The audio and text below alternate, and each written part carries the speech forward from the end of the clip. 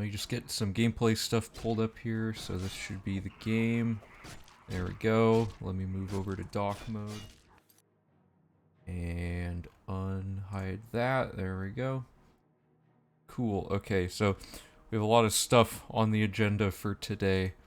I'll probably save the fame announcement until there's more people in here, even though it's pretty obvious what the outcome is if you've been following it on the Discord. Also, hey Lex and Phoebus, how's it going?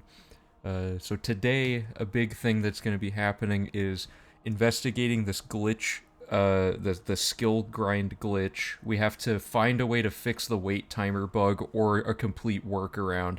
Hey Bosch, how's it going? So there's a lot of things that'll go into this. Oh, hold up. Hold up. One of my panels is broken for some reason.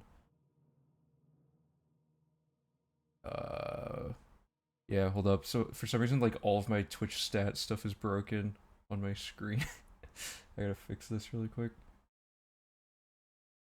Okay. Yeah, sorry, Lex. Hold up. I gotta reset. Let me see if this fixes this.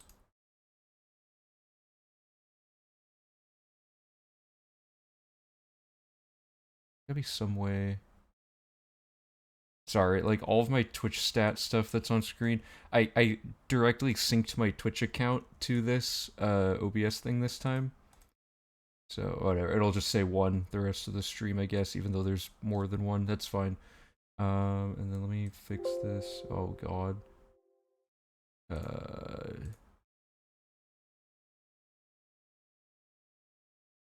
No. Man.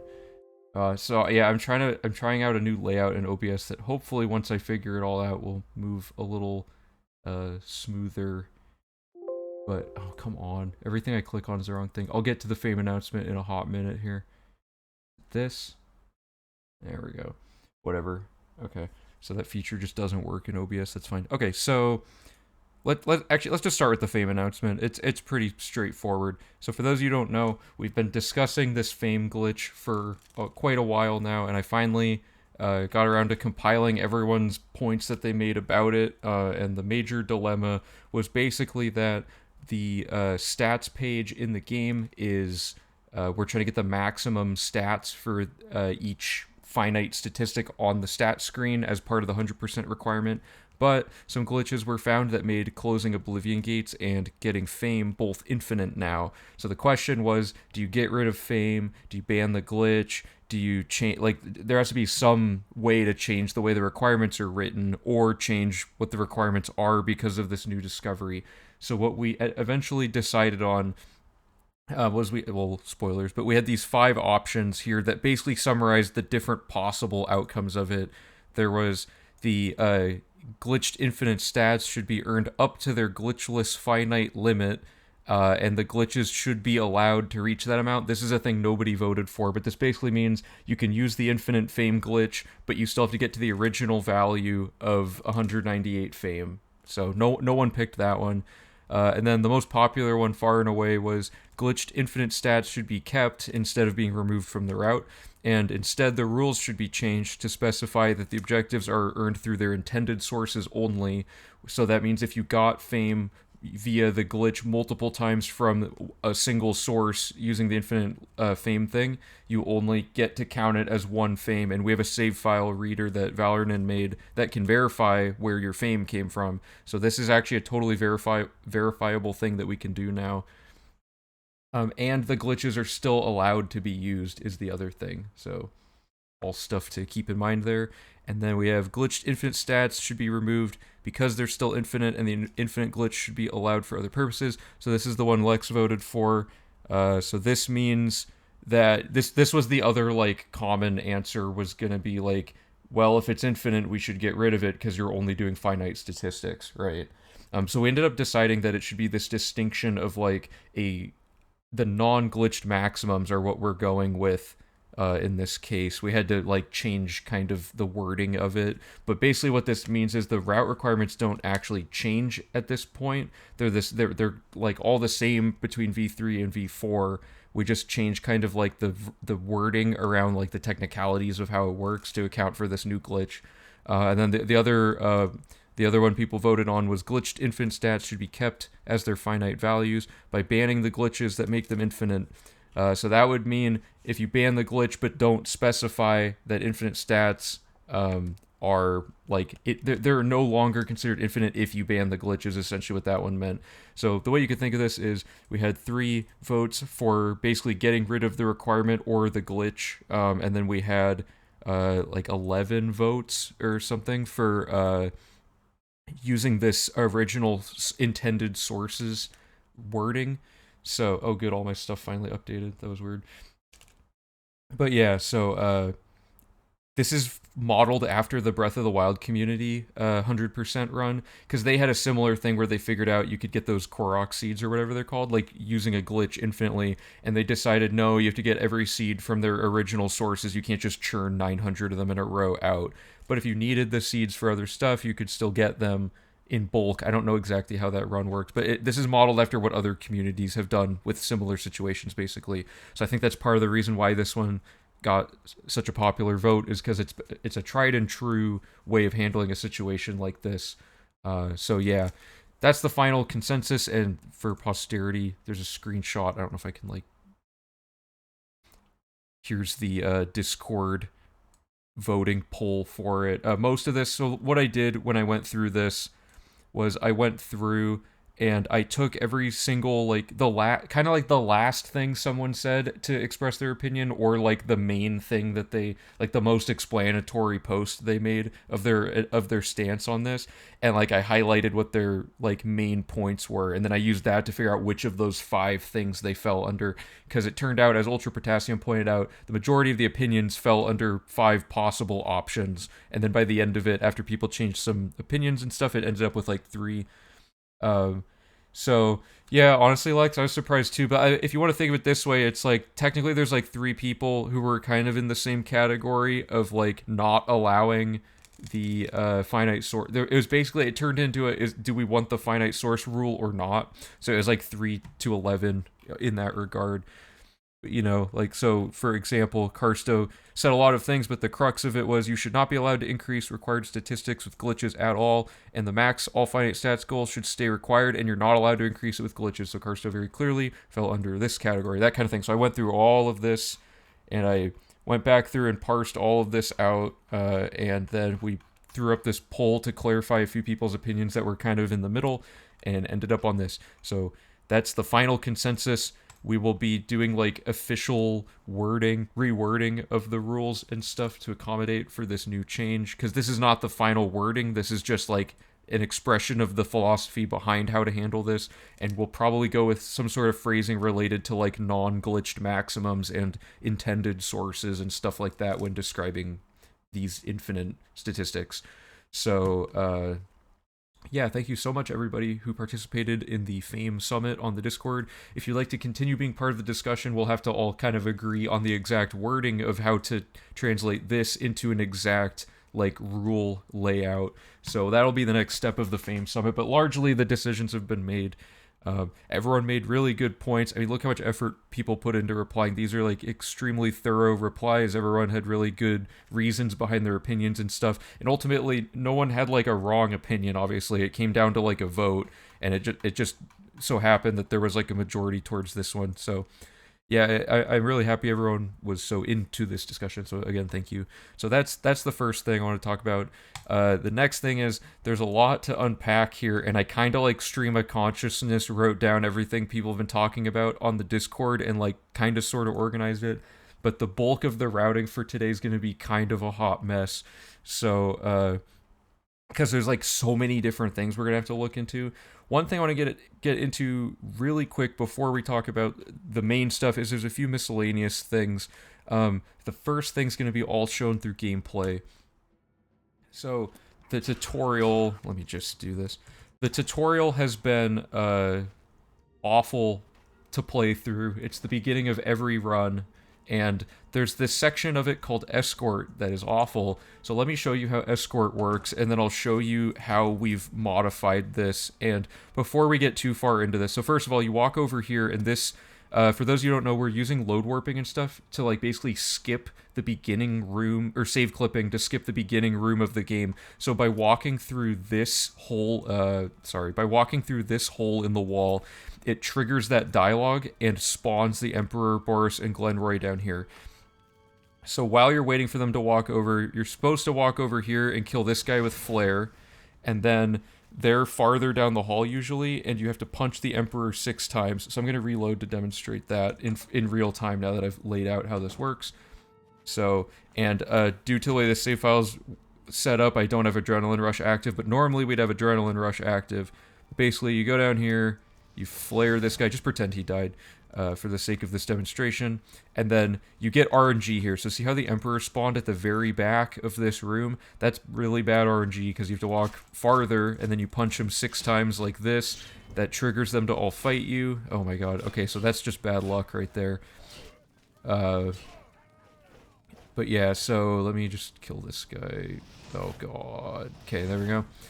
And then you yield to them when Glenroy is here. So you can already see we got weird, dumb NPC pathing that brought him down that pathway over there. But you yield to him, they say, here they come again. This door opens, you kill that guy. You spam, you don't have to spam E, but you run over here. They have this prisoner dialogue. All of this chaos breaks out, and it becomes a race against the clock to kill all of these Mythic Dawn agents before he finishes his dialogue. And sometimes more of them spawn that are way down the hallway, and it becomes even weirder. And then the Emperor approaches you, you pick the steed, and I might mess this up, but you run backwards. Okay, I messed it up, but you run backwards before he can talk to you, and then you punch him, you get them all to chase you, and you run down here. So you can already see how much RNG is involved in this. It's pretty rough. You get all the way down here, more people are going to run down here to fight you. Usually they're lined up here, but again, weird NPC jank.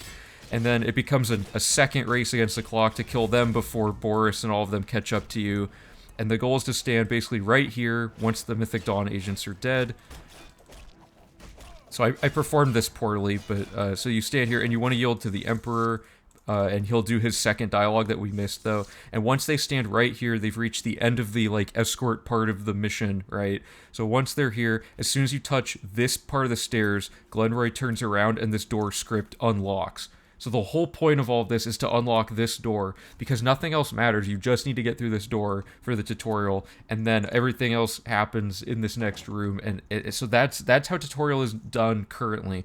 Havard, who is the guy who discovered saddling, the variation of load warping, found this crazy strat that required like a ton of waiting and other optimizations and stuff. I might actually see if I can find it really quick and pull it up so I can show you guys, because I want to show you the comparison of what Havard found versus how we've optimized it. So let me pull this up really quick.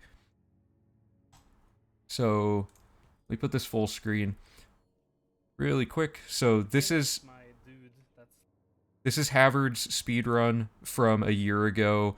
Let me go through this and find where, I think it's, yeah, okay. So here's how Havard decided to do escort using a series of load warps and other weird things. So he goes through this door. It goes through as soon as he triggers that dialogue where it spawns them in the room, he saves and leaves. And then he loads the quick save through the door using load warping, putting him back here. This weird business all happens. It pops him out back at the start of this room. So then he waits like a really long time to basically try to manipulate NPC movement, because this puts the Mythic Dawn agents and all of the blades like in a room together at the start of the game. It like carries the NPCs into the wrong cell with you, and you can move them into other cells this way. Then after they've killed the Mythic Dawn agents in the wrong room, they're all dead already, so then he comes back here and it advances this so that you're at the phase where they've killed the Mythic Dawn and he's ready to give you the class. So now he's waiting for this part where they say it's that prisoner again, and then, no, he can help us, he must help us, all that dialogue, and then talks to the Emperor, gets his birth sign chosen, and then he waits for the Emperor to start moving like this. So as soon as the Emperor starts moving, right there, I think. Yeah. He loads the door that brings you back to the first cell of the game after quick saving, load warps the current version of the character through the door. I don't know how he figured all this out. That pop-up only shows up because he doesn't have permakey active. Throws him through the door, and then he waits another while to simulate more fighting of the characters. So this should get them to basically go through the next part of the tutorial. So he's going to do this really quick. Yeah, so this is a pain. Absolutely. I don't know if that was referring to the first version of this or the second part, but they're both a pain, basically. So he load warps this in twice for some reason.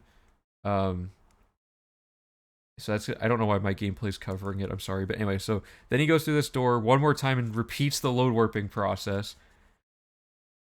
And he's waiting to keep simulating NPC movement. So let's wait for this.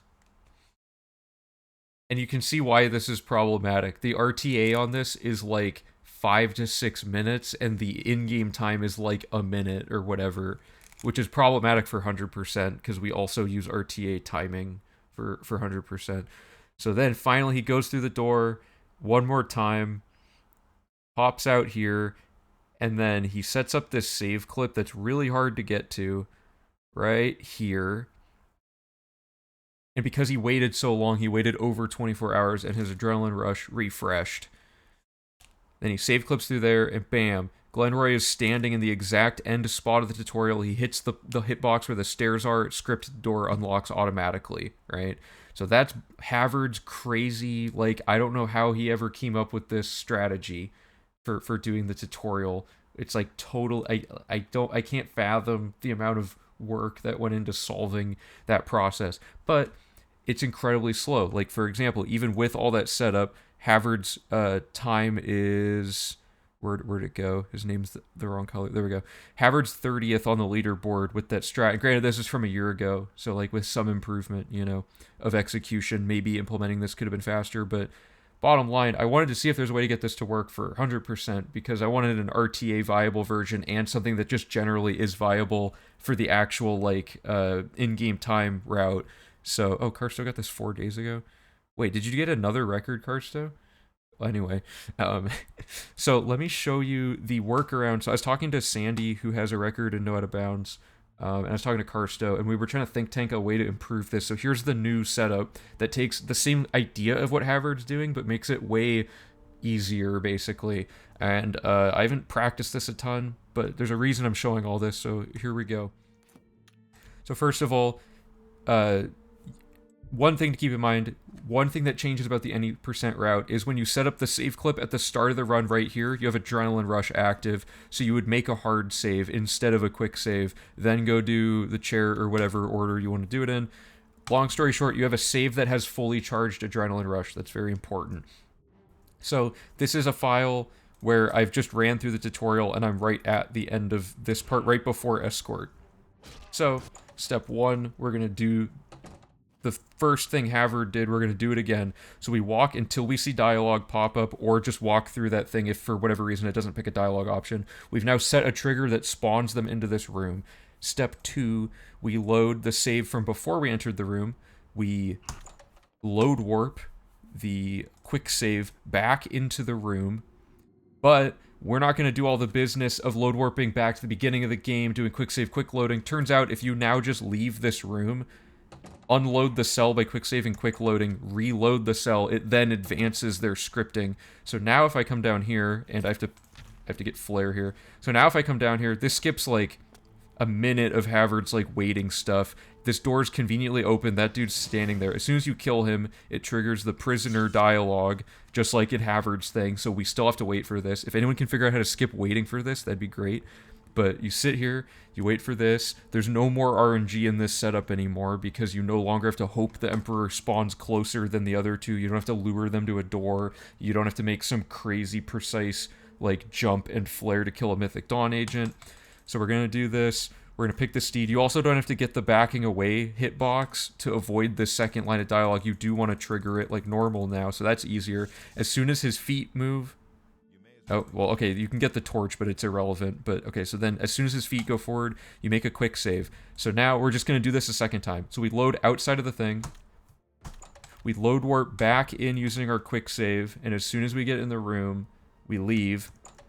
And then we're going to quick save and quick load after that to unload the area. And when we go back in, the game is now trying to say, you know, where in the pathing should these NPCs be when I load this room in? It's going to go to their AI, like, script packaging thing, however that works. It's going to say, well, they were in the process of going from point A to point B being the trigger that unlocks the door to escort. So now it's saying, well, you just loaded this area that was unloaded, so the NPC should actually be at the end of their path by now. So now when we get into here, I'm going to try to get the clip to work. Also, I forgot to do Adrenaline Rush, but this should work.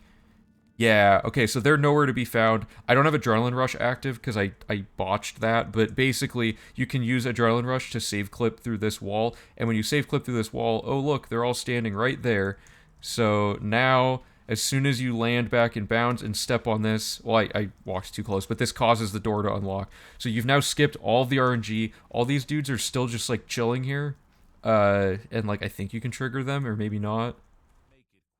I guess not. Anyway, okay, so it, like, skips the entire escort thing, but in a really concise way that only requires 2 load warps and some, like, saving and loading manipulation. And then the only final piece of the puzzle is we don't have a super clean save clip that makes it really easy. So I'm gonna redo this whole thing one more time just in case people were confused about the slower explanation. Oh, okay, so I did the first step wrong, is what I did wrong. Okay, so step 1 is to load warp the version of you that has Adrenaline Rush. I forgot to do that. So you do that. You go through here, wait for this. As soon as that triggers, you go through and you load this back. Load the quick save you just made. And then you're going to immediately turn around and leave the room. And then you're going to quick save and quick load to unload the previous room. And then you're going to go back in. And now you're going to have flare equipped because you have to kill this dude to trigger dialogue. I'm going to see if I can make this sick jump. Whatever. But then, come on. So you kill him, and then wait for this dialogue to advance. One of the main improvements would be skipping this. So, just wait for this to play out.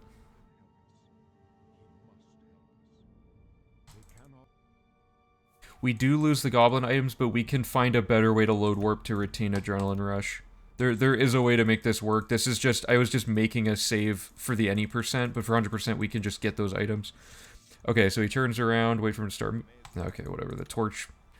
We'll need to trigger the torch for 100%, so you quick save, then you load back. Whoops. No, whatever. I messed this up, skip this. Okay, pretend that didn't happen. Load warp the quick save back through.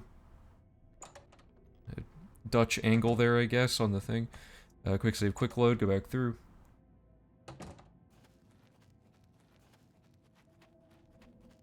Go back through here. And now that we have Adrenaline Rush, we can actually try to line this clip up. So I'm going to actually make a hard save so I can reload if I can try. So, like, on my first try testing this exact positioning, it did work, but I haven't been able to get it to work consistently since then.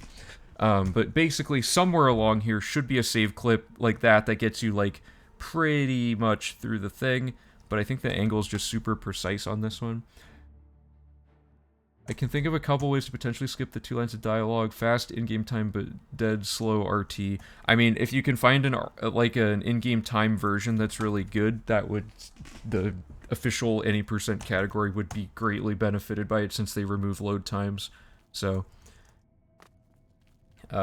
Sandy found a super weird clip that I don't even know why he even thought to try this, but it was impressive, so I'll try to recreate it. He basically figured out if you, like, stand, like, if you run into this wall like that or something, you can get through sometimes. I don't know how this one works. I've never even got it to work, but he had a video of him doing it. But, like, somehow you can, like, line up perfectly on, like, the seam of this thing or something. I don't know. And then I think you might be able to save clip, like, through one of these other bumps like that. But, you know, once you get a save clip to work, then you skip the, escort. The reason I'm bringing this up is because if you recall, we actually break NPC movement stuff by not ever truly exiting the tutorial with this skill grind glitch that we've been investigating, the one that Phoebus found. So the thing I'm thinking is, this behavior of being able to leave a room unloaded and re-enter to update an NPC's movement, I haven't observed this in the regular game. I've only observed this in the tutorial. So this puts you right there, and then you just go through, right? So that's crazy fast.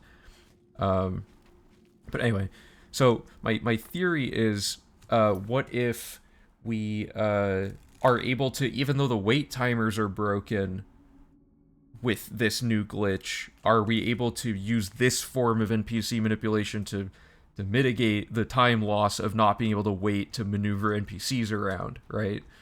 So that's something to think about. If things break throughout today's testing, maybe we should think about this tutorial thing. But we have two options for the skill glitching thing. So I'm gonna...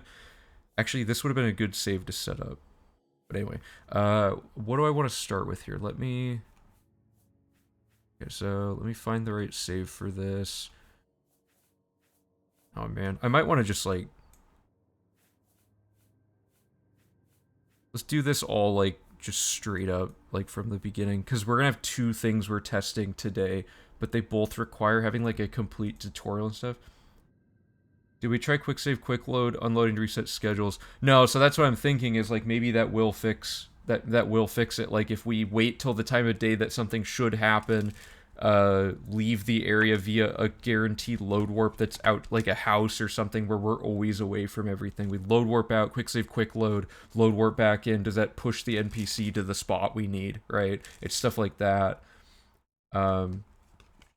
Yeah, so let me get this. So step one is we're just gonna have to create like a tutorial save that's set up differently from the ones we've done before. So let me... Oh. So we'd want that save now. I'm gonna try to do this like as normal as possible. Okay, whatever. Because the skill, for those of you who missed the skill grinding glitch, let me try to summarize. It's hard to, there's so much to keep track of. Phoebus found a glitch where you can, okay, I want to take this, and then I want to make a save, and then I want to go here, and then I want to load the save. Phoebus found a glitch where you can basically skip finishing the tutorial by not going through a specific sewer, and then, or by the end of the tutorial sewer, and when you skip that, you can come back later and rescale your class stats based on your character level, and it just lets you make all your skills go to level 100, except for a few of them, like, pretty much right away, and that's really cool.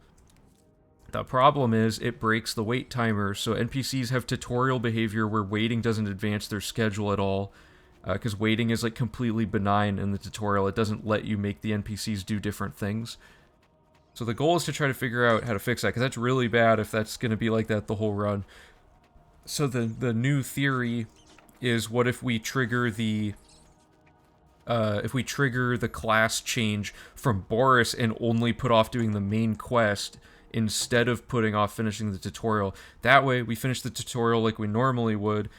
We get our class pop-up from the tutorial, like from the sewer grate instead of from Baurus, and stuff like that. So, we have to basically say, are we going to be load warping back at the end to just talk to Baurus for the class and do the main quest all while level like 140? Or are we going to try to deal with the NPC scheduling being horribly broken? There's two major theories of how this could work. I need this gold, I think. I don't know if this is needed anymore.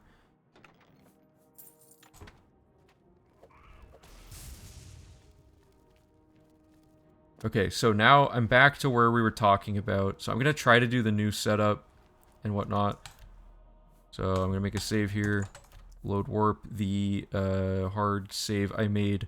I'll do the post-goblin one, I think. That might give me enough time. Because I still have Adrenaline Rush and I have the goblin items. Oops.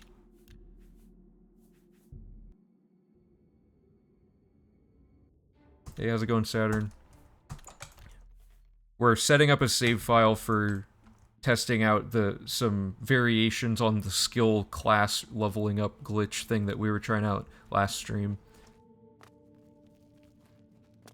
Oh, it didn't. Oh, I didn't walk far enough. I just didn't walk far enough when I did it. Let me start over here.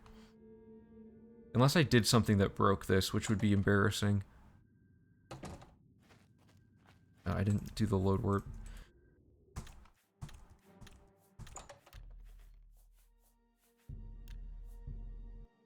Maybe loading this save changes the NPC behavior. Okay. There. Okay, got the dialogue that time. Now we want to go through here.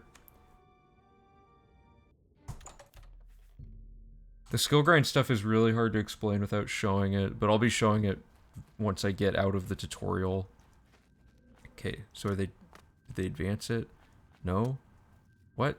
Why is it not working now? Maybe I have to use the very first save. If that's the case, we might just have to buy more scrolls from the other dude.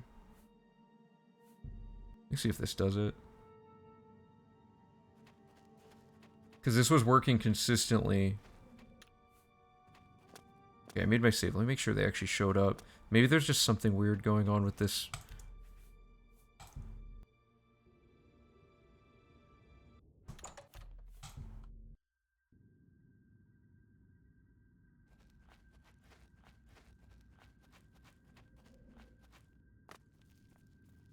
It's just not working now.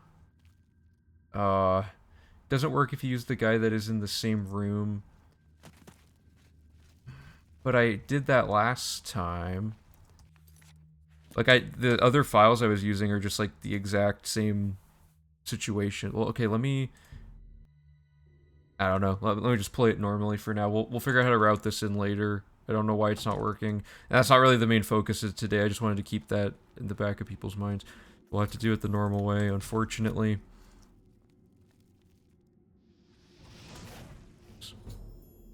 I gotta get better at the game again. Okay, there we go.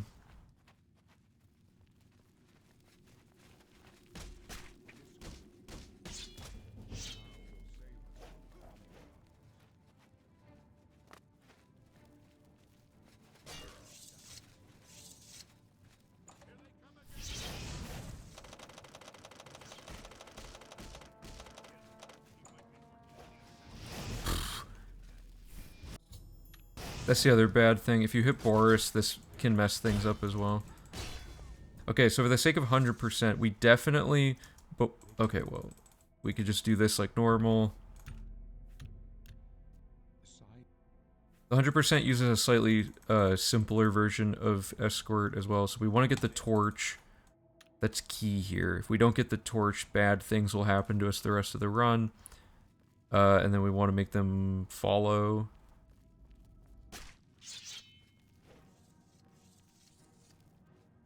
What?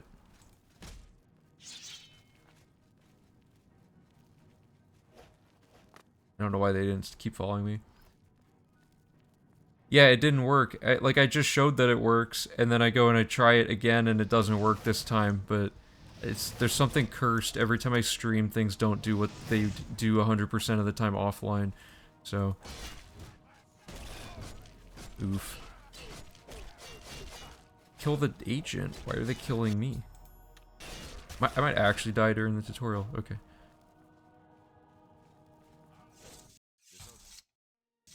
There, whatever. Close enough. Okay, so this is where we have to do things in a particular way. So I'm going to make a save here, because there's going to be two paths. We have the, do we get the class from Baurus, or do we get the class not from Baurus? When we don't get it from Baurus, it glitches things out in one way, and if we do it the other way, it glitches things out in another way. So we have to figure out which one.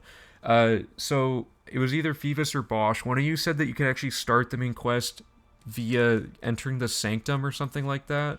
Like there's a way to start it without triggering the Amulet of Kings thing. Is that true? Is there a way I should be doing that? Or because like right now I'm just gonna set up the normal one. So the normal one is to do this until everyone spawns in this room together. And then you want to save clip here. So this is called the no dragonfire skip route.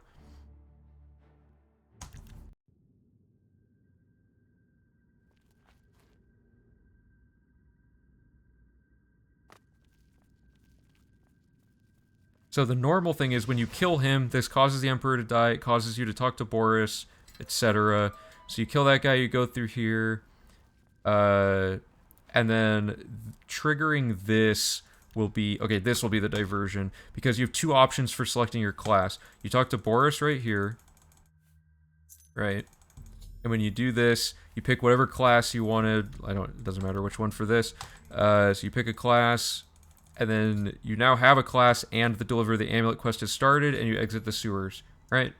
So that's like the normal way to do it. The problem is, now, to get the skill grind glitch, we need to use the class pop-up at the end of the tutorial, which means we have to load work past it to skip it, so we have it at the end of the run.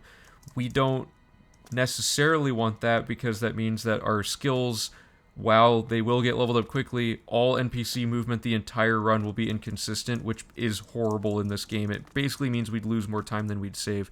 So the alternative, so there may be a way around that. The alternative strategy is to, let me find the, okay, so the alternative strategy is you start this room like you would expect. So this is, Phoebus and Bosch are thinking this will be the best way to do this. You just ignore everything that's going on, including killing the Mythic Dawn agent, because he's a trigger that makes Baurus's NPC update to do the class giving script. So you skip all of that and just leave the sewer like before anything can happen. So now the main quest won't be able to be started. It's completely stagnated, but you can come back later and do it. So we basically have like an Oblivion crisis-less run through of the game, and at the end just do the main quest like normal to patch everything up. I don't know how much time that would save because it doesn't interweave the quest logic, but yeah, so it basically becomes any percent sewer, but like, so let me make this save. Does anyone, what's the console command for naming a save a specific thing? Does anyone remember? But anyway, see how this pops up? This only pops up once, unless if you edit something and then you come back, you can keep triggering it, right? So what Phoebus figured out is if you go past this and then load warp this version of the character that hasn't triggered it yet, save whatever. Okay, this will be, what is this? So this is Baurus Theory. And then the other one, let me go get that one set up. So this one, we do want to get our class from Baurus. And for this one, let me look at the guide really quick, because I do need to actually pick the right skills for this. Okay, let me pull this up for you guys. So one thing that also occurred to me is we had these two options for how to do our skill allocation. These will not really, I don't know if these will be the same now, because we can't underflow things in the same way that we were originally hoping. Oh, I see. Okay, good. Thanks, Fountain. What Phoebus investigated was that you don't go inside the area where the Emperor dies, then exit and do your run, then return. You can start the first main quest. Right, right. So that would, like, the only routing logic that would be lost on that is weaving the main quest in. And I'm trying to think if there's any consequence of that. There's a few skill books you can only get during the main quest, I think. So that would be unfortunate, because you have to wait till the end on those. There would be, I don't think there's anything else like tragically lost by not doing, I mean, the fact that you can't get the Oblivion gates during the map kind of sucks, but I know your document has like a proposed solution for that. For those of you who don't know, we'll be getting into it soon, but Phoebus and Bosch have made like a pseudo route of their own that could incorporate this Baurus theory versus like the regular sewer gate great theory. So we're going to be looking at that for that test. We want, I think for now, I'm just going to do this setup. So for those of you who don't know, these are like, or sorry, this one. For those of you who don't know, the way this skill grind glitch works is you have to think about everything backwards now. So all of our minor skills are going to be the things that we're manually farming throughout the run. which is really stupid and funny. But we have another class build in this other pseudo route. Yeah, this. So let me pick those really quick. So we want combat, speed and strength, and then we want basically things that'll actually help us throughout the run, because we're going to change our class at the end, so it doesn't matter what we do during the run anymore, which is a huge luxury that gives us a lot of nice perks along the way. For example, we specifically pick hand-to-hand just because we want to kill this guy in a single punch during the arena. So, things like that. And then speechcraft, speechcraft so people like us more. Yeah, okay, there we go. Oh wait, did I unclick something? Am I dumb? Yeah. Okay, then we name it Cornman. Whoops.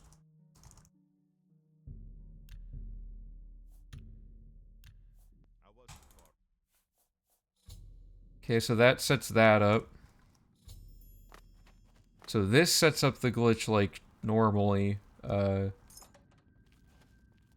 So I'm gonna get this one to the sewer and then make a save there, and then we'll have our 2 potential saves to be testing things off of. I've been a little busy, so I've been kind of falling behind a little bit on all the tech that people have been talking about, so I'm gonna try my best to, like, make sure I'm wrapping my head around everything correctly. There's just, like, Phoebus and Bosch and Whatha and a few other people have just been finding, like, a ton of stuff all at once that I have to kind of learn and consider, so... Or, wait, what I wanted to do, Okay, so we have our Baurus theory, and we have our sewer theory. Okay, so these are our 2 branching paths. What's our goal time? Our goal is like 16 hours for this run, but now that we have all this new tech and stuff that we're going to be testing, it's possible it'll be even lower than that once we solve all of this. It's just going to now, like, the routing's going to take a lot longer than it did last time, or sorry, it's going to take a lot longer than we thought it would now that we have all this crazy stuff that we have to balance out in the route logic. This being, like, the main thing. So let me look at my notes here. I'll show you the notes as well. Lifetime goal is sub 12, less than San Andreas. It would be funny if every version we just pick a specific game we're trying to beat the world record in this game on. Like, this will be the Breath of the Wild run, where we're faster than Breath of the Wild record, and then the next one could be San Andreas and stuff. Okay, okay, so Beavis's class scaling glitch results in NPCs not updating their schedules anymore, which is problematic. This is true, but we definitely want to keep the stat scaling effect. There have been a few proposed solutions. So Whatha's solution is like is like the simple answer. It's like, leave the glitch as is, but find routing workarounds to manipulate NPCs in a way that aren't relying on the NPC schedules moving from a wait timer, right? That's one option. I think there's enough instances in the run where you have to manipulate time, though, that this could potentially result in a time loss, even if we find a way around this. However, with this new thing where we've witnessed the tutorial allowing us to manipulate NPC behavior in a weird way, possibly it might actually save time, because if you have things like where the spirits have leased, you have that extremely long cutscene with the ghost guy in the coffin. Maybe leaving and coming back with the save thing somehow advances that whole sequence automatically, because it's still like tutorial logic. We don't know. We're basically in the tutorial the whole run now, the way that this works, unless we do the Baurus theory. So Bosch and Phoebus have made this document. They've put a lot of time into it. It's very cool. It looks like they're still updating it as well. So so they've been basically, they took the like visual formatting of the main guide and they're kind of mirroring that just for readability and stuff.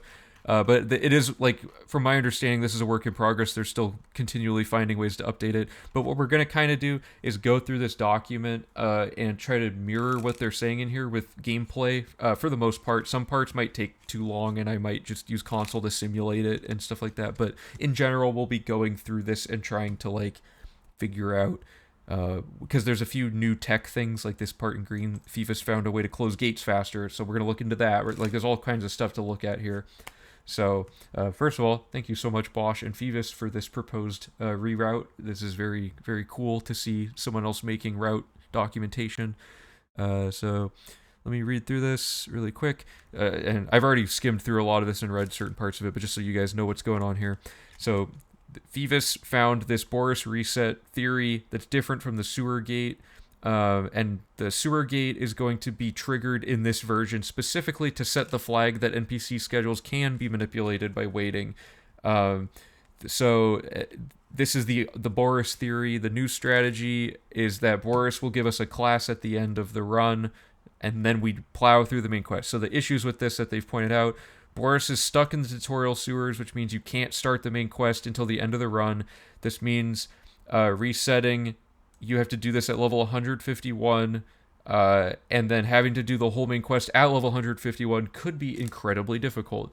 We could test this very easily, though, by setting up just getting Apotheosis and then setting our level with a console command to 151 and playing the main quest and seeing, is this ridiculously difficult to do? And then assume if it's easy enough to do with just console commanding to level 151 without even like attribute gain and stuff, could be pretty good. So and then also keep in mind we'll have Chameleon. So if we have 100% Chameleon and we're level 151, but nothing can really get in our way or aggro us, maybe it won't matter at all that we're level 151 for the whole main quest. Who knows?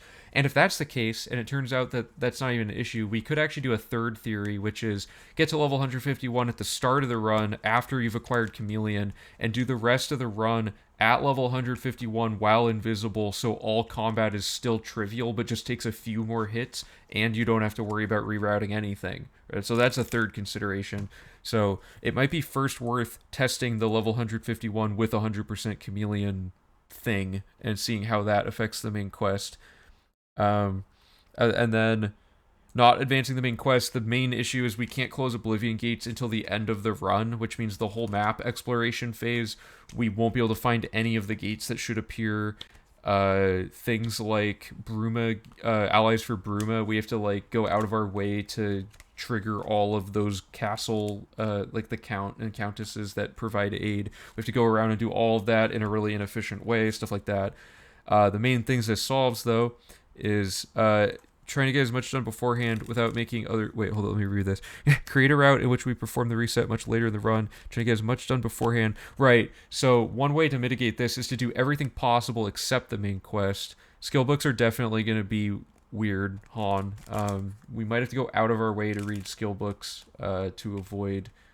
because we'll have 100 at all of our stats at the end. So, yeah, we'll definitely have to be looking out for skill books. Closing Oblivion gates after map exploration can be done quickly using... Okay, so this is the thing I'm interested in.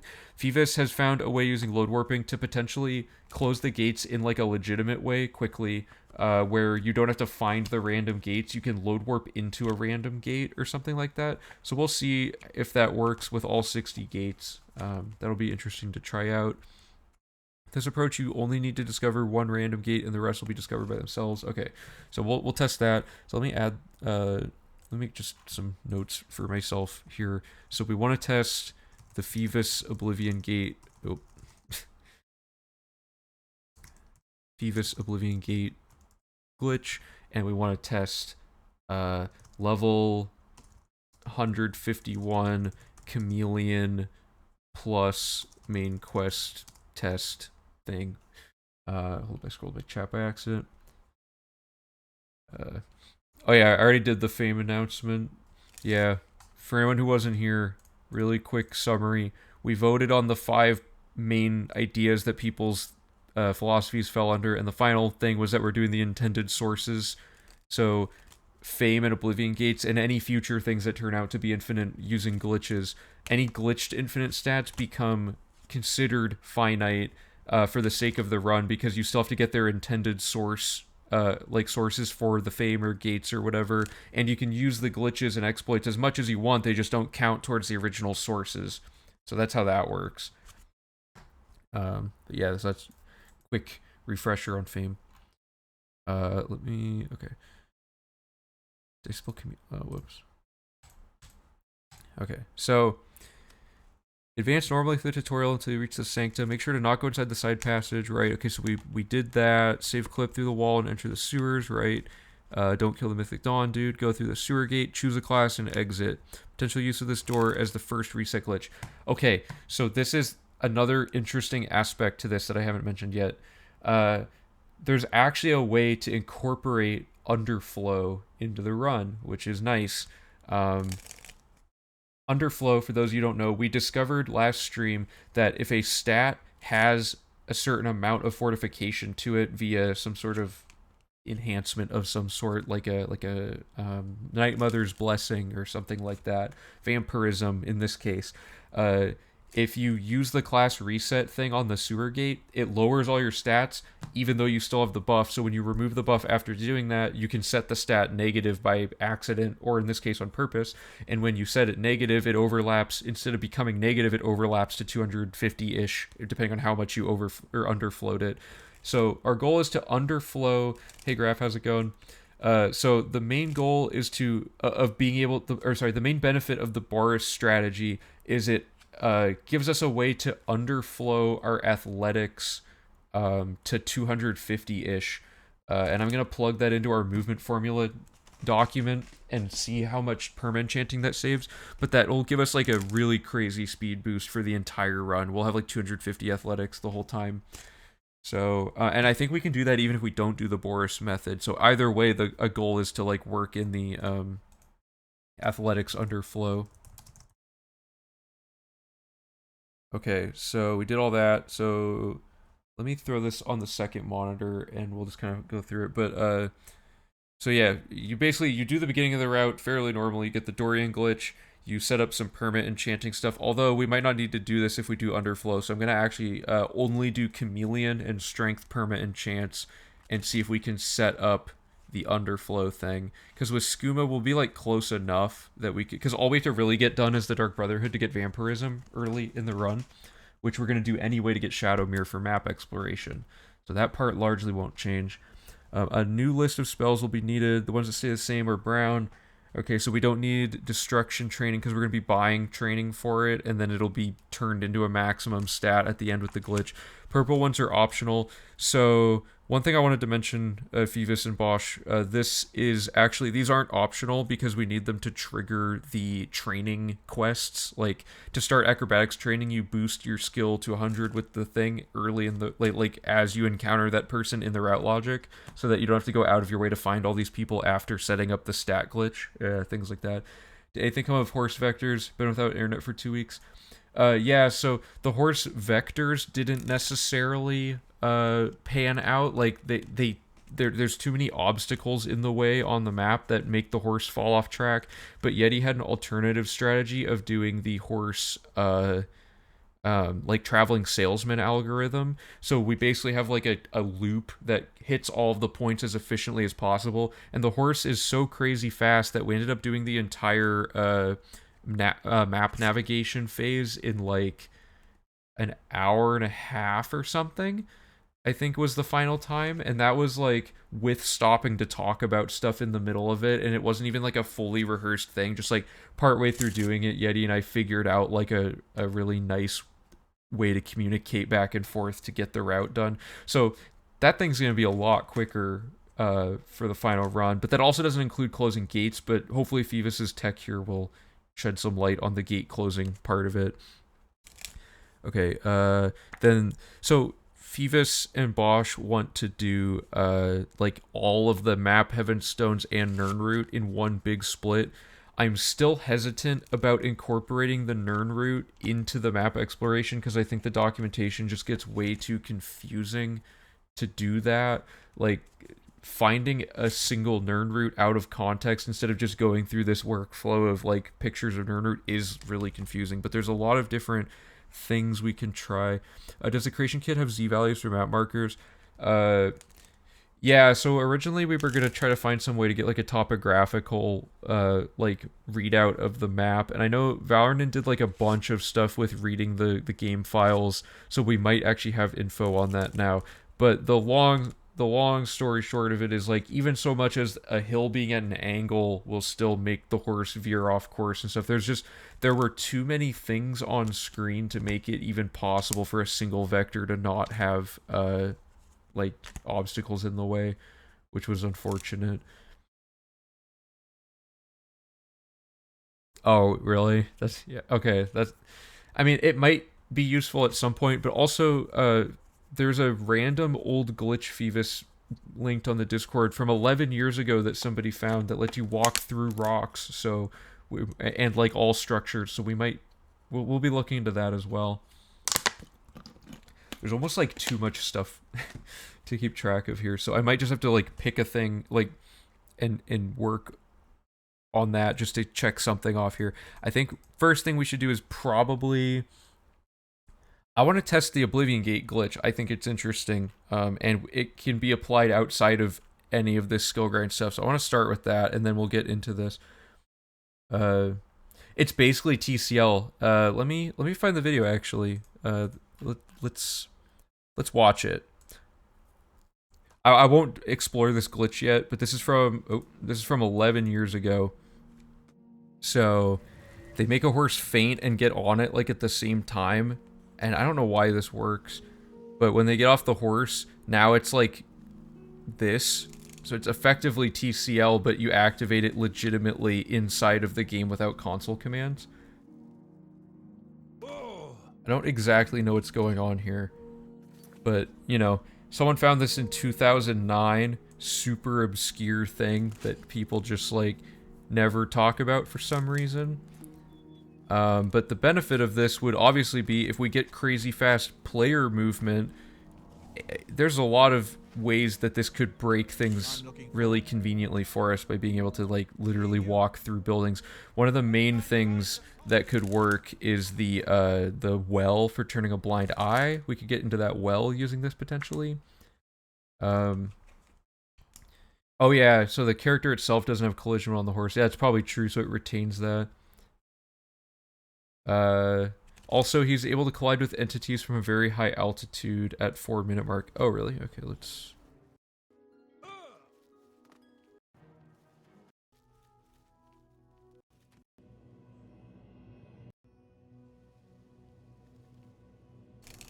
That's weird. I wonder if that can discover locations.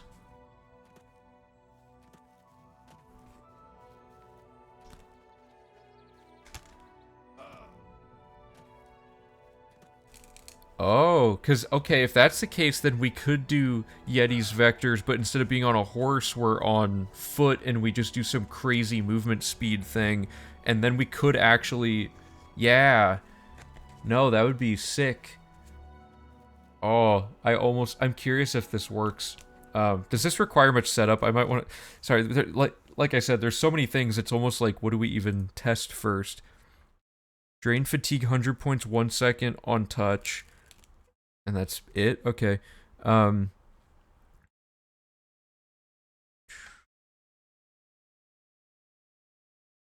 Brotherhood, not the Thieves Guild. Get next to the horse, use the spell, and instantly mount the horse.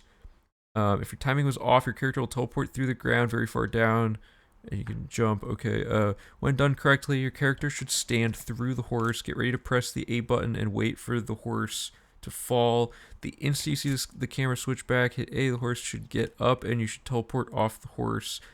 How do people find this stuff?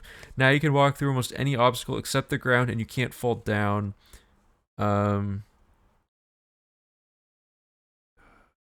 Oh, even though it looks like you aren't falling at all, the drops will still damage you if the character falls long enough. This is why you should have healing pot. That's interesting. Does that mean we actually wouldn't have this benefit? If you walk towards any hill that isn't a separate obstacle, you'll start ascending. Jumping is ineffective. You can get lower.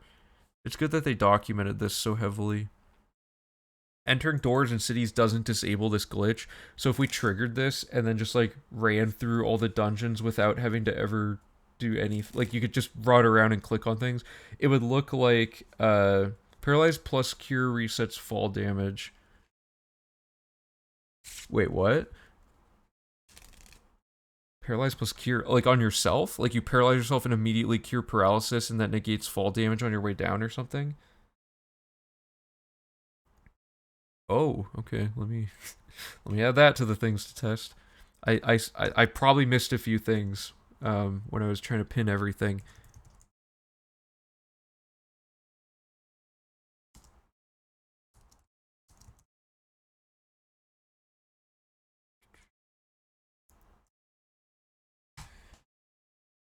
Could be used for map exploration. Does it trigger map markers from high up? Okay. Oh, also new other tech that Mr. Bosch discovered is time warping. So another theory is, let me do the sewer theory to break NPC scheduling. Hey Elon, how's it going? Oh, there's more than one new glitch, Elon. There's like 5 or 6. I guess it doesn't matter what class I am for this demonstration. Okay, so NPC schedules will break if I do this correctly. So if I'm just gonna load warp somewhere. Also, one of these glitches is not new, Elon. It's actually from 2000, what was it, 2009? Is that what it said? Oh, so many things. Let me let me set this up really quick, and I'll explain one of them. Plus, I haven't visually showed how this works on this stream yet, so... Okay, so this opens. See how I waited and the thing's open? So if I load warp the character that hasn't triggered the class thing yet, and I go through like this, I'm now like in the tutorial, but I have access to the entire rest of the game, so that's cool. And if I, let's say, okay, so Elon, let me show you this really quick. And anyone else who hasn't seen this. So if I do player dot, I think it's just set level. Yeah, so if I play through the whole game theoretically, I get to level 151 with the infinite level up glitch, and I go back to this prison. Is this the... No, so Baurus talking to you only happens if you don't grab the torch from him. So he offers you a free torch that you don't need, but if you don't get it from him, he will hunt you down the entire game until you... And he won't be able to give you the torch after you've left the tutorial. So you have to go out of your way to get it to avoid him hounding you. But yeah, so we're level 151. Pretend we're now at the end of the 100% run. We go back in here. We're still in the tutorial, and we load warped past the point where we pick a class. So now this pop-up is still possible. So now when you edit your class, I'm going to make a custom class. I don't know. Let's say... Okay, so you're 151. Anything you pick here becomes immediately level 100. So we want all of our combat skills to be level 100. These don't matter at all, but I'm just going to pick the same ones I've always had. And then any of the 7 major skills you pick also become level 100. So, oh, I don't feel... So you don't want to pick your combat skills. So it's like, oh, I happen to not want to have to train these manually because these suck. So you pick all the things that are not combat that you hate. Like these. It's another good one. Let's do that. So pretend you did this. So now you've changed your class and it rescales everything based on your character level, because let's say theoretically you somehow leveled up in the tutorial even though there's no beds to sleep in. Let's say you leveled up during the tutorial, they didn't want you to get to the end of the tutorial, and when you pick your class it resets all of your progress on your character, right? So it scales everything up based on your level, including retaining any earned XP. So now our character is massively buffed out just from like picking specific skills, and then all these get set to 20 plus any XP you earned throughout the run. So these 7 minor skills are actually like the passively farmed skills we're going to be focusing on the whole run now, which is pretty rad. It also makes your stats go like this, and it always resets your luck, which means you can actually infinitely level up now because you'll never hit an attribute limit. You can always just lower it and then re-raise it with your luck being set to 50, and get 50 more levels, go to the sewer, get 50 more levels. Because as long as we never click this button, this pop-up will never go away, and we can always use it and change things around, which is super convenient. So let me just do this again just to do that. So the thing we want to test now is we're level 150 and all that.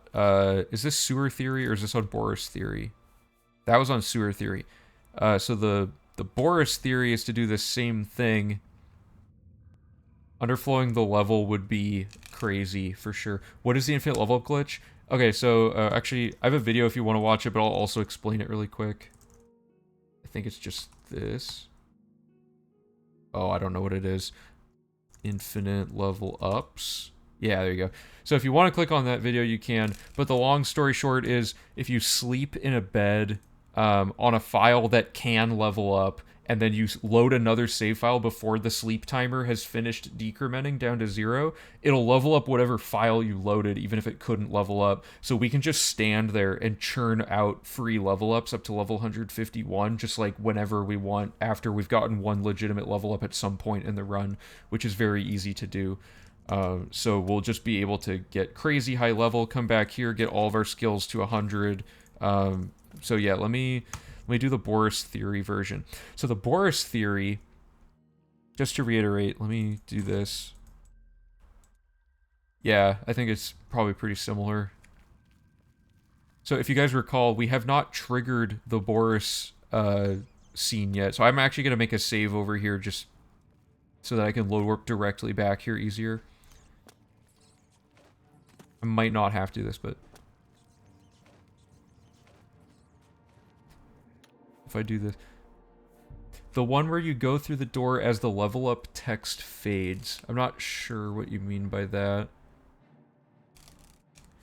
The most important benefit of this run is we can keep the stupid looking character. Yeah. Yeah, I mean, like, the it's weird because, like, I have to also explain time warping. That's the other new tech. Okay, so to clarify, this will bring you back to the room where you can trigger the main quest to start. So we'll do this by going through here, and you open this door, and currently nothing's ready yet because we haven't killed this guy, but once you kill this guy, it'll set up the Baurus scene, and he'll offer you a class and start the main quest. So let's just double check that this works. Yep, so he does the failed dialogue and offers you a class. Perfect. So none of this matters yet. This is just to prove the concept. What we actually want to do is take the... what do I have? 2 saves here. We're going to want the Baurus save, and we're going to leave and go do... we want to get 100% chameleon, force ourselves up to level 100, 51, come back here, talk to Baurus, start the main quest, and then see how that all works. Feels like an archaeology class going through these old videos not in widescreen. Yeah. Okay, so the class we want, let me just pull up the pseudo route. Oh, there's so many things. Oh yeah, sorry, time warping's brand new, so there's not a thing for that yet. But let me make this really quick. So I didn't already make this, did I? No. Okay, so I want combat, and I want speed and strength. And because all of our stats reset no matter what at the end of the run, we're picking major skills that actually benefit us throughout the run, if that makes sense. Because it doesn't matter if they're already leveled up or not. Like, the skill gain is important for certain skills, but not others that we're going to be picking it. So, like, all the specialized and major skills will be at level 100 no matter how badly we played throughout the run, if that makes sense. So the idea here is you actually want your minor skills to be the 7 skills you're farming up to 100, because if you made them a major skill and got them to 100, when the thing runs out, it's not going to apply that remaining experience to them to get them to 100, which is bad. So you want to make sure you have your other skills that you do want to train manually start as low as possible. So everything's backwards is the way to think of it. Okay, so we've set this up. And we're ready to... We picked our class, and we're going to legitimately exit the sewers for the Baurus version of this, right? So the theory now is to see if we can avoid everything breaking in the main quest. So now when we do waiting and stuff, it's going to work as it should, which is nice. Okay, so... The time warping thing, I guess I could explain really quick. Okay, so I think Bosch found this one.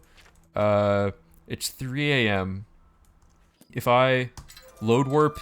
Oh, I did the wrong thing. So it's 3 a.m. in the game. So if I time this correctly, I can actually do that. So it's 3 a.m. and I've opened the sewer to go into it at the same time that I've opened the map. It turns out you can pick a fast travel location, but it still puts you where the cell was going to put you anyway, but it advances the amount of time this fast travel took, I think. I think I'm doing that right. So this should put me in the sewer. I could be wrong. So it puts me in the sewer, but it advances the amount of time the fast travel to the stable would have been. So we can effectively instantly wait by doing that if we time out certain distances and stuff, which doesn't really save time outside of 100%, and it might only save time in the context of, like, this could unbreak some really horribly broken things, essentially, as a result of doing the sewer theory. So in the Baurus theory, it's not necessarily that useful. But anyway, that's time warping. Pretty cool.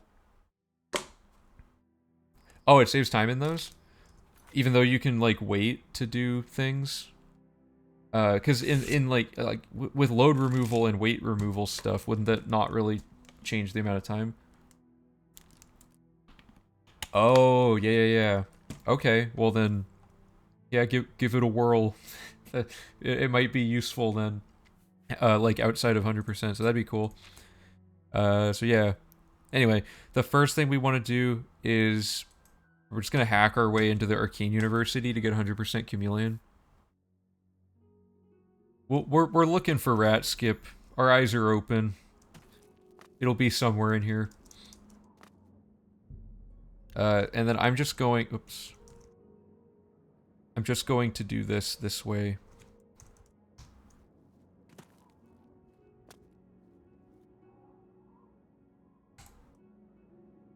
Oh, if I remember right, I can't... Yeah, I can't actually even do this. Does anyone remember how I joined the guild quickly? Or no, I can just do... I'm so dumb. Yeah, okay. So... What do I want to do here? I guess step one... I should hack in a chameleon effect. Let me find that really quick. Spells. Okay. First of all, we're gonna need 50 illusion, and then we're gonna add Shroud Walk. Okay, so that lets us use the chameleon effect. I need a ring. Let me go find a ring.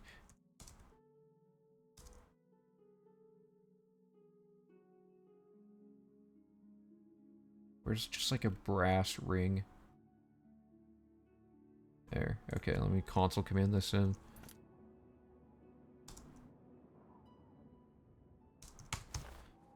Well, okay, I actually probably want, I want 5 more. Okay, so, or 5 total. So, we have our rings, and I think it's just show enchanting.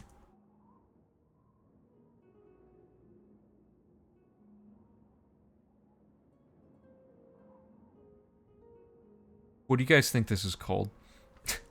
To bring up the enchanting thing. Oh, I also need Grand Soul Gems. Alright, I can just go get those really quick in-game. Probably faster.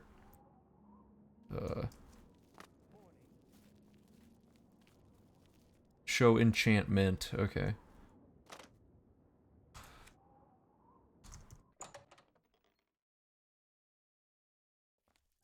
Okay, I know there's a filtered Grand Soul Gem here. I don't think these count as theft.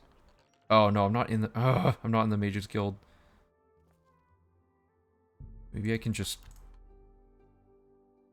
join really quick. I don't know if you can join through. I'll just hack one in, whatever. Oh my god. Okay. So half this stream is just going to be entering console commands, I guess. I need a filled Grand Soul Gem. 382 DF, and I need, I guess, 5 of those. Okay, and then show enchantment.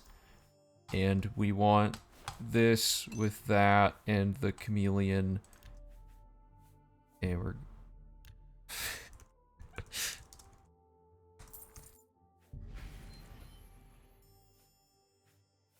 Okay, let me just knock these out really quick.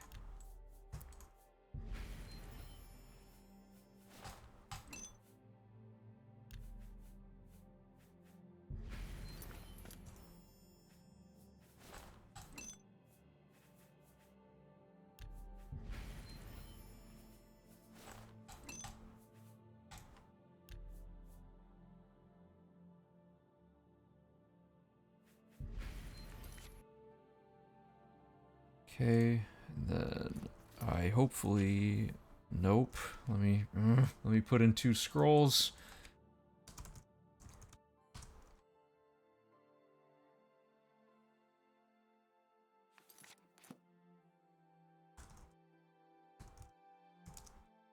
Eight, 4, 9, F7, and we want 2 of these.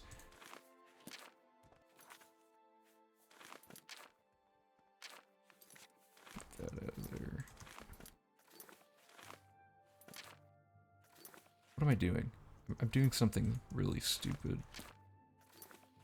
Whatever. I only need the 2, I guess. Okay, so now I want to dupe all of these.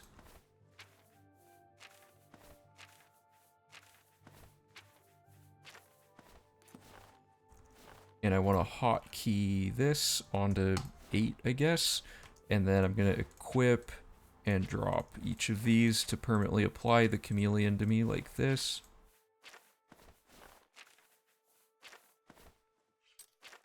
Okay, so I'm 80% chameleon the whole run, or I can become completely invisible. Toggle it with that. Cool, let's make a save.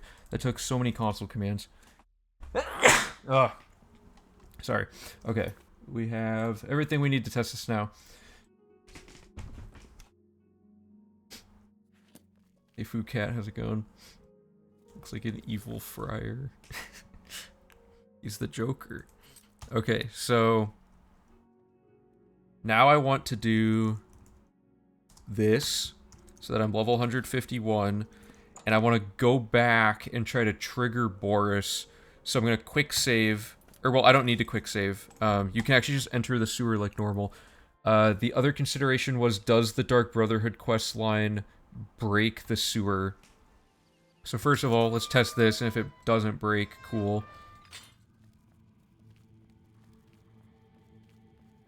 So I'm level 151,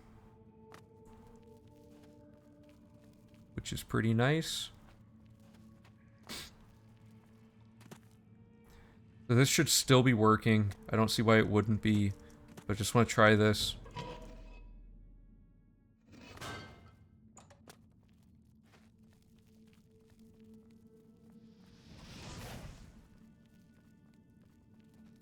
And 100% chameleon could be the problem in some cases. There should be, but in the tutorial probably not. Okay,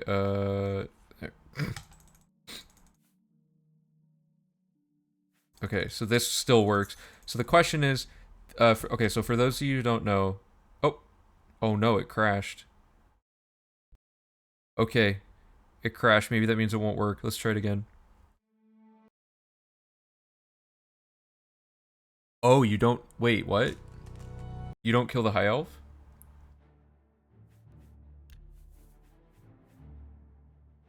It crashes sometimes. Okay, is it consistent, though?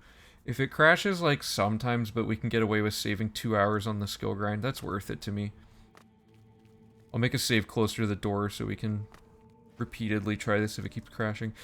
When it crashes, does that mean it'll keep crashing in that instance and you have to try some other, like, reset for it? Or is it, like... You know what I mean? Okay. So you don't kill... Oh, I don't have permakey.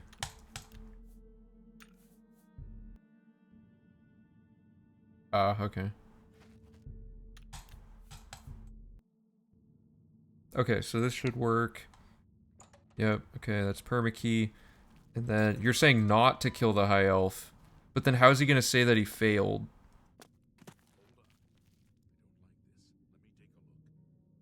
Or do I let this play out, maybe?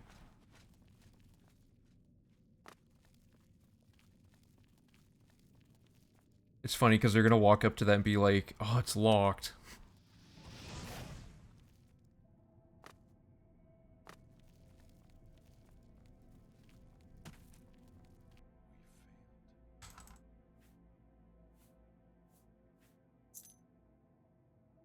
Yeah, no arrow duping's unfortunate. Okay, it worked that time. Maybe, okay, maybe it could just be a random crash. Okay, so we're level 151. We've delivered the amulet. We have 100% chameleon. All of our stats should now, yep, should be scaled up crazy high, which is nice.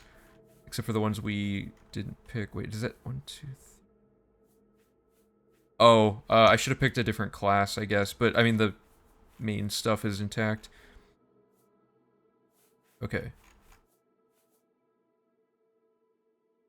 I have 5 levels of... Oh, whatever. Okay, so... That would be the idea there. So now we have, like, crazy fast movement. And we'd also want to set up the vampire thing as well. So we're going to kind of modularly add in this tech as we go. So step 1, the Baurus thing worked. We know... Oh, we know we can do late Baurus. We know it still scales your stats. Now we need to test how the main quest plays at level 151 with 100% chameleon, because everything's going to not be attacking us. So I'm going to semi-casually play through the main quest. I'm going to kind of just, like, follow the routing a little bit from memory. That is just a beached fish. Okay. Step 1, I need Apotheosis. I should have bought it beforehand, but whatever. Also, since the 100% runs aren't done in one go, I kind of had an idea. Why is that... Why is that message highlighted red? Did it, like, flag it or something? How do I like, approve of a message? Oh, it still showed up. I don't know why that showed up red. Let a few runners from the Oblivion community do a section of the run and then go against the PRC live group. They are done in one go, though. The 100% runs we trade off, but the whole run is single segment. I did think it would be cool, though, to have, like, the best Oblivion players in the community, like, tag team the run. Like, they hand the save file over, like, Discord to each other or something. I think that would be really cool. Because, like, obviously I'm not even close to one of the best players in this game. I just know a lot of routing stuff. So, it would be cool to see, like, you and Karsto and Sandy and a few other people just, like, destroy the game. Right, it's getting close that a runner could actually almost do the thing by themselves soon. Between the routing material update that's happening and the, like, actual route logic getting shorter, so...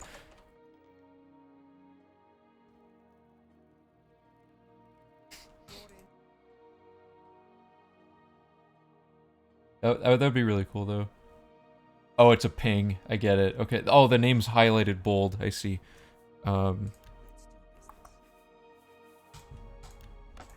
Okay, so now we need to gauge, does this matter to be high level? If not, we can actually simplify this quite easily. And what I'm going to do here is a not new tech, but just tech we hadn't implemented yet. So if you have 3 apotheoses and you equip one of them like this, and you run out of charge, you can recharge by just merging it back into the stack with the hotkey. Yeah, that'd be a pretty crazy... That's a loaded roster of people playing the game for sure. It would be nice to have it wouldn't really be competition, I guess. It would just be like unequivocally the best possible team that will always have the record every time the new route gets made or something. I would just basically become a perpetual co-pilot or something. Okay. We have the attack we need, so let's just do the main quest and see if any weirdness happens. Yeah, I'm hoping by V4, it's slow. Like, I think after V4, people will see that it can be done in a single day and there's no sleep scheduling that needs to be done, and that'll encourage people to compete. I think that'd be really nice. Yeah, 100% run is definitely, like, an undertaking to do, like, even with a group. Awesome. Yeah. V4 is a ways away, but once V4 is done, I'm pretty sure it'll be like under 16 hours, which is easily tag teamable as like an event stream, you know? So the theoretical limit for the run, it's probably like, yeah, I think 12 is like the lower limit of this game. But who knows? Like, I didn't think there would be a stat glitch like the one Phoebus found, and that skips like 2 hours off of a skill grind split. So, anyway, I should probably get Skooma actually. I'm just gonna get the ID for Skooma so I can be using that.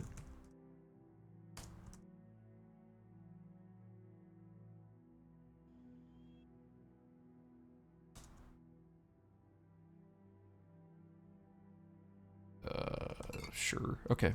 And that... Oh.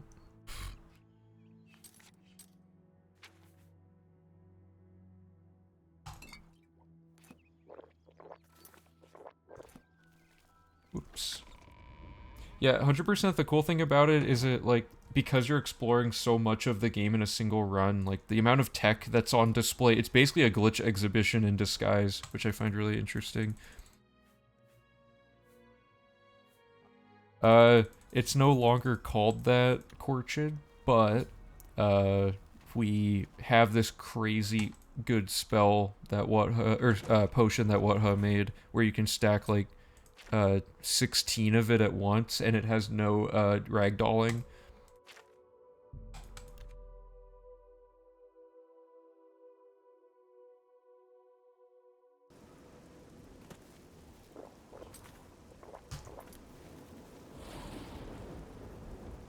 I don't know the right pathing to get up these rocks super fast.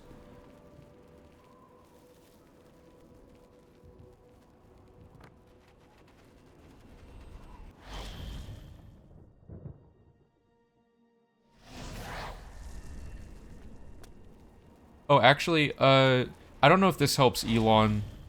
Does this help for no out of bounds? Check this out. Quick save outside, load warp in the quick save, and it doesn't load any of the gates on this front walkway. Might save like half a second. Do you think this would be beneficial to not have to do those curved jumps? At the cost of like a couple seconds of menuing?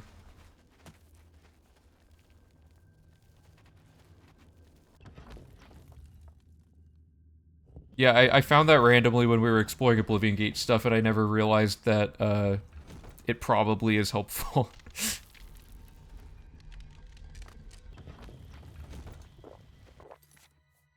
Yeah, sorry, we haven't done Twitch affiliation. If we're eligible for partner down the road, we might do it, but the main thing is I want to be able to upload stuff to the YouTube channel right away.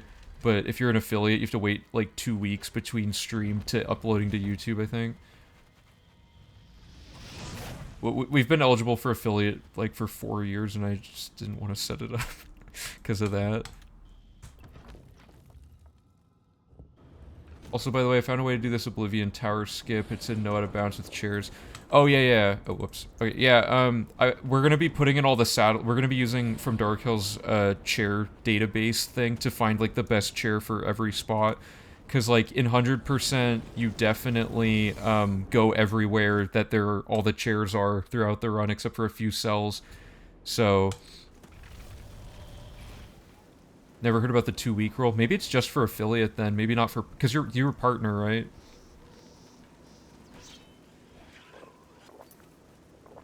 Okay, so how much damage do these things do?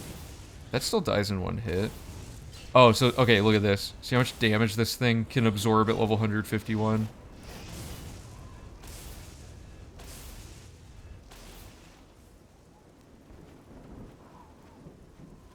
Affiliate, not partner, because you didn't want exclusivity. Ah, okay. Bench and Castle Bruma. Okay, cool.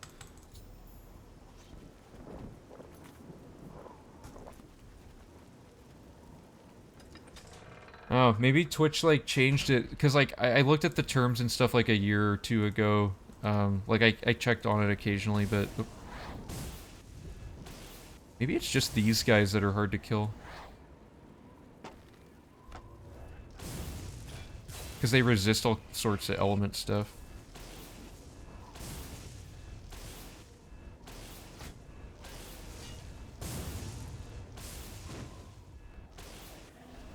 I mean, you can see why being level 151 sucks, right? Like, for playing the game.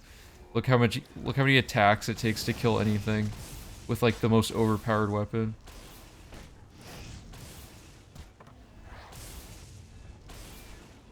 Where do I find the fire nexus thing? Oh my god, please. Why are there so many of these?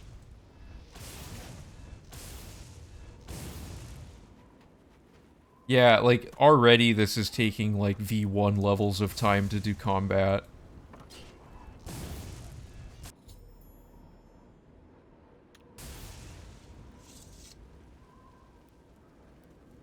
Most of the people I know get better sub rates and get a flat payout every month because YouTube subs. Ah, okay.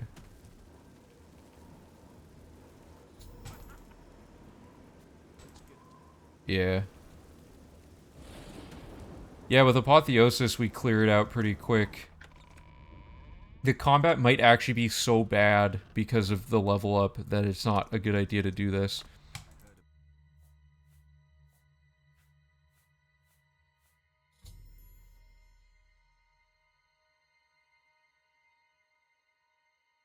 Whoops. Thanks for Valorant. It's in Southern Books? Okay.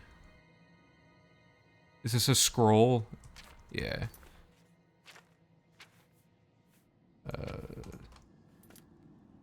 Actually, I have to hotkey this, don't I? Well, let me advance the thing really quick. Oh, the AI broke. How high do you need to level for the achievement? To get the way we're only leveling up because it gets these stats up, because there is no maximum level with the glitch. So player level has never been like a requirement because it changes depending on your character build and stuff like that. But now it's also like completely infinite. But the goal is to get just high enough level that everything you pick that's a specialized skill modifies up enough that it becomes 100, which happens to be level 151. So that's why we do that. Okay, so that's them, and then... So what I'm already seeing is I'm not thrilled with how long combat is, and the main quest is like entirely combat, so... Let's just see how long this next part takes. Oh, also, they didn't go through the door. So this has to be, like, the most damage anything in the game. Oh, I see, it's... Oh, no, no, no, this is horrible. Because this is just gonna kill everyone around me. Why can't I cast it? Oh, wait. Oh, it's on touch. Oh, that's weird. Oh.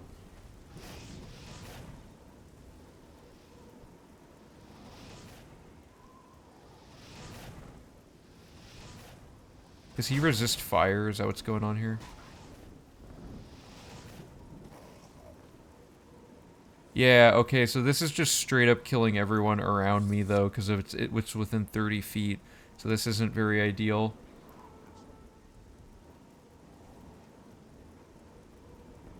Find the maximum levels needed for that, then do board. Yeah, that's why it's 151. It's the exact minimum level that everything's at 100 except your 7 non-special minor skills. Any lower and they all get to like 99, which sucks. You also get beefy attributes when you do it. The combat is so bad that I don't even know if I don't know if this is worth this just because of that, but we'll see. These did not work. Do we get level ups from the skill book grind? You get a little bit, but skill books don't count towards... Yeah, but we get all the skill books throughout the run instead of going and getting them at the end. So having to go around and round them all up at the end is like a huge time loss, because we get almost every book without having to go out of our way to get it currently. Yeah, V4 is not going to be ready by December. It's just is gonna take so long to figure a lot of this out. There's a few things, if you do end up running V3, there's a few like modular things I could hot fix into it to make your guys' lives easier though. Like we figured out how to make random skill books a lot faster.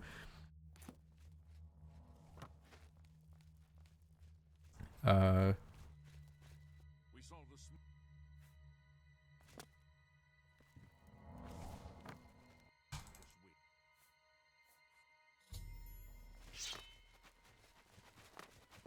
how do we manage that? Whatha and I just looked at every single dungeon on stream one time and found the book that is the closest to a loading, like a zone, basically. Oh wait, I don't have to kill stuff here.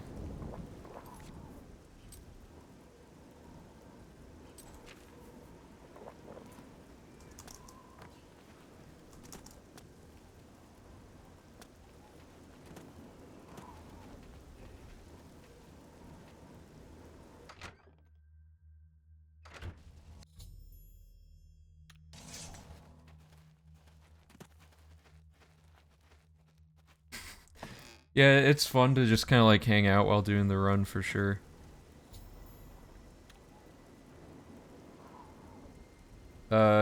Just reducing walking time. Thought you guys made like one of those third-party seed analyzing tools that tells you where to go depending on your seed. No, RNG manipulation stuff. Oh my god, RNG manipulation stuff is being investigated by Scales. I don't know what progress he's made on that though. Because fittingly, he said Oblivion has turned out to be incredibly janky compared to other games that he's learned RNG manipulation in. So.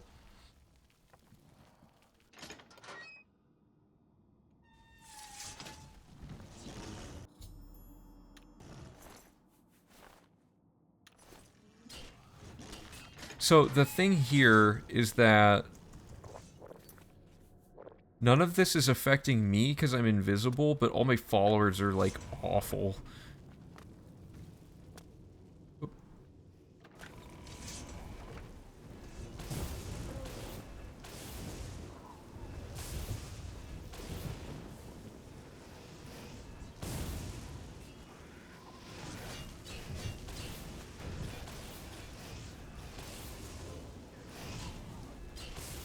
If these enemies weren't in the game, this would be viable.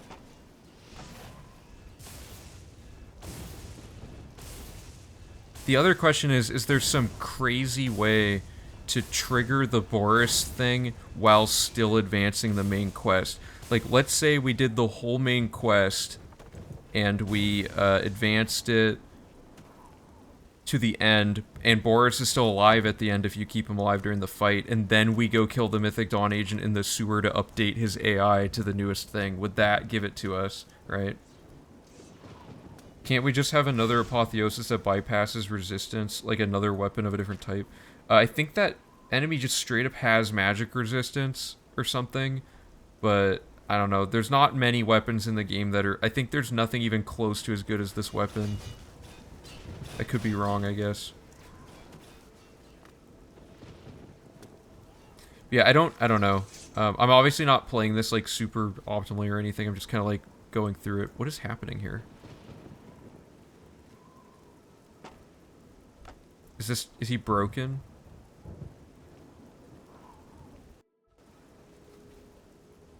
Why did that work?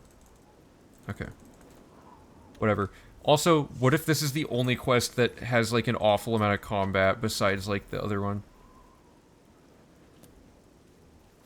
Yeah, but then it's like, then we have to go get another weapon, and like, I don't know, let me look, for Oblivion staves.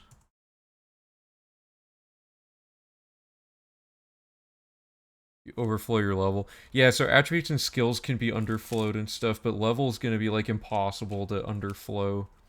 Because there's no way to actually lower your level in the game like there is with attributes and stuff. You can't like take away a level up as far as we know.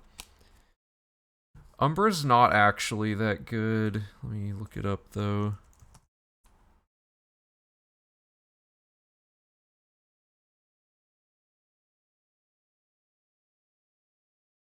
Yeah, its damage is 28, so it's like less than a third of Apotheosis's damage. Oh, so it just straight up will absorb anything we attack it with. Yeah, that's unfortunate. You can somehow level like 10 times a second, you can loop over. Yeah, currently there's only one way to level up infinitely that we're aware of, and it takes like quite a while per level up. Okay, so random loot staves are 80 points, which is 99 is apotheosis. Keep that in mind. Okay, so these are all the unique staves in the game that we have access to. So right off the bat, there's the one to beat, 99. Does the Wabbajack summons scale with your level?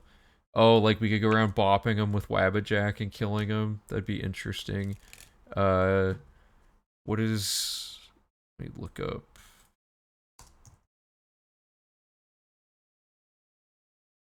Always defaults to Skyrim. Okay, 228F0.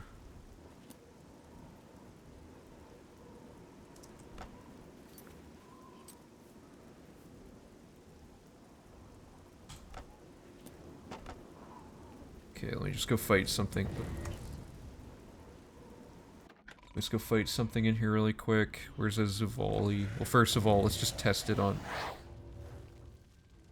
Oh.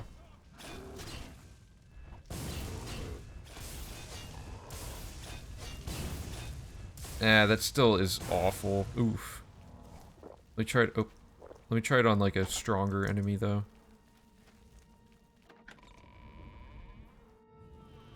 Jesus.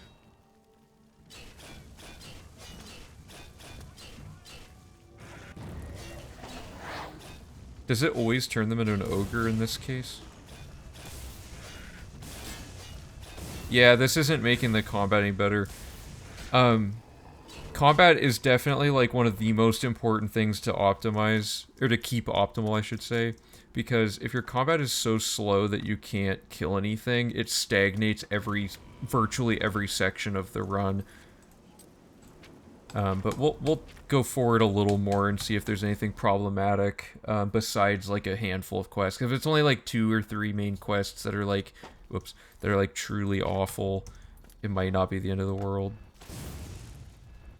But also, like, in general, everything's really strong. Like, that guy just took multiple hits. Try weakness to magic, you'll be amazed. Oh, like we make a custom spell that does it or something?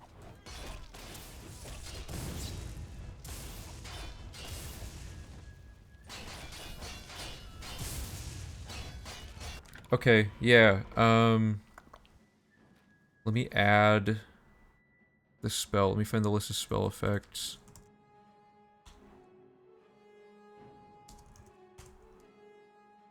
Custom on-touch spell should kill anything into... Oh, right, because the first hit doubles the previous effect. Oh, because that'd be like 200 and there would be... Yeah. Okay, so I want 3C40F. 3C40F. Or, well... Okay, and then...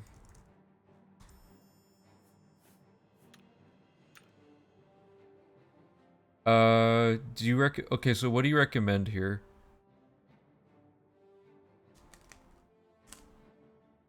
What's PSB? Is that like a spell menu thing? Oh, okay. So I'd want just like, I don't know, shock damage makes the spell travel farther.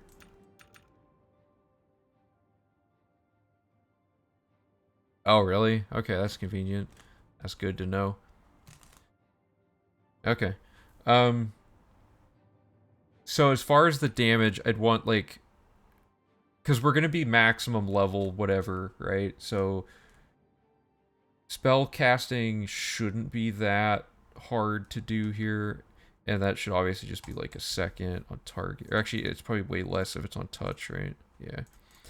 And then I'd want weakness to magic on touch, and that would be 100 for like 3 seconds to give me enough time to recast it.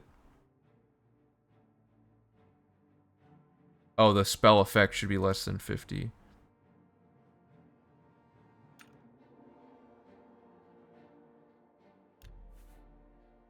Like this? Is this a good spell for this? Or am I missing something? Because now it's 49 magicka. It does weakness to magic secondarily, and it does crazy shock damage. So what this should do is 83 points of shock damage, and then the second cast should do 166 shock damage. So it'd be like over 200 damage, which makes it twice as good as Apotheosis.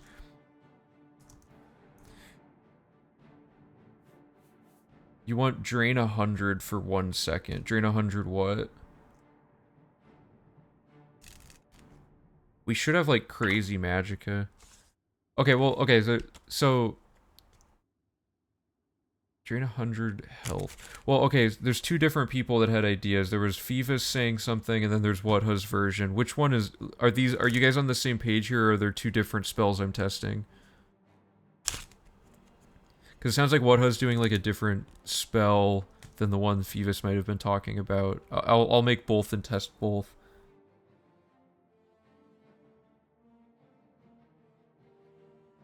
You want shock damage and drain health, then weakness to magic.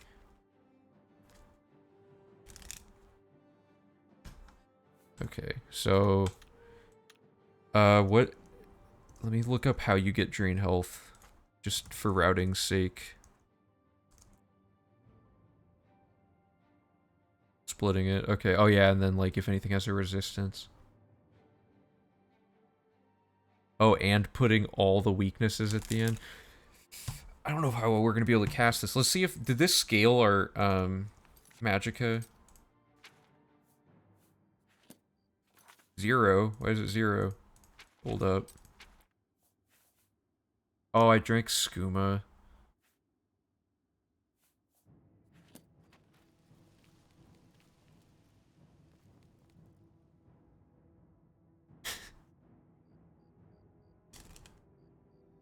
We are high elf, I believe. Did I not switch? Oh my god, I didn't switch it. Well, okay.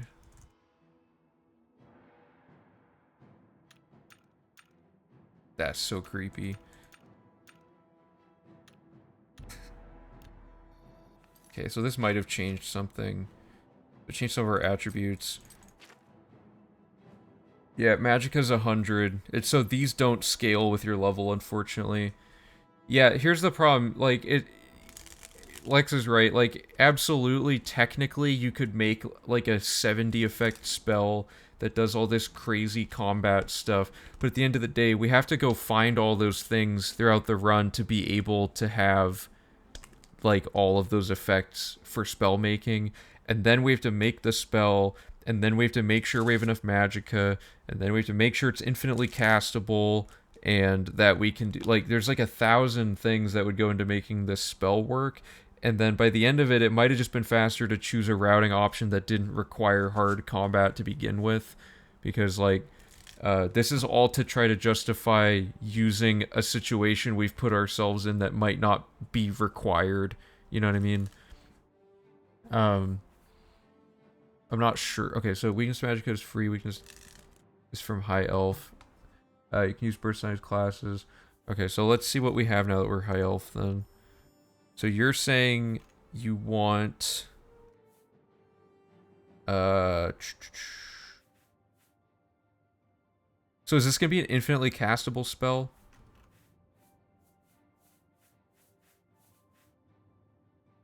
Oh, also, shouldn't I have more types of damage? Or no, okay, so you're saying you want... Is damage health part of this? And also, what ratio do we split these at for this spell?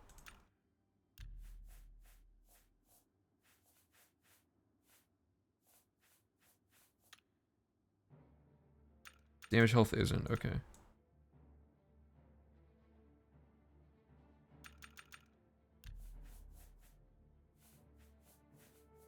If we already have all these effects at the start of the run, and it can be infinitely cast, then sure.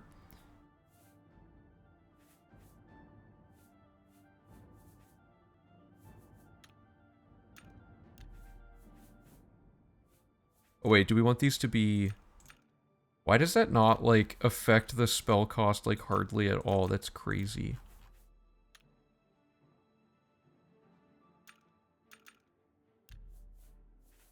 There's so many effects. Then weakness to magic. And then what? Then we want Fortify Magicka, like 100 points for 3 seconds on self. And then that's like our money spell right there.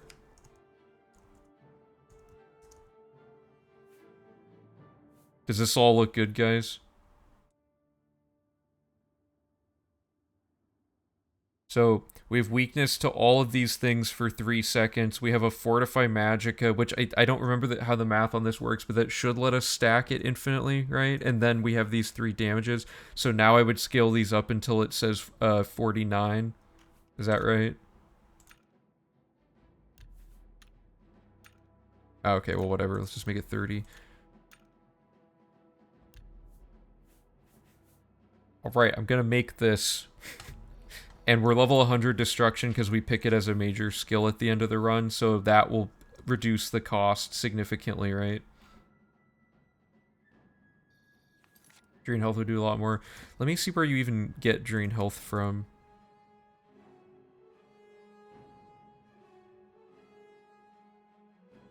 Okay, so that can just be like... I think we actually bought that in V2.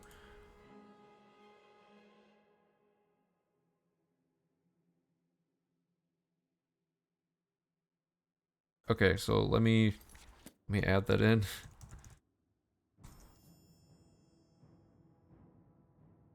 Welking stones can be used to recharge magicka. Oh, okay, but yeah, but then I have to like dupe and chug those the entire end of the run. I don't know, like a lot of that stuff's really high maintenance. The key to making the run really like efficient is to have low maintenance things typically.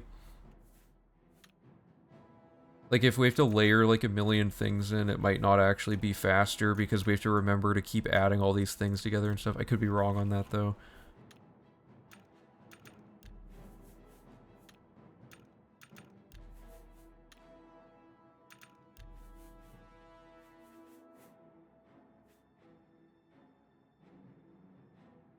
Oh no, is this effect not gonna show up now? 4C912.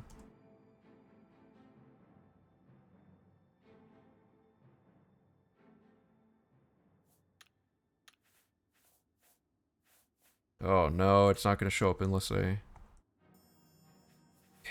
From the top. 30 on touch. Okay. Frost on touch for 30. Shock. No.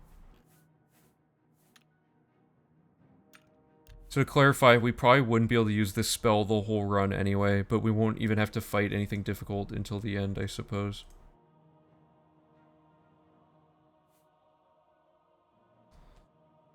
You're saying, like, cycle... Drain health should scale. The thing is, after this, I'll look in console to see how much health these enemies all have at this high of a level. But yeah, so... Let's just try everyone's ideas out and see how this goes. Did I miss one? Oh, whoops.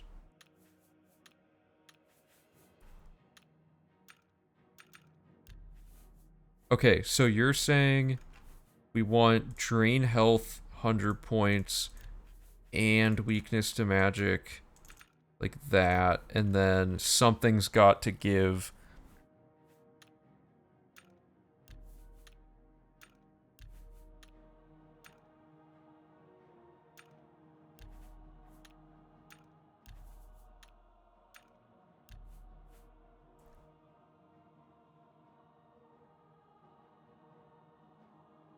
Oh, I forgot to fortify.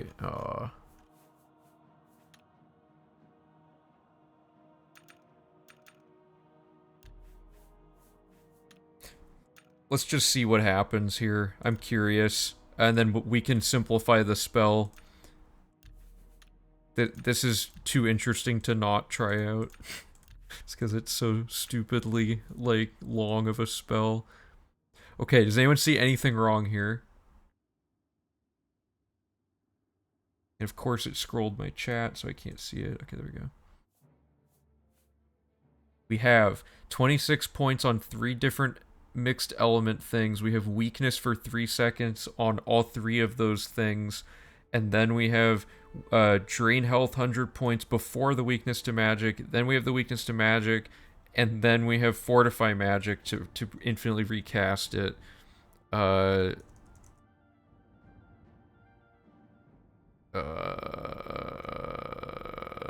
don't know. This is probably... I guess we already made one that was called Apotheosis too. God. It doesn't even list all the effects. There's so many. I should also be... Am I not 100% chameleon? What happened there?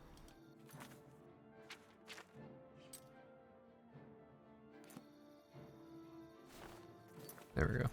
Okay, so let's go fight some stuff. Although I don't know if there's anything left to fight out here, so let's just advance this really quick.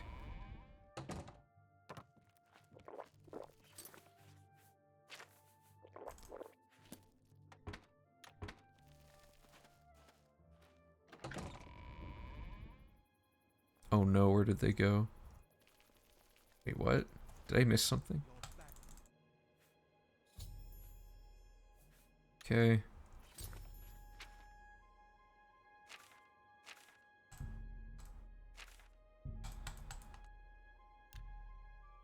Unfortunately, we've built this spell right before the part where we're going to be fighting other stuff.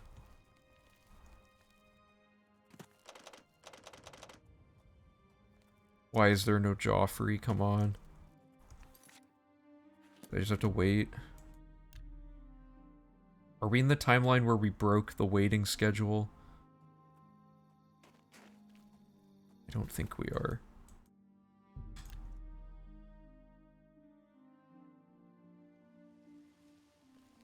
Or wait, are we in broken... Does anyone remember what we based this file off of?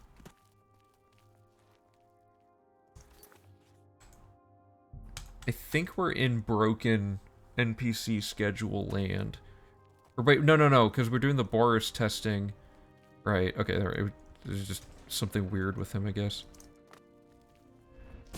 Oops. That's not even the spell. Oh no, it is. Let's put that on 3.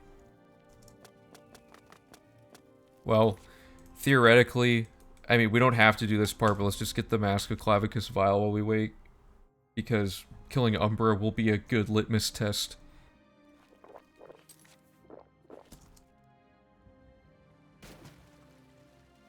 Also, our strength is at 100 by underflowing as well, so we have, like, an insane amount of carry weight and whatnot. Like, especially with skooma stacking on top of it.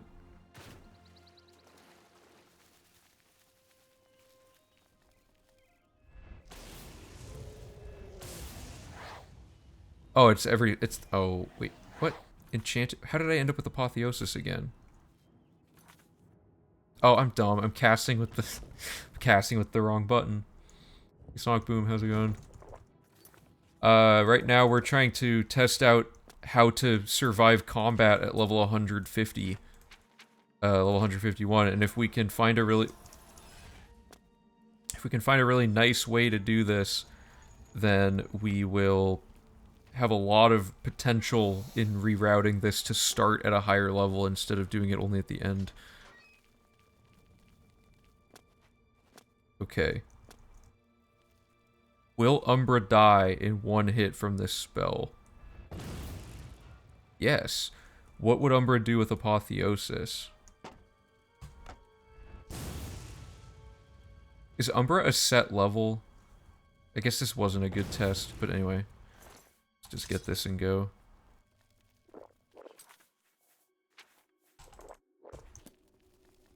Why is the draw distance so short? Just for lag.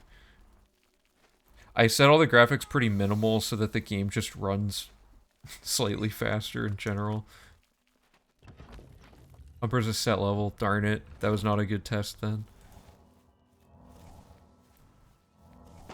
Did I run out of charge in 1 hit? Okay, so he took like multiple hits without the spell. I don't know what that really proves. Oops. Oh, I drank too many.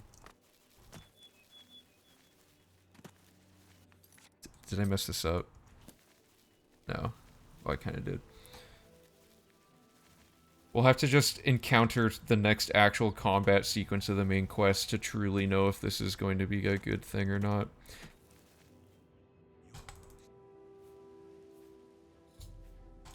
Okay, and then you talk to the back of the dog. I cannot figure out why this works. I tried to look at it in the construction set. I don't get why talking specifically to the dog, the back side of the dog, makes the quest update.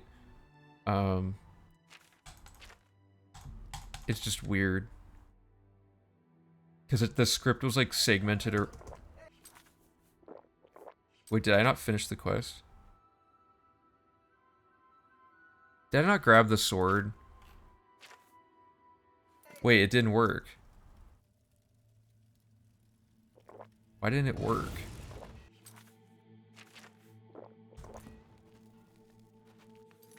I had it in my inventory.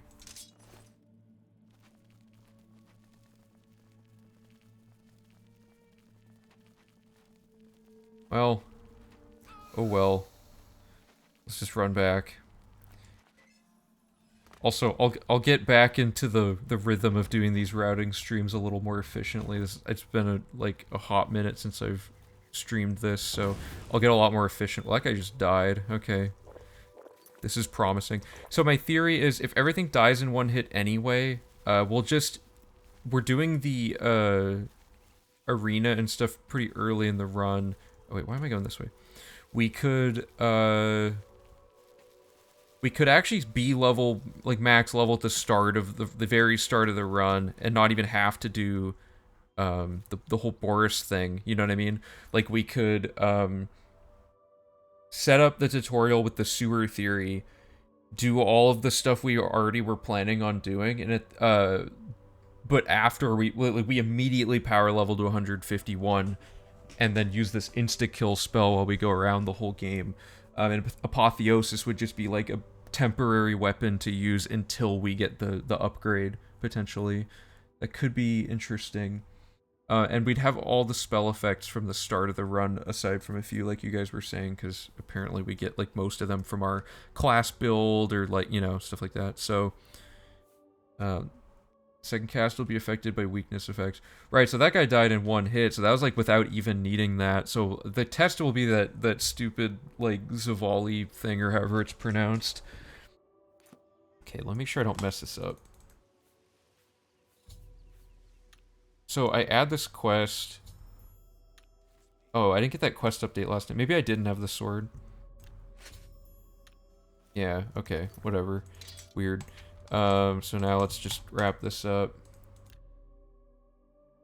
Wait, how does the spell do 180 damage? Because the weakness stuff doesn't apply at the first cast, right? Zivil Eye? Is that it pronounced? Okay, so speech should be over.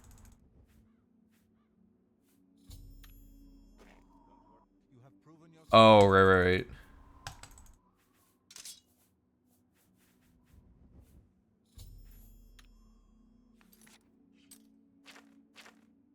Unfortunately, Path of Dawn does not, in fact, have any combat in it, so... At least not the way we do it. It has, like, one small moment of combat.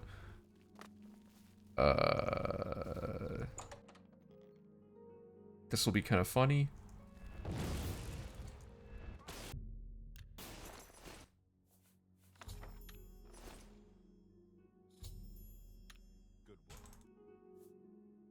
See, here's the thing. If we did the Baurus theory, we couldn't do this quest when convenient and stuff like that. So that's like the main thing would be like, yeah, okay, so we did that, so now we need the Termina one.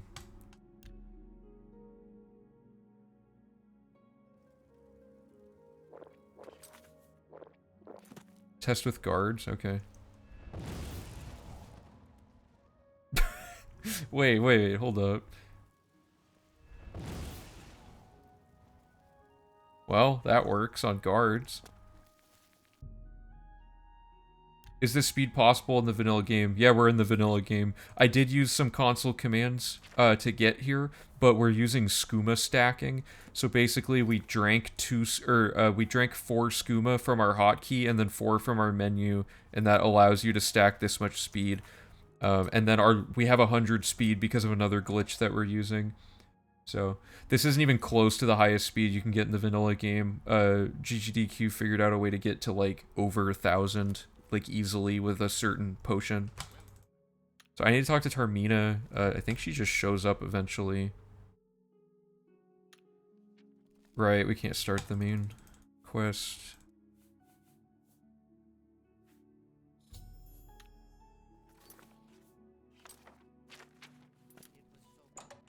Okay, so she gave me Mythic Dawn 2, and we're gonna use this. Ooh, wait.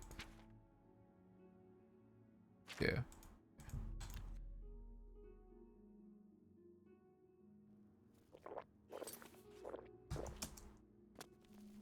Oh yeah, you can like see how these steps you can do this, like with 1,000 speed you can easily eclipse the border of the city, like no problem. I gotta wait till daytime. Between like permakey, the horse glitch, the weakness to magicka stacking, like the TCL glitch, if that ends up being useful, we're at a point where the game is gonna look like we're using console commands the entire run, which is really funny to think about. Like at a glance, people will now probably think we're cheating while doing the speed run. It's like hard to even tell what's real anymore.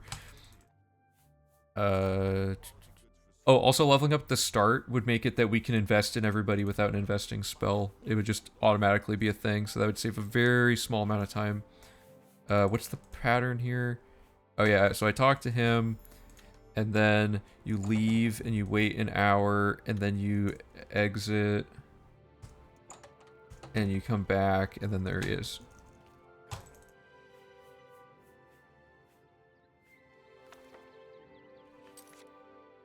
And then there's like the sewer thing. There's like a door I have to open. I can't remember. It's like... I think there's a sewer grate here that we trigger. Yeah, so we trigger that, get this boost jump to get out, and then we go to Talos Plaza and we enter through Fothis'. That's how it works. Okay. Sorry, I'm trying to like remember how the route works. It's been so long since we've actually gotten to play like the actual. Wait, this isn't the right spot. Oh no, it's in yeah. It's been so long since we've got to actually like play the game like fairly normally, you know? Like there's so many new things to be testing all the time that it's been like largely segmented. Okay.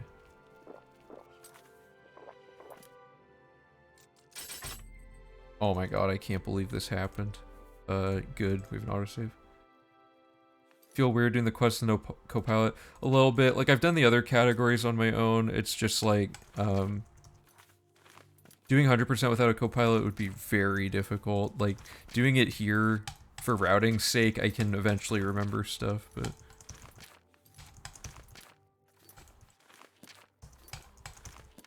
Player dot add item A999.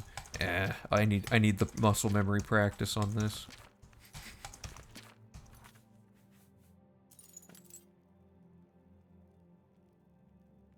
Oh my.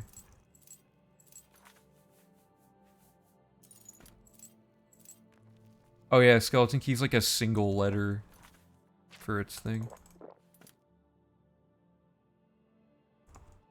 I will add the skooma back in though.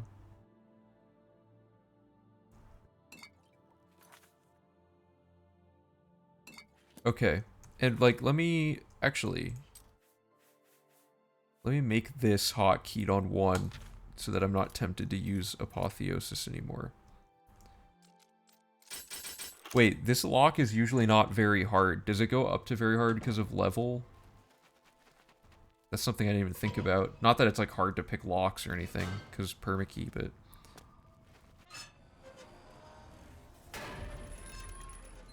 I didn't even know there were scaled locks.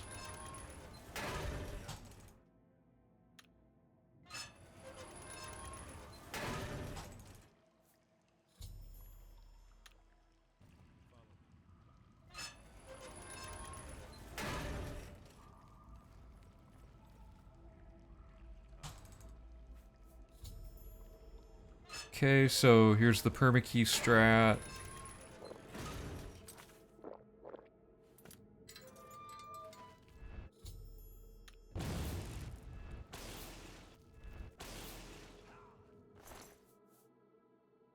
Jesus. 21,000 gold? Is this like... I've never seen this item. Why is that so expensive? No one in the game can even like buy that off of you for that price. I don't know if you've played Nirim, the German Oblivion mod, but lockpicking there feels way worse than in vanilla. Wait, how? The Oblivion lockpicking game is awful.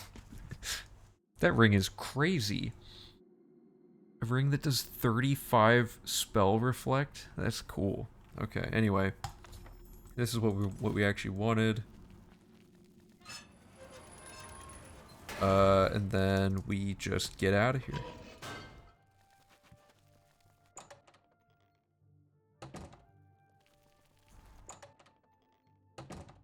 Okay, so the combat seems a little janky because they don't die in one hit, but it's pretty good. Like, if you can...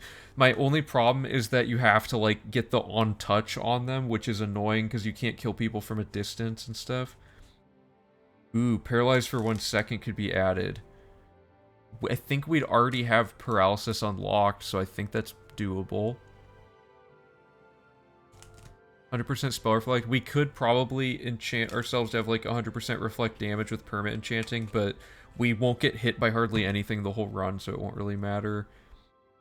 Because right now we're 100%, like this is in third person, we're 100% chameleon, so like there's no consequences for our actions. Like you can just... Oh, it's on touch. Like, that can just happen and no one, like, can report you. Did I forget to...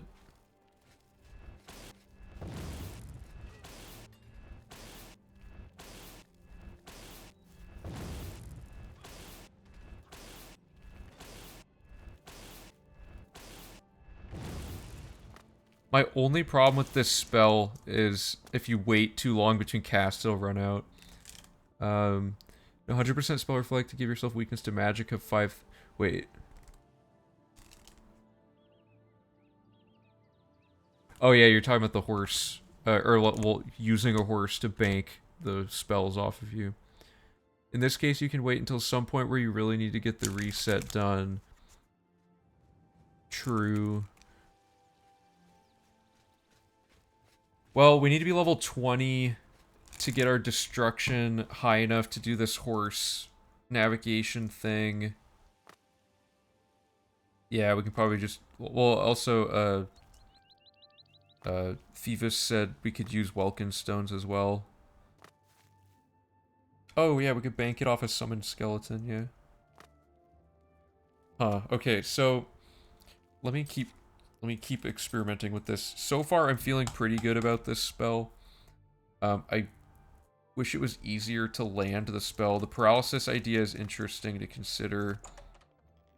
If it becomes too problematic, I'll make the version with paralysis. Oh wait, why did I go here? This is the thing where you go to the palace district. Or, the Arboretum?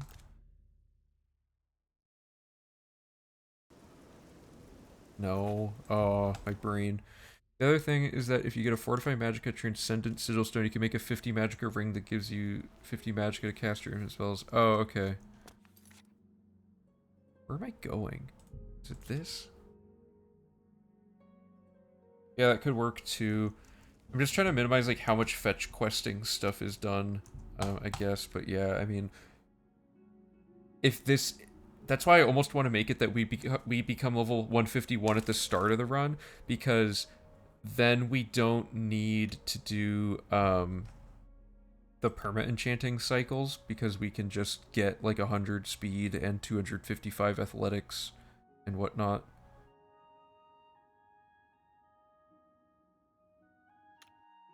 Okay, so I think it's around here. Am I at a time where I can't find it unless I... Oh, no, okay, good. Okay, I'm curious how this will work with 100% chameleon, with the escaping the master's vigilance and whatnot. So you're saying if we have a big enough magicka pool, we'll be able to infinitely cast even when we wait? Is that what you mean? What about random skill books then? Oh yeah, we can't scale scale stats because of books. You know, we could level up to a point where we get to 90, like 5 at every skill, and then that way it covers reading the books. Or 94, I guess, because some of them have 6. We could get it to that point. And then...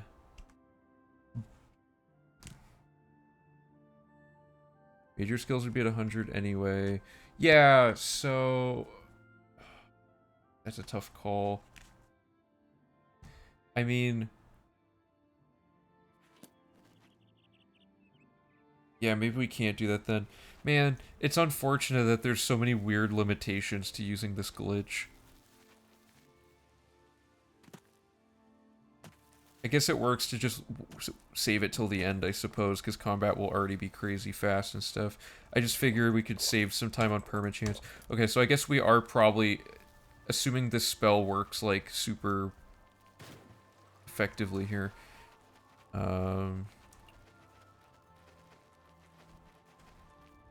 Need to know how long permaenchanting takes. Oh yeah, let me look at the stats on that really quick for you.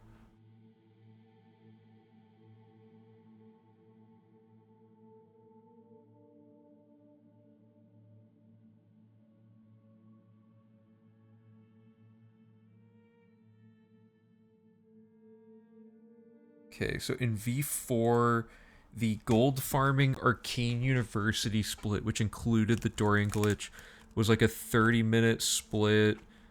And I think permaenchanting was like 15 minutes of that, or like, because there's a lot of spell making that we had to do as well. I think permaenchanting was like 15 minutes, and this time it'll be probably closer to 17 because we have to do some extra enchants, but it could be shorter because of the tech. Maybe I'll just do the split and time it out at some point today. I'm not sure yet, but yeah, okay, so...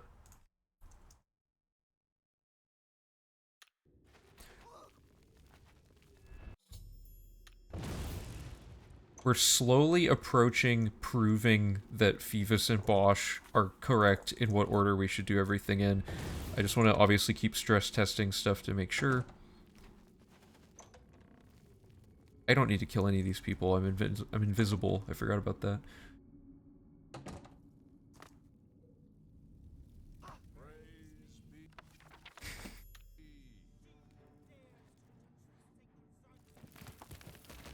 Let's make sure he enters the portal, I guess.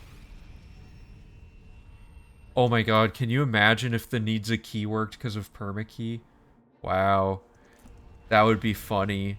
You can just shortcut it to paradise.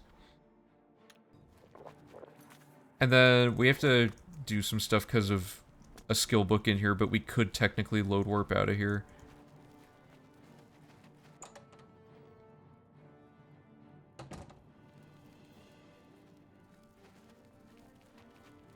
Oh, you checked the portal before? Yeah, it didn't work when I had permakey either, so I guess it would be funny. That'd be like... We do need a skill book in here. Let me see if there is... It might be for one of our skills that isn't maxed, though. So we'll see.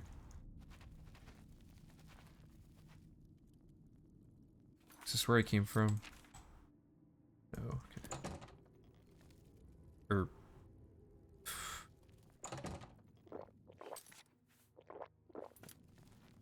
Wait, what do you mean the book doesn't show up?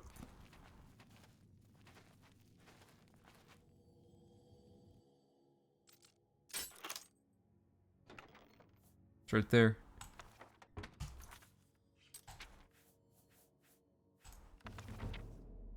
Okay, so it's for sneak. Is that one of the ones we picked? Well, I'll make a note to start thinking about that stuff.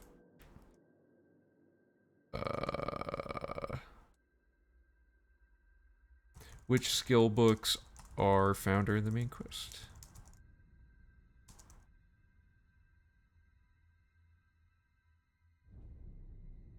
Right, so sneak could be, we could make our special skills all slightly below 100, just so that things like that book work. We could also go here out of order and read the book earlier in the run, because you can just save clip to get into here.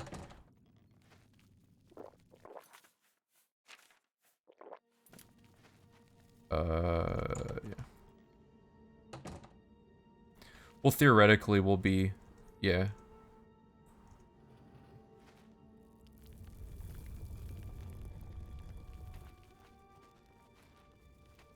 So that was Sacred Witness, and then I'll just look at the guide to see which other... I know there's a ton of them in Martin's, like, thing up here, like his little reading station, but some of those books can be found elsewhere.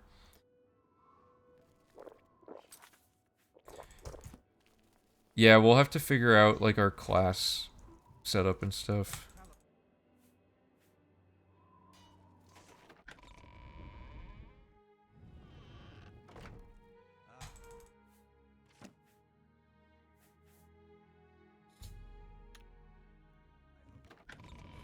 Do you think it would be possible to make the spell infinitely recastable with an on-target effect so that we can still kill from a distance?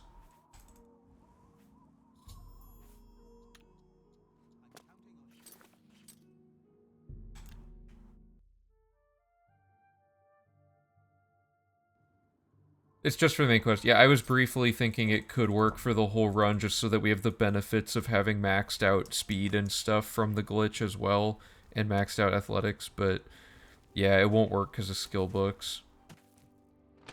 Wait, this is the wrong house.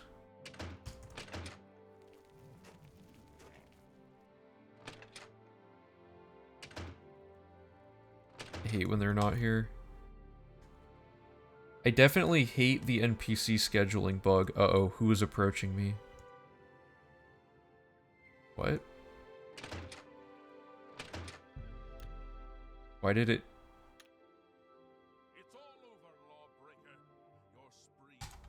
What? Whatever. I don't know what that's all about. I might have killed a guard or something and forgot to... This fixes the NPC scheduling bug, yeah, but it also introduces a lot of weird routing inefficiency things that would be not ideal. So if we can, I'm still open to the idea of finding a way to avoid the scheduling bug or work around it in a way that saves time. That's why there's two different paths we're testing here.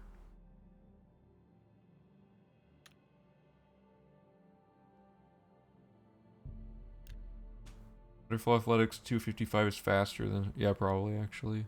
Good point.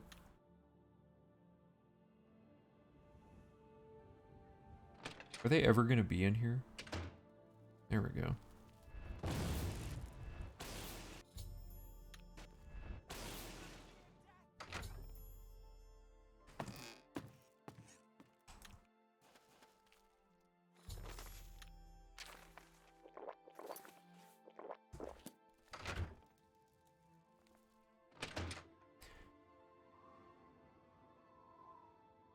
Well, I mean, it's a problem, like, this iteration of the bug is specifically a problem. The NPCs just suck in general, so, like, why incur the risk of it being even worse, you know?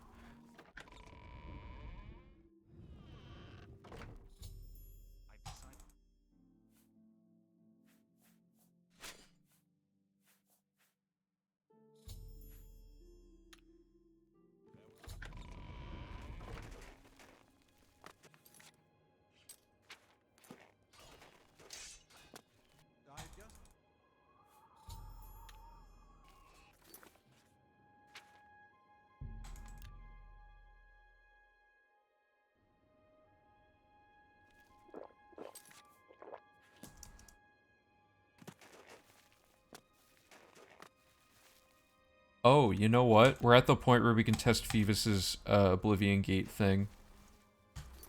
So let me look at that really quick so I know what's going on. Oops, I didn't want to make a suggestion. Sorry about that. Okay, so Phoebus says that we can do this sequence to find all the random gates without actually having to find them. So we've now finished, we just finished Dagon Shrine, so now all the random Oblivion gates should appear, so we should be able to try this out and see if it actually closes all of them. And we need to make sure we get the fame from these gates as well. That's an important thing. Okay, so there's 40 random gates, by the way. Just a heads up. Because there's like 20 fixed one, or I think, wait. Yeah, I think there's 20 fixed and 40 random. Okay, go inside the random gate and close it by grabbing the sigil stone. Okay, save the game and load warp through the same gate. Okay, so step 1 should be make a save outside of the gate, then go inside, close it, load warp through the same random gate. Or, oh, sorry, you already said that there, my bad. Exit the random gate, you'll be teleported to another gate somewhere in the map. Okay, let's see if this works.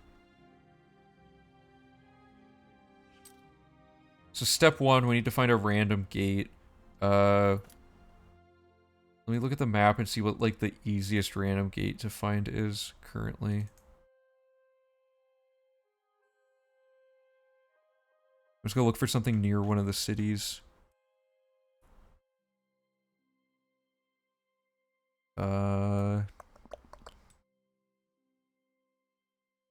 Sorry, what's actually. We could just enter and exit Vitassin until that one spawns and go from there.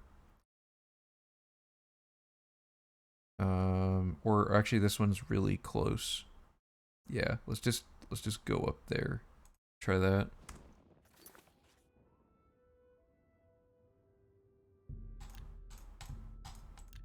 So we're gonna go to Emelian Tomb and then see what happens. And we have to pay very close attention to a few things. One, does this break anything? Because we know gates can be really annoying and broken. But also, does it give you the fame correctly? Because I know that insta-closing gates doesn't give you fame. I don't see why this wouldn't give you the fame, though. So the gate should, like, spawn there. So I think if we just go in and out of here, we should be able to do this. That's another good point. Okay, so that should be the... Wait, is that the random gate? No. That is the Kvatch gate.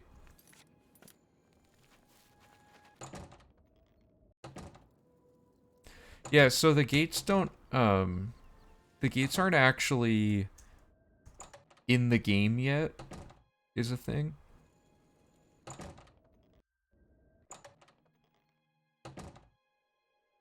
Like, you have to find it for it to exist. Is that it? Yeah.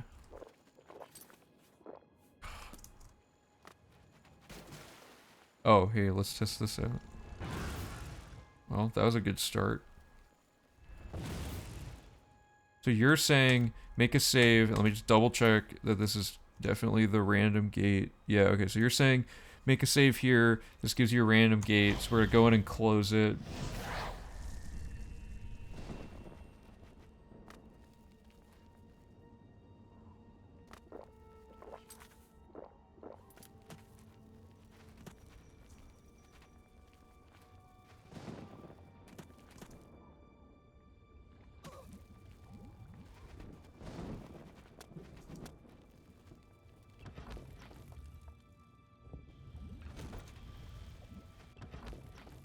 If this works, this saves a good amount of time on exploration, I guess.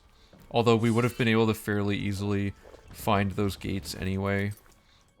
It would just save, like... It could save, like, 10 minutes. I don't know. Better than nothing, you know? Oh, hey, here's one of these. Hold up.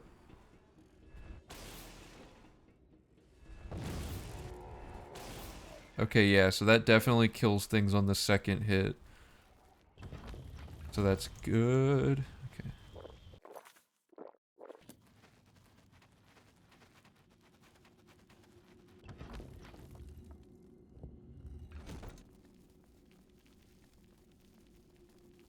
Right, yeah, it keeps it all easy to mentally track. This is the longest tower.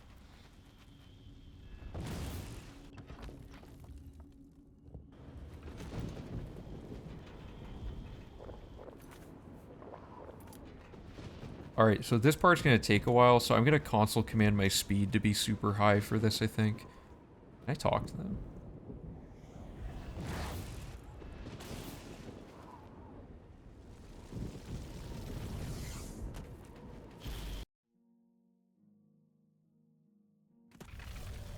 Okay. So now you're saying to load for the save from before I closed it and load warp in on the version that has closed it, and it should put me at a different gate. That's a different layout. This is a is this the intended effect? Because this is 0, 0 on the map, so this means I'm in one of those like non-Oblivion worlds. So by closing this gate, I'm actually getting the illegitimate fame. Save inside the gate and leave. Oh. Wait, what? Let me reread it. Did I read it wrong? It says, find a random gate, make a save outside the gate, and do the following sequence. Go inside the gate and close it. Save the game and load warp through the same random gate, which I just did using the gate save. So yeah, and then exit the random gate. Oh, I see. I missed the last step. So we're in illegitimate gate world, so now it'll spit us out somewhere else. So that's a guaranteed gate. So, I don't know. Let's just try closing these.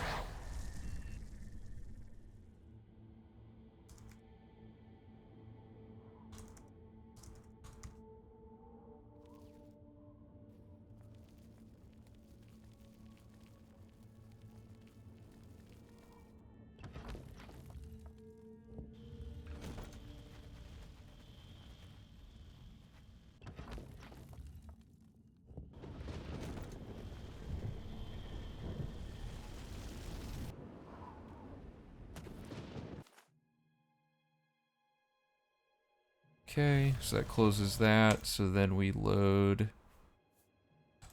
this again.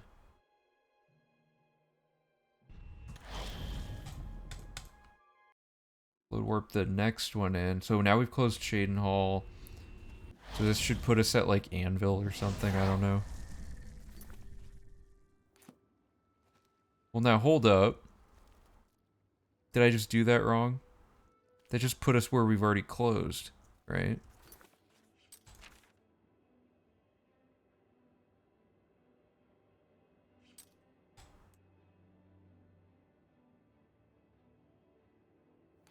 I think I did something wrong there.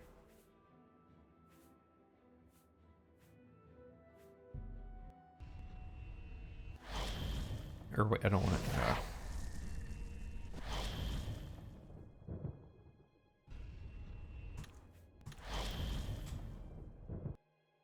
Okay, let's see what happens here. So we're in weird purgatory land. But now it thinks we're actually in the right... Oh, like you daisy chain the gates together? That could be... Okay, well let me load this one and go close that other gate again.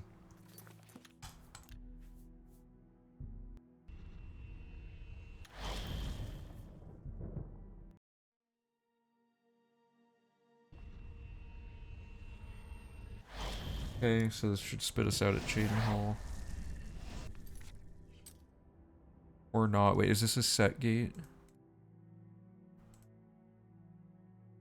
Hold up, let me check the map here. So I am, like, right by that T. That is a set gate. Okay, so that was already in the world. So now we make a new save and try again.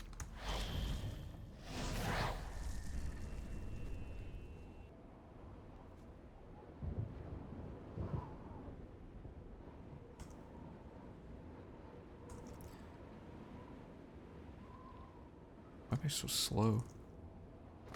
There we go. Oh god.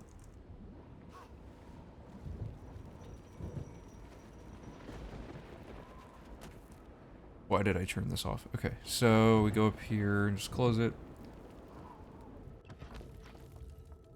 It would be interesting if this spits you out at, gates that shouldn't be able to open, like you get a 61st gate or something.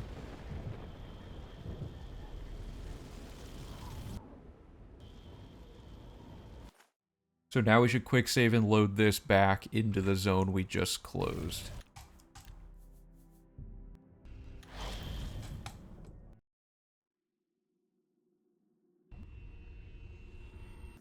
So I'm in the middle of nowhere.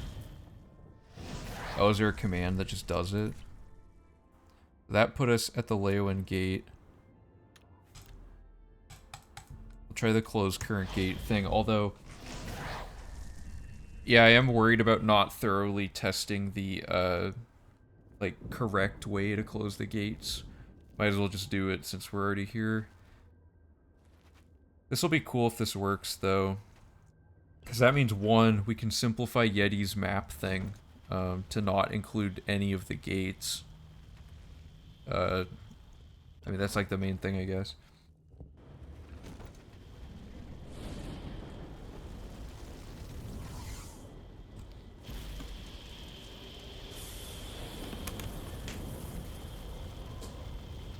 Okay.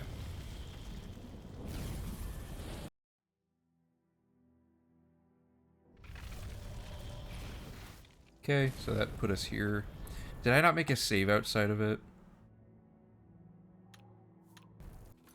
Oh, no, I did. Okay.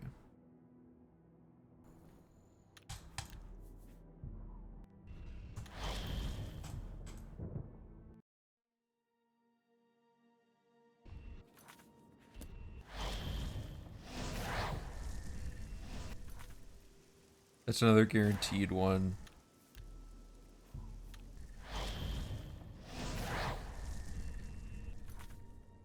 Right, yeah, well, that's true. We have your map to force spawn gates as well. So we have several options depending on what does and doesn't work. Wait, was that actually hurting me? No, okay.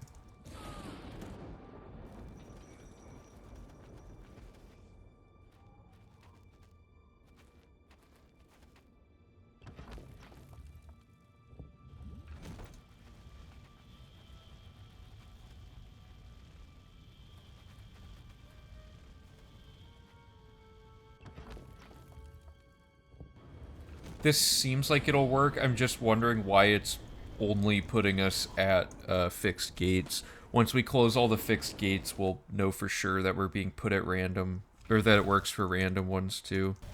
Okay, so that's a quick save, and we load warp that through. If this works, Max has to learn a lot of load warping.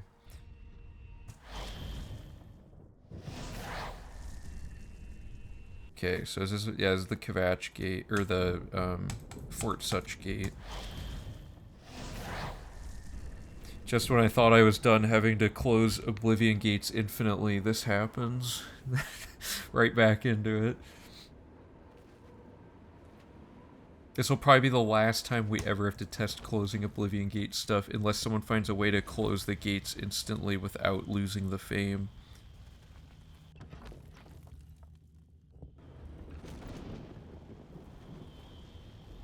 Am I getting the same zone every time? Wasn't even paying attention to that.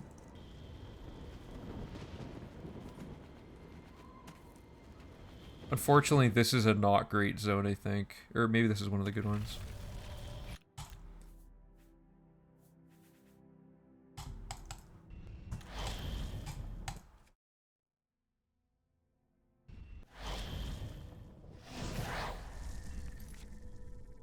That's a fixed gate, I think. Yeah.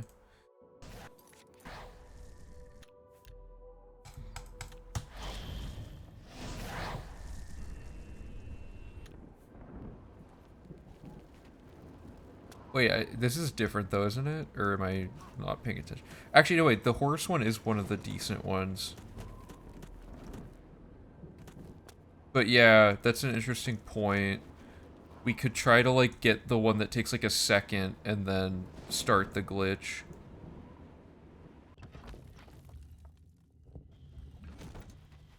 Wasn't one of the random gate layouts one with a fixed tower? I wonder if you could load warp the gate, then load warp into the tower to close faster. That's interesting. Okay, let me write all this down.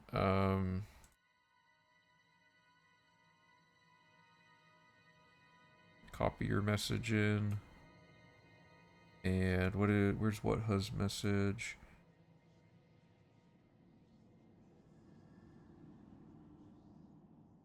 Okay. Always getting the same tower with Phoebus's glitch. Gate glitch. Try setting the perfect layout and then doing the glitch to always have the fastest layout. One thing is some of the gates have a fixed layout, which actually I should be checking that to see if that changes those. I don't think, yeah, we haven't closed any of the ones with a fixed layout yet, but when we get there, we'll, or wait, no, we did. The layout one had a fixed layout, but I'll be on the lookout for the next fixed one, and then we'll see if it's actually changing it when you get to a new one. What tower are we getting? Dreaded Refuge.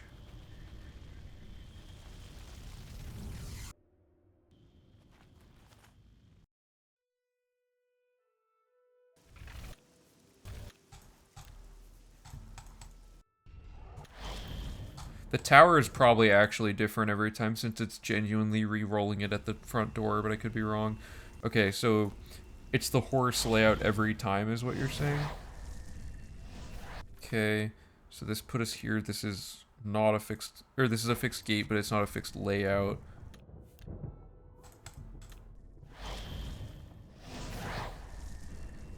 Yeah, okay, we got the horse again.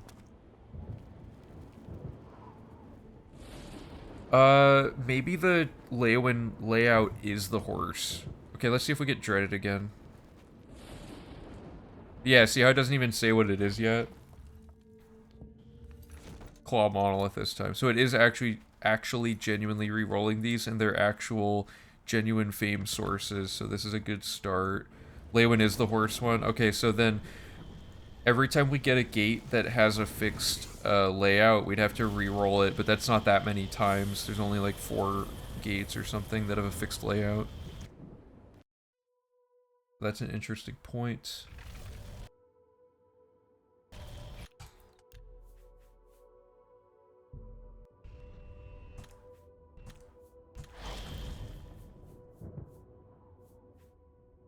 That's true. We could just go out of our way to close those. Actually, if one of them has the ideal layout, maybe. I don't know. We'll see what layouts they are.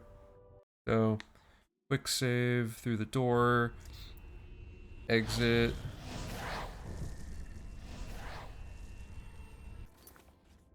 Is that a fixed one? Oh, it is.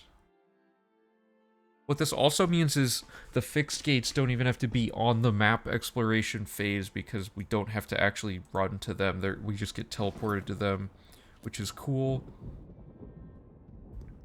Okay, so let's do this. Bravo gate's the best one. Okay, let me write that down. Could do all of the fixed layout gates first, ending with Breville to set up the ideal layout for all of the random ones. Okay, that's a cool idea. Let's close this gate. When it'll spit us out at Breville, presumably before we get spit out at any random gates. So we'll see how this goes. Cause yeah, if it gives us Breville, we can then see if it's actually giving us the same thing every time. Or like if the thing that it gives us changes every time, I mean. Okay, this thing, and this.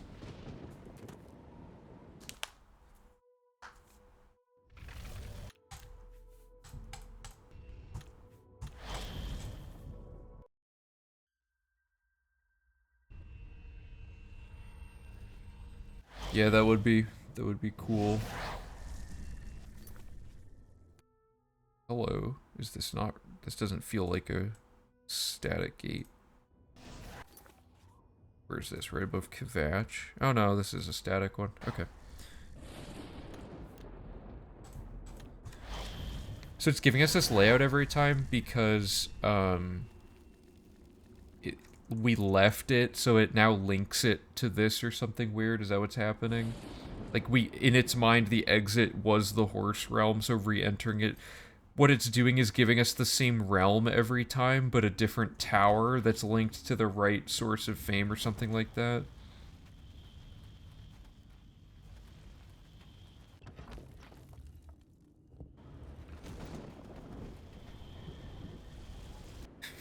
I'm gonna be so sick of Oblivion gates by the time we get to them in the actual V4 run. It's gonna be funny. Okay, and then...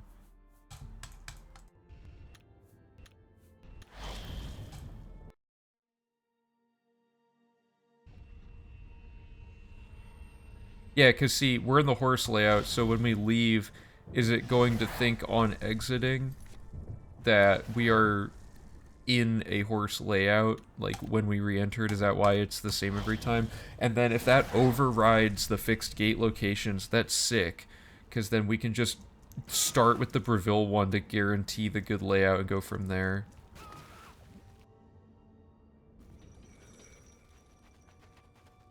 We're so close to having solved gates. The only thing would be is if they can be closed faster, and I'm sure there's some ridiculous load warping thing that will give us the fame, you know, like, yeah, like, maybe because we're in here load warping into the sigil room, we'll now skip everything. Although I think the tower is different every time, right? So that links it to this gate, but I could be wrong. 2 and 4 of a possible load warp to the top. Okay.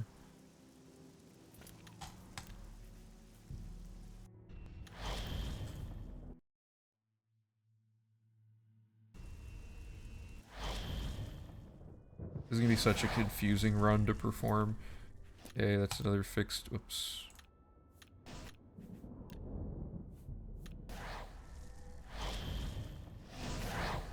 The worst part is having to enter TCL at the start of each of these.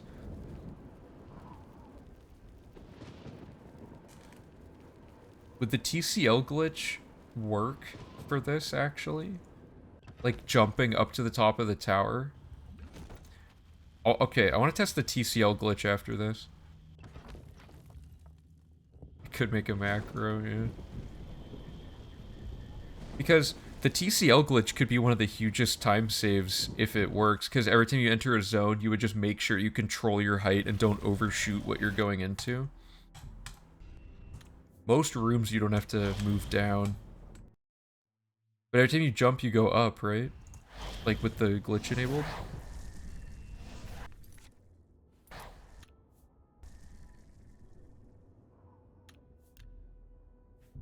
Okay.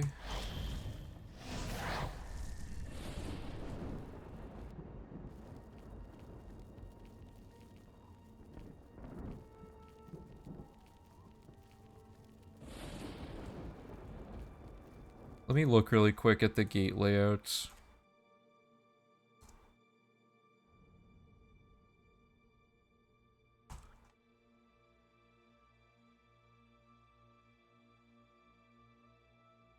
These are all the fixed gates. We don't want that one.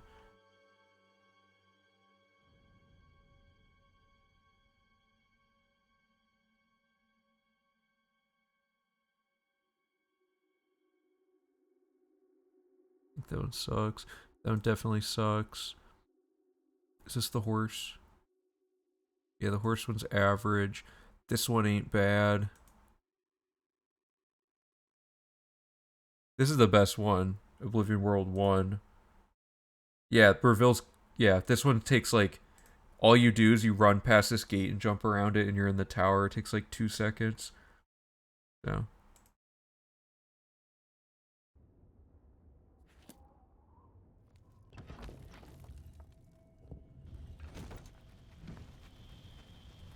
okay. Going through here, getting the stone again. This part is quite a grind to definitively prove it, but we only have to do this once to prove it, I guess. So that's the good thing.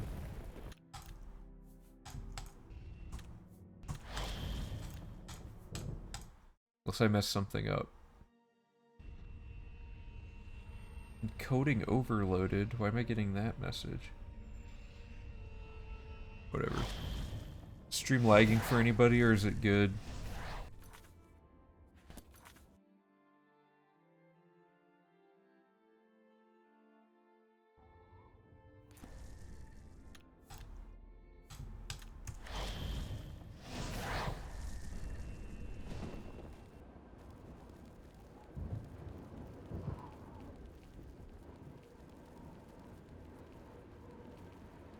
Oh, also, every time we quick save and quick load, we'd be disabling the TCL glitch, from what I understand.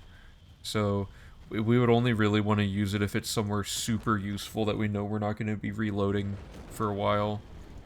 Which I don't know where that would even be.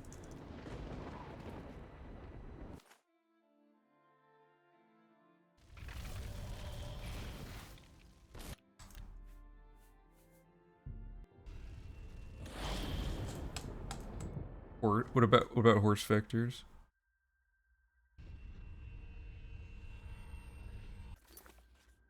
Uh-oh. Okay, so this leads to nowhere. Did I close 20 of these? 1, 2, 3, 4, 5, 6, 7, 8. Curiously, it didn't even spawn that one. It could work for, TCL glitch could work for the horse vectors. We would no longer be on a horse, though. I can't exit because it leads to nowhere.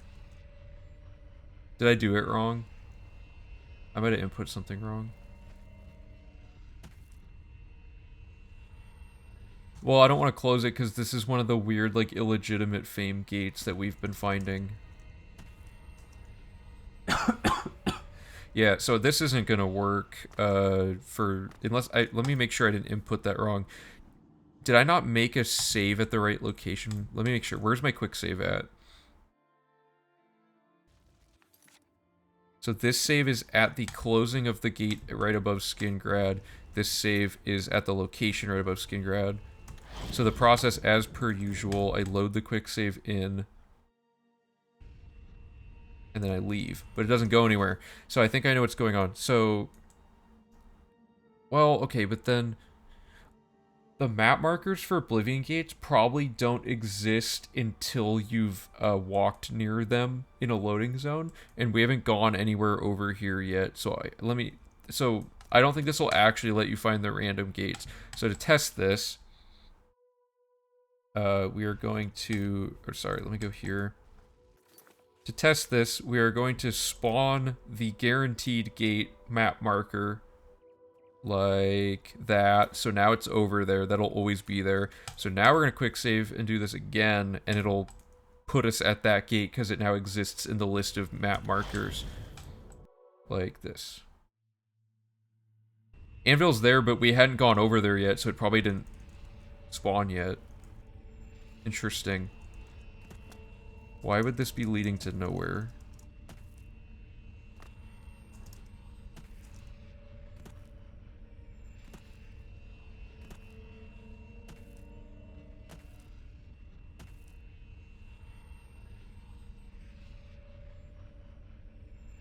Yeah, okay, let's try finding it.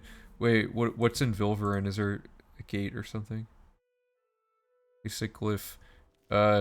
Phoebus found a way to potentially find all the random gates without actually having to find them, but right now we're running into some troubles with it. Okay, the random gate at Vilverin. Oh yeah, oh, the Anvil Gate. Yeah, okay, so the Anvil Gate is a set layout. Oh, okay, yeah. All the ones that aren't showing up are set layouts that are remaining from the city gates. And let me just double check against the map here.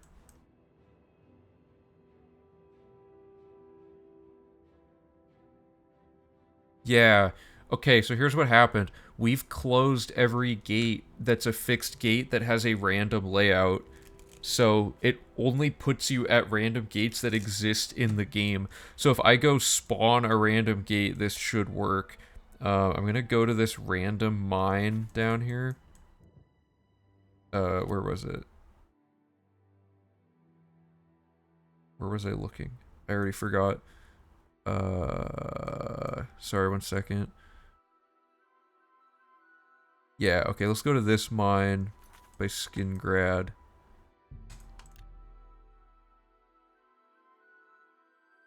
Oh yeah, Vilverin.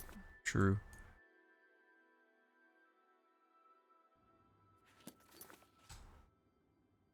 I don't even have Vilverin discovered yet. Whatever, let's just... Oh, there we go. Is that a fixed one? Oh, that is. Okay, so I'm just gonna go to this mine that's like really far north. Not really far, but you know what I mean.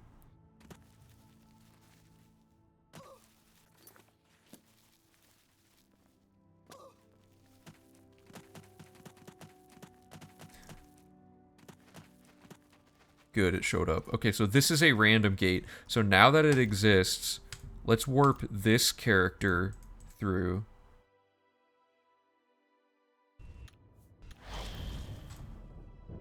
And now I think it'll let us exit out to the gate above Skingrad.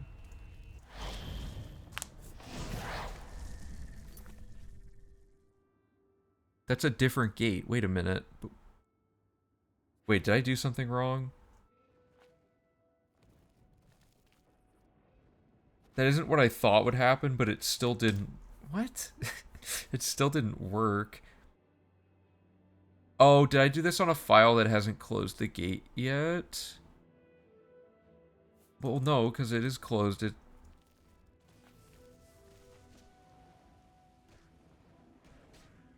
don't know what to believe anymore.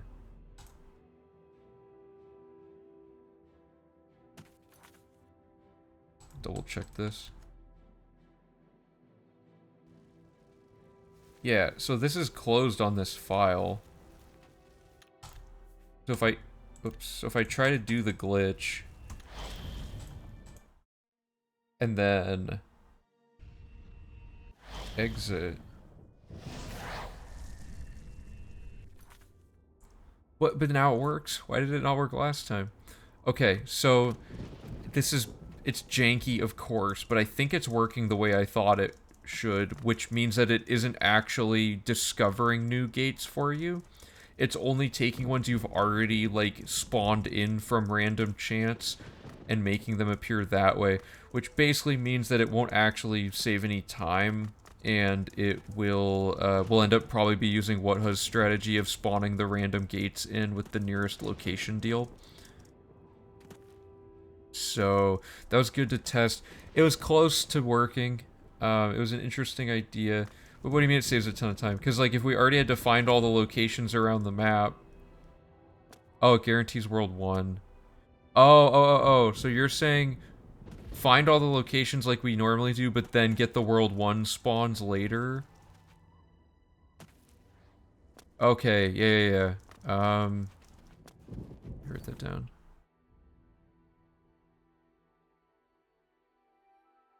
Okay.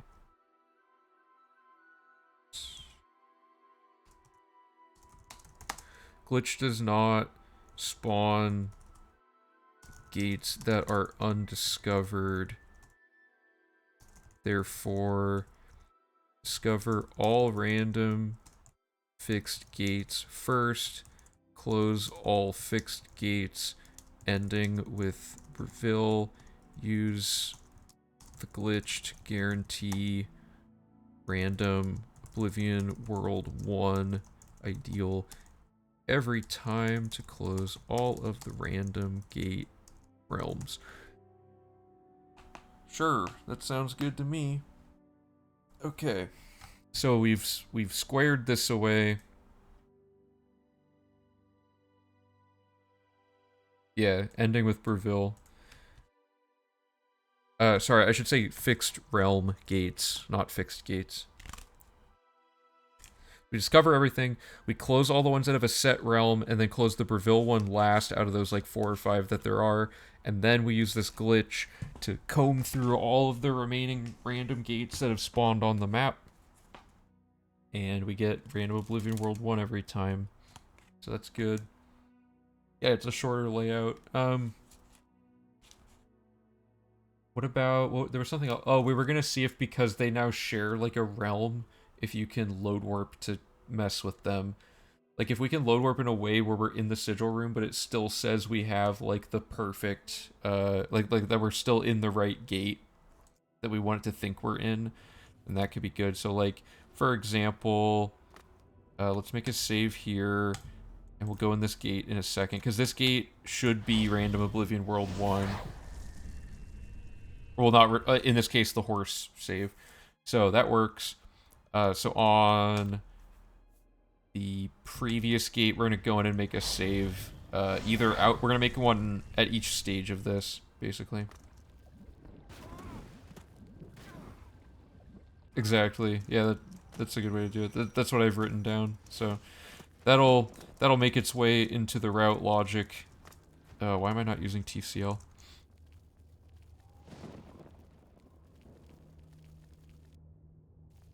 Okay, so we're gonna make a save here.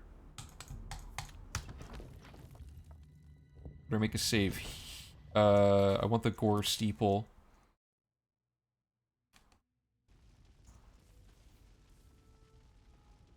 Oops, that wasn't what I wanted. I want to make that. What this could also mean is, if we find that no random gates are spawning anymore, and that we don't know what's the ones we're missing, we can now use this to find the ones that were on the radar but not fully discovered. So that's kind of interesting. Give me the gore steeple. This might be one of the towers that can't give you the gore steeple or something dumb. It seems like the gore steeple is like the least encountered tower layout.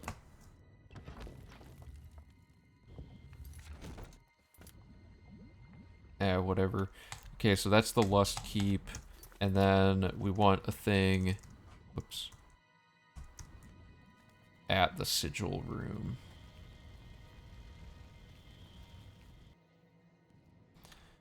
Oops. Okay, so we have our 3 saves that are at various stages along this tower and the save directly in front of the gate. So what we want to do now is we have this save that's like not in this Oblivion world yet, but we've turned it into a horse layout. So now it thinks we're in the gate, which is good. So now we're going to see if we can load warp. I don't think this will work because we're already in this cell, but let's see if this load warps us through this area. This doesn't unload the cell, but it might do something.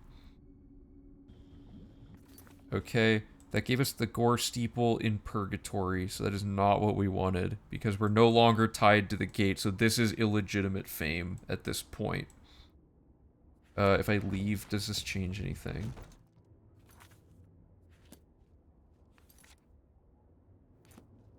What?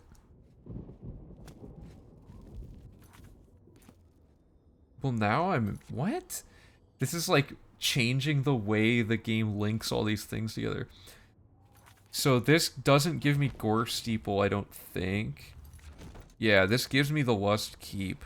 But it just, like, you saw what I did, right? Like, it teleported me out of this gate, but then we got linked back into it. Like, this is the horse layout, right? Yeah, so we're in the correct gate. We could even, let's just double check. This could skip even having to get a layout that matters. We could just, I mean, we could get the Breville one because it's fastest anyway, but after that, it's like, huh, that's interesting. So the process was... We have a quick save right after entering the gate. And then we load warp our person who's in the gate into a random tower.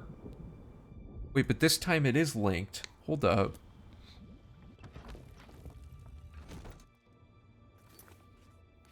Oh, I'm scared this is gonna break something. Well, we're in here now, so let's see if closing the gate breaks everything.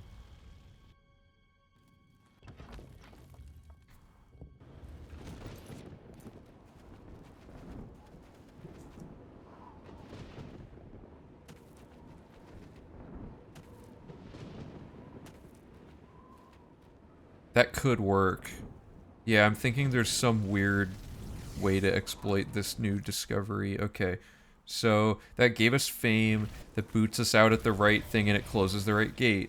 So I'm going to write that down before I forget, but that's one potential solution. Now we should try what Ho said, which I was going to get to, is there a way to get even farther into the tower? So first of all, we did create a save outside of the tower of the Breville gate.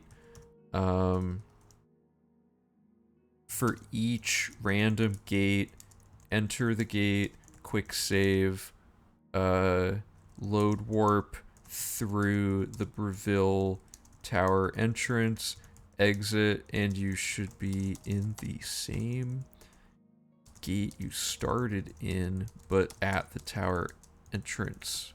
Okay, so we'll have to test that more thoroughly later. But now let's see if there's a better one first and foremost. So, the next stage of it would be cutting out the middleman and just load warping straight out of the tower. Let's see if that works. So this would be placing... This should place us at the wrong gate. I don't think this one will work. Yeah. But if we go back in, are we now linked? We are. Why is it working like that? I don't get that. Okay, so that works even better. Create a save on the inside of the Breville Tower for each random gate. Enter the gate, quick save, load warp through the Breville Tower exit.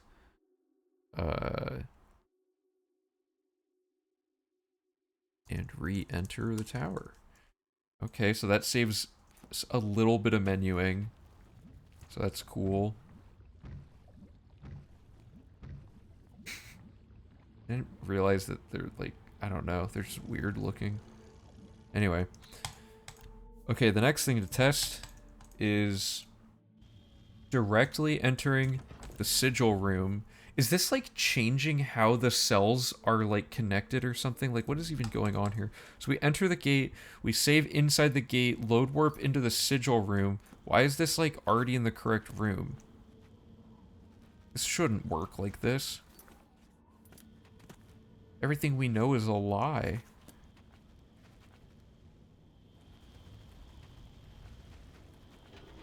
It seems like it's working, but things seemed like they were working before, so we have to be cautious. Yeah, we're doing... It's something like that, I think. Because... Okay, so that's clearly the best way to do it. That's borderline instant gate glitch right there, and that... Yeah, okay. Okay, so the best way to do this was create a save outside the sigil room for the Breville Tower, and then for each random gate, do the Phoebus setup, then enter the new gate, quick save, load warp into the Breville sigil room, should link you to the new gate and let you grab the sigil stone. Can we try a new random gate with the old saves? Yeah, so theoretically we would have just closed this one. So you're saying so that we don't have to make a new save every single time, right? Okay, so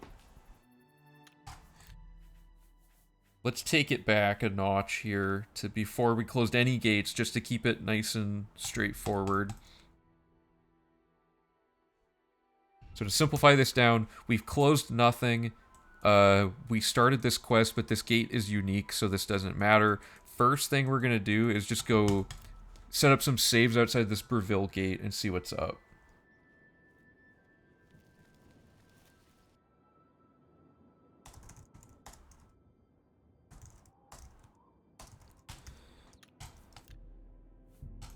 Okay. Okay, let me check the Discord really quick. Scripts. Okay, let me pin those. Or I'll pin the first one because the other ones are just right underneath it. Oh, I hit the... Why does Discord have a pin limit, dude? Okay. Alright, Lex, we definitely have solved attributes. I'm gonna unpin your attribute message, since it is now confirmed absolutely going to work. Okay, so step one, we make a save outside of the Breville Gate for the sake of Phoebus's glitch. Then, good, the Breville Gate has the layout we need. We go through the gate. So we're pretending we haven't closed any Oblivion gates yet in this playthrough. And we're going to close this gate as normal. But before we do that, we make a save right here for all future gates. And then we close this one.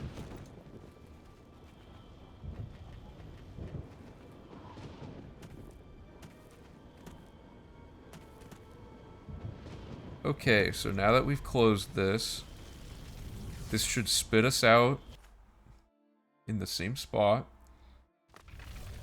We quick save, we load, oop, no, not that one. So we quick saved after closing the gate. So we should have Kvatch plus this gate.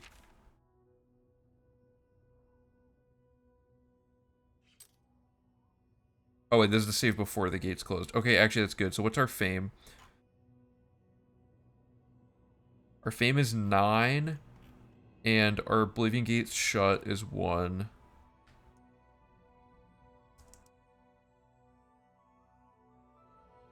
Okay. So we're gonna load warp the closed gate save file through here, and then exit to connect us to a legitimate Oblivion realm, which is going to be this fixed gate, and then we're going to make a new save to set up the next iteration of this.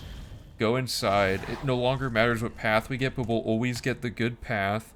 And then we're going to make a quick save and load this other save, the sigil one, with our current version. This links us to the correct gate in the sigil room, and we close it like normal. Okay, that's like as fast as I think this could be without compromising the fame earned. So this should now be our second gate, or our third gate closed, because we have the Breville gate, Kvatch gate, and this fixed random gate, random layout gate. So this gives us 3 gates shut, and we should have... We start with 9 fame, so it should be 11 fame. Wait, how are we at 12? Did I do the math wrong? Or wait, no, some of them give you extra fame, actually. The Breville Gate might be one of those. Let me see. Yeah, okay, so the Breville Gate gives you 2 fame for some reason, plus the one from this random gate, so we should be at 12. And then after you do this, and you've closed this gate, then you quick save and repeat using the gate save. Wait, did that actually... Yeah. Using the save you just made. So this will let us exit to another legitimate gate each time if we found all the gates. Okay, good. And then we make our new save. And let's just try this again. Make sure nothing weird happens. Quick save, sigil.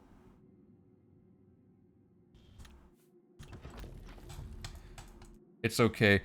As a player, we won't need to know what's going on. Oh no, no, it only works once. It only works once. Because now we're not going to get the fame. We'll be at 12 fame. Yeah. So you get the gate shut, but you don't get the fame. Man, that was so close to working. Okay, so is there a way to... Okay, so what's the step you thought we needed? Because we might actually need it now that that only worked. I need... Actually, okay, let me see where along the chain this broke. We're in the right gate. Why does it have a different layout?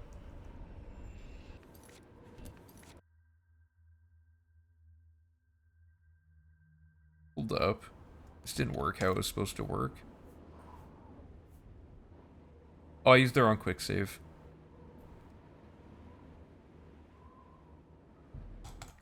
start this over. We need to close this gate because I have the wrong quick save.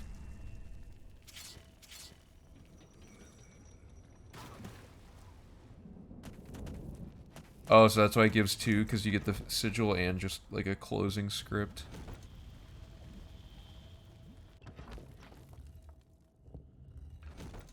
Oh, wait, no, I don't want to.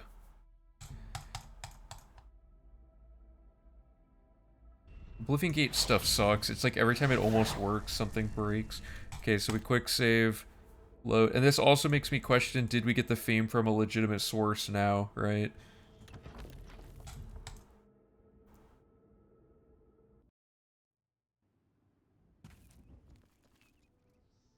What did I do wrong? I did something wrong. Try that again. I should quick save, load the sigil room, and do it, right? Did I do the wrong thing and I didn't even notice?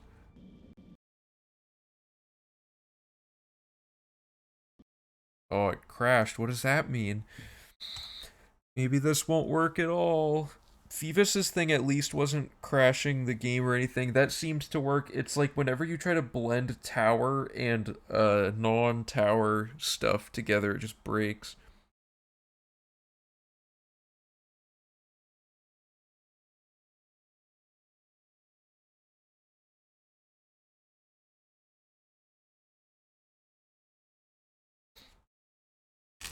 And World 1 is so fast. Yeah, I guess. It would just be nice to not even have to play the Oblivion realm at all. You know what I mean? Why is it taking so long to launch the game? There we go.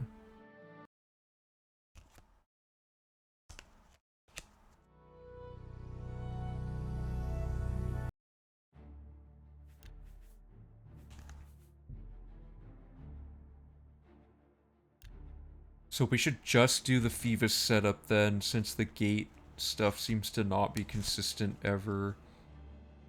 I don't know if it counts as a legit source since it's layout 2 or 4, because the other layouts, or unless it's layout 2 or 4, because the other layouts, the tower isn't linked to the Oblivion realm. For random gates, though? Or are there certain towers that can't appear? Let me look it up.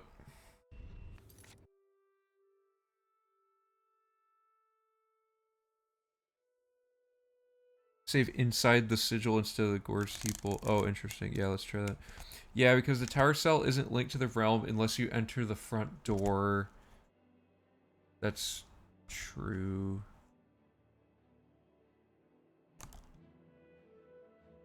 Tower cell isn't...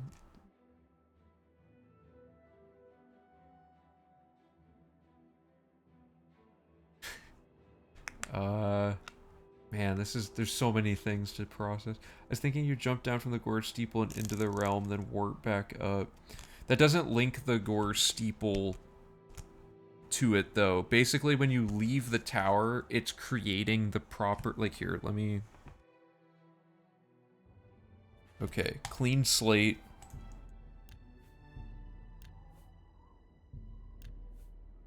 Okay, we're starting back at the Breville gate. I'm going to activate permakey again.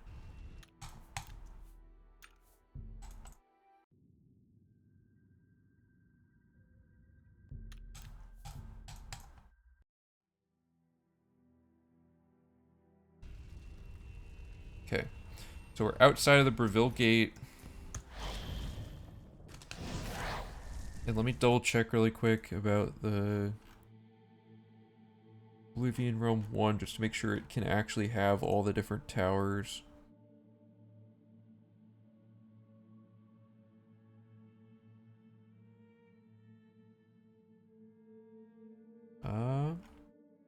I don't see anything that says it can't have a specific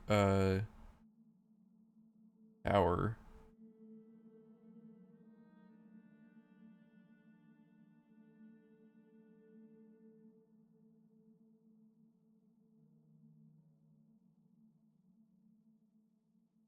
Sigil keep is randomly chosen.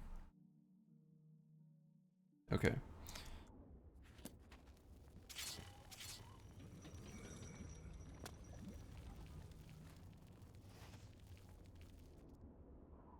If you leave the door from the load warp into the tower, is it linked properly? So, okay. What I was doing that seemed the fastest was to make a save here, because it generically links you to the Wastes of Oblivion, which I believe will just be whatever you want it to be. So if I... What is this tower layout?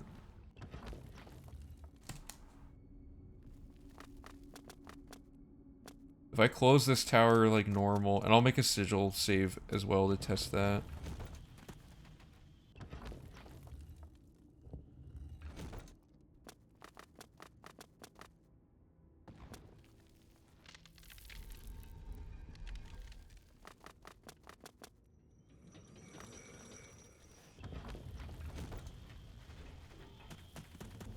Okay, let's get this rolling.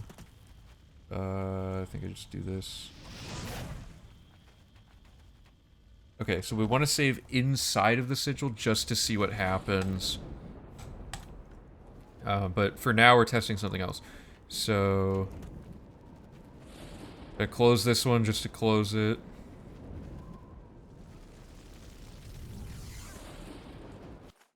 Okay. And then we're going to do the FIFA setup. So I'm going to make a hard save so I don't have to keep doing this. But you quick save, and then you load your reveal thing. Load warp your quick save through the thing. Now we're in here, and then we exit. This will put us at a tower we've discovered, which will be this one in this case. Make your next save for the Phoebus thing. And then if you enter... Or yeah, so then if you enter, and then you quick save, and you load the tower door save, I believe this properly links it. Oops. Because, wait, what? But if I go back in... Now I'm in the right one. I don't know why that works. I bet, though, that this won't work after a second try. Go back out really quick? Okay. I think this will break the same way the other thing broke, personally. So...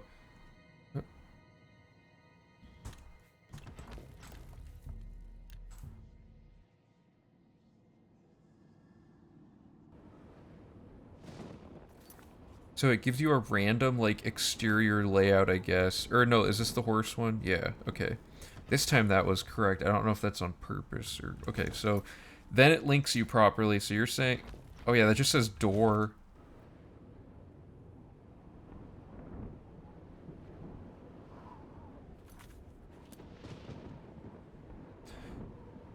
So I'm saying the door isn't linked unless you enter it properly. I think this isn't an issue if you're using gate 2 or 4 because the tower is fixed. So, okay, so by going through this, it gave us horse. Does it do that every time? Let me try this whole process again.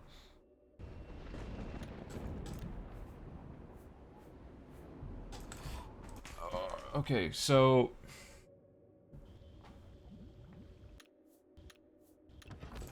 So, Valornan, you're saying if we use a layout that is guaranteed to have a specific gate, or a specific tower when you're in the realm, that this glitch will always give us, like, the legit fame because it's linked to the right tower each time?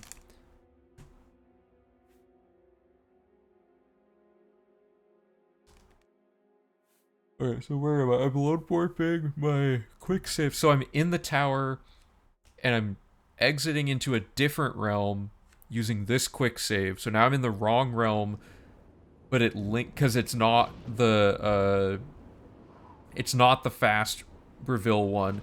So if we go back in, it has broken this link, and we're now in the Lust Keep inside of the correct gate, and now this just says door. And if you go through this door, now you get the right layout. So now you've properly linked everything. And then you go in. At that point, it's probably faster to just run up here. Like, because we can guarantee this layout, at this point, it's faster to just run here. I would think. But this does give you a guaranteed tower layout, because now we always get the Lust Keep. So if we go back to our Breville save and we re-roll till Gore Steeple, let's see if we can force Gore Steeple every time. Because that would actually be super fast. Okay, so... I didn't quick save, but... I don't need to quick save. Okay, so we get this layout. Now we want to see if we get the Gore Steeple. So let's roll this until we get it.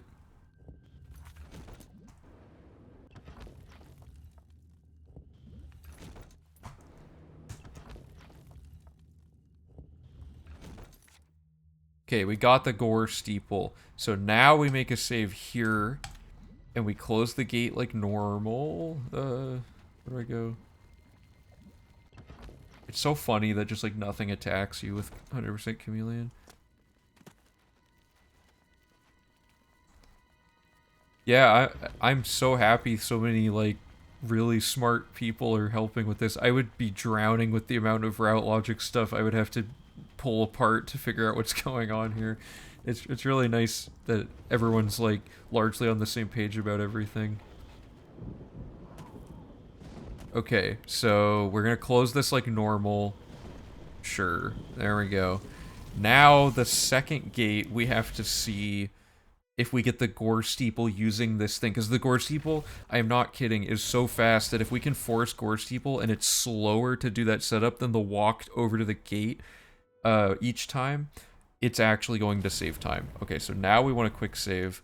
I'm actually going to delete all the non... Okay, I want...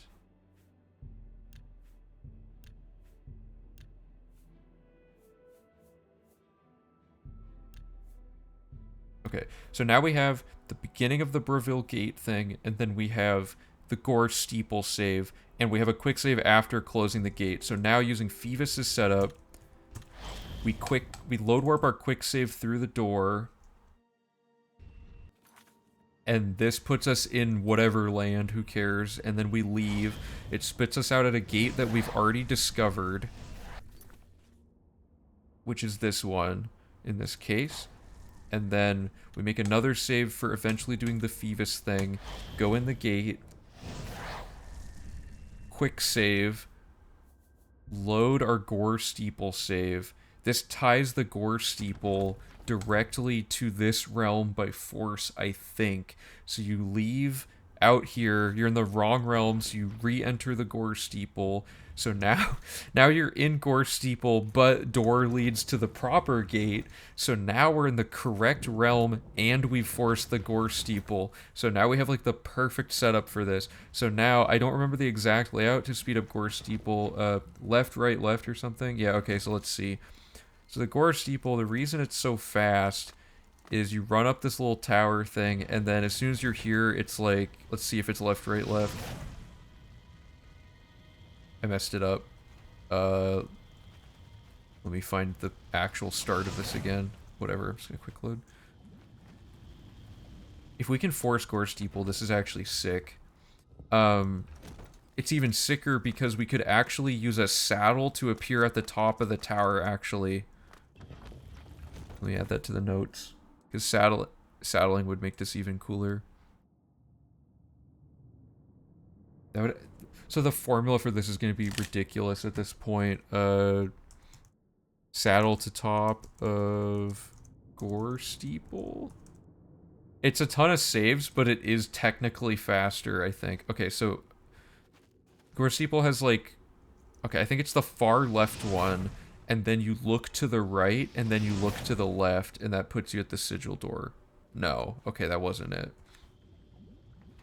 I should make the save closer to this thing. Once Gore Steeple's linked, you could just load warp into the sigil room, right? Possibly. Let's try it. Let me load the save in the old Gore Steeple.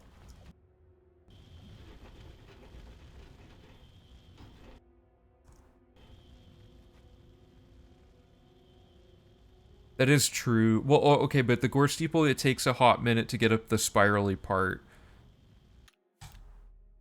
In all fairness. Okay, so now we're going to load the version of us through this door that is in the new gore steeple. Didn't work. Oh, because it's all one zone. We could load warp out of it.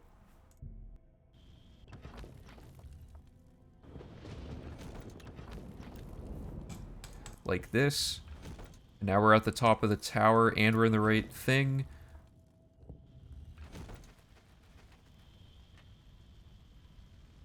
What? Why is the game like this? It loads half a tower? Why is that a thing? Oh, it's like a... What? Why? This game never fails to surprise. Like, why would this be the outcome of doing this? I don't even know what... Okay, but... You know, we closed it. So let's see if we can do that again, I guess. Oh, this is so dumb.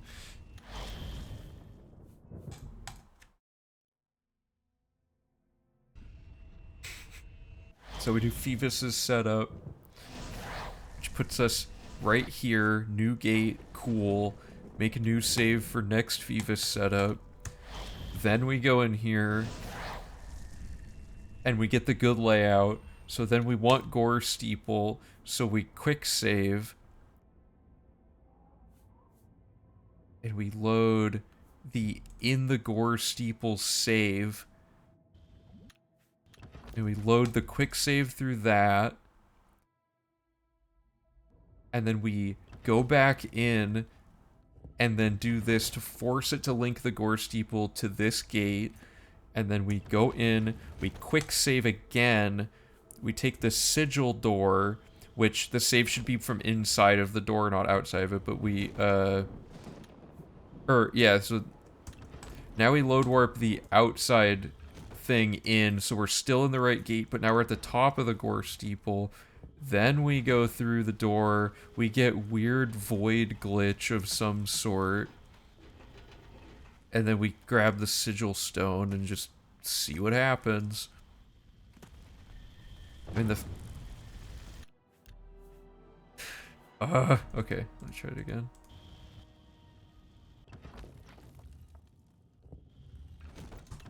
The fact that we're load warping out of this, I think this makes it not glitch out, right? Like, I think you're right, Valorant, and this properly links everything in the game's mind so that it... Because if it didn't work, it would have already kicked us out of the gate for trying to enter this zone. So... This also begs the question, is there some way to simplify this more?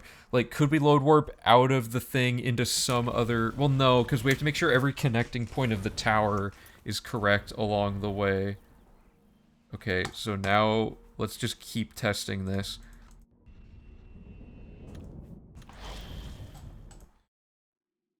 Fire Calm does 5,000 damage. Wow. Okay, so this puts us at a new gate. Cool. Make a Phoebus save. Go in. So we get Gore Steeple, quick save. Load from inside the tower. The whole Oblivion gate closing process, oops, is going to be loading screens now. So we need to make sure we're in... No. We need to make sure we're in, like, a legit tower. So we load the quick save into the wrong tower so that...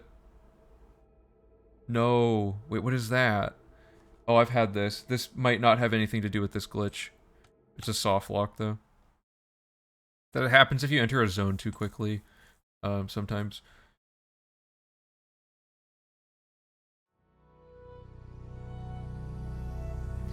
Load warp into gate, load warp into tower,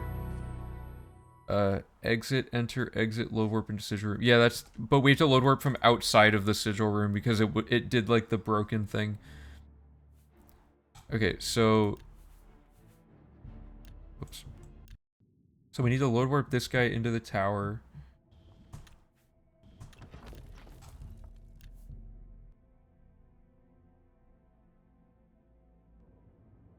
And then we need to link it by entering the wrong version of the duplicate tower to exit into the real world to go back into the real tower. You can also quick save, quick load outside the tower to force clear the room. Would that link it correctly, though? Do we want to do that, or do we want to make sure we're in the gore steeple to trick the game? And then quick save, and then sigil.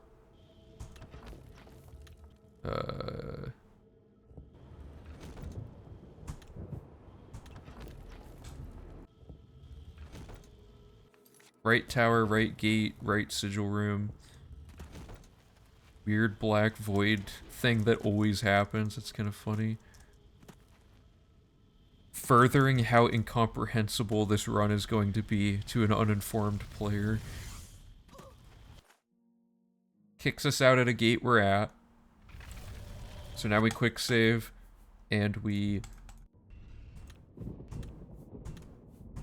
load warp through that quick save. I'm going to do it again. If it works more than once in a save without the game crashing, then it's hopeful. Exit out here, new gate, cool, new save, repeat. So, should get the right layout, quick save, load this. Managing these saves is going to be kind of annoying. We could delete the previous save each time, though, and just leave these 2 saves here. Go here, and then... Alright, so you're saying, quick save, quick load here would do something? It doesn't appear to have done anything. Yeah, it still linked everything properly. And then we don't have to close the tower. This also means we don't have to roll the gore steeple, which is nice. So now we do sigil save. I'm gonna actually make a new save of this.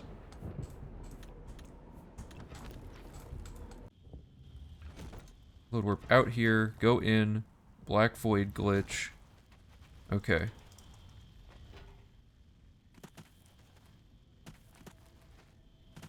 From this point out, now that we know this much about gate stuff, if anyone claims to find a way to make this faster, we might need to have them prove they can close all 60 gates organically, because it's like, I think we'll run into a lot of people saying that they found a new thing, and it's just going to be some weird broken variation of, like, the thing that does the instant gate glitch and stuff like that.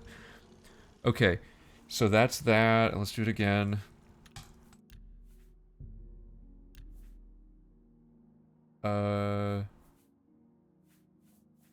This is so cool that this is working, though. It's nice that there's an actual improvement to the Oblivion gate closing process, even if it is like an excessive load warping mess.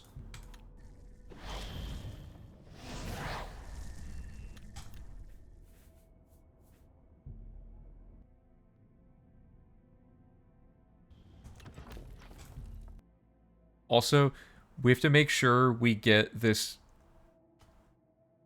No, it doesn't work every time. Unless I didn't wait long enough. Oh man, this sucks. Maybe we just intentionally crash the game every time.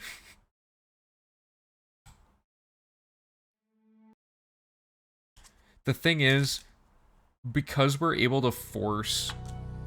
Well, okay, what didn't...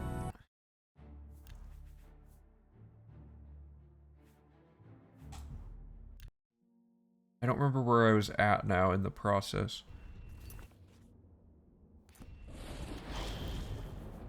No, I just want to go into it, I think.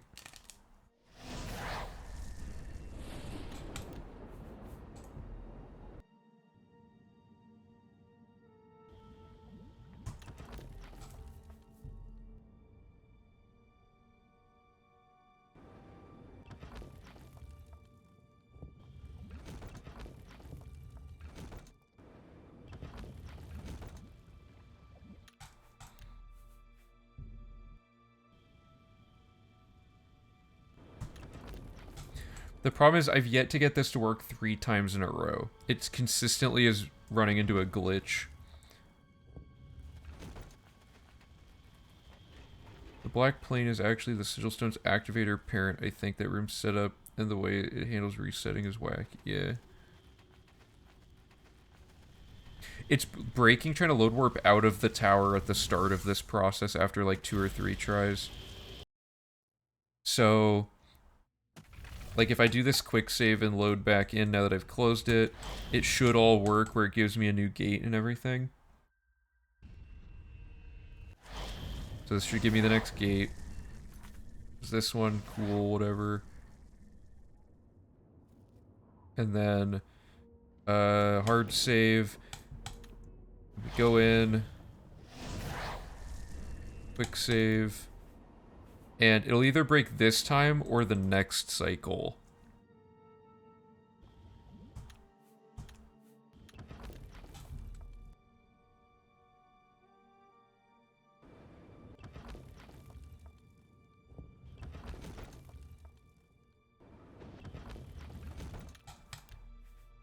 So this should work. I don't think the sigil door has been the problem. Or, no, wait, was it?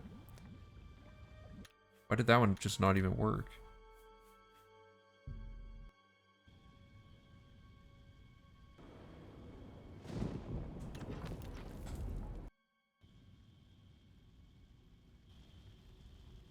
Okay, it worked that time. Yeah, so the third iteration of this should break.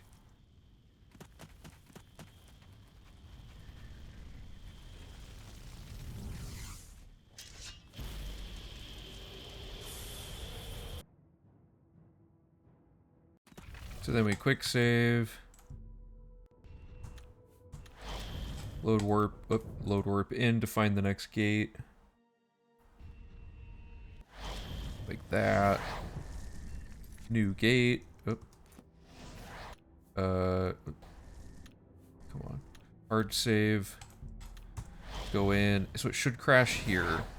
So if we quick save here and then try to load warp where'd it go? If we quick save and load warp this.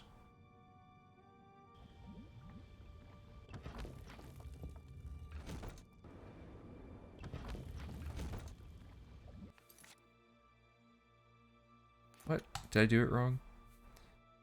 Did I not load warp or something?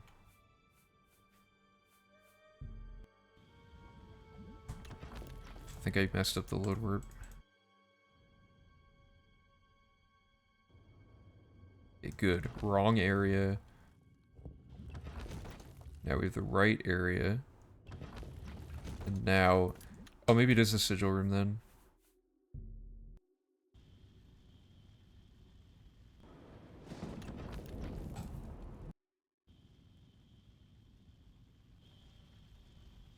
Or not. I don't know what's different this time.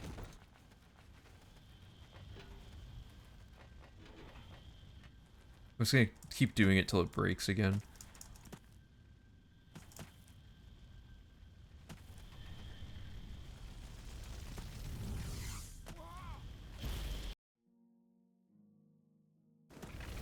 Quick save. Oh, no.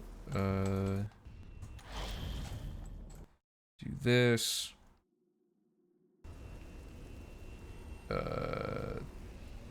Wow, there's no way to exit it from the other side. Go here to exit. Or, oh, no. Well, whatever. Hard save here. Go in. Quick save. This.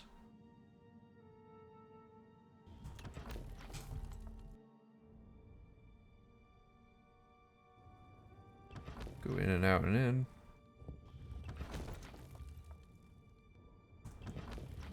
Save. Sigil room. Exit the sigil room. Go back in. Okay, I mean, the good thing is if it breaks and you close and reopen the game, it keeps going. So it's not like you're prevented from using the glitch. It's just it seems like sometimes that weird loading screen stall happens. But I've had that happen with other things too.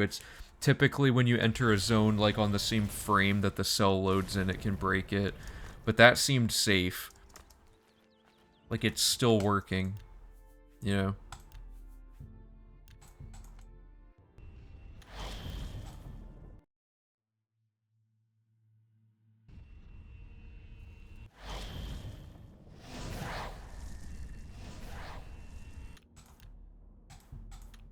I'll do it one more time, then I'm gonna write it down, and then we'll move on to something else. I wonder if we lose time trying to find this in our menu scrolling. Maybe you should check Fame and Gate closest to 16, and maybe also check Show MQ Open Gates to make sure this doesn't open up potential extra 20 gates. I mean, it can only link to gates that are already spawned in, so it doesn't create new gates.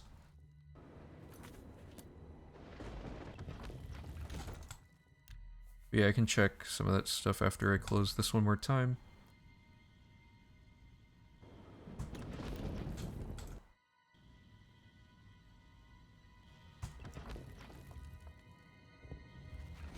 It's so funny how we had to, like, load warp every stage of the gate process to get it to function correctly.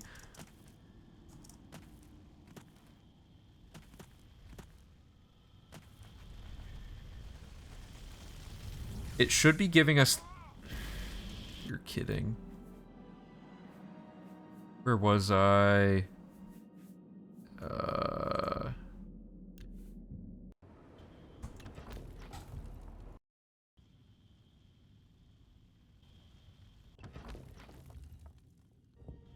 I can check which gates we've closed and stuff in a second. Why do I always mess this up? Okay.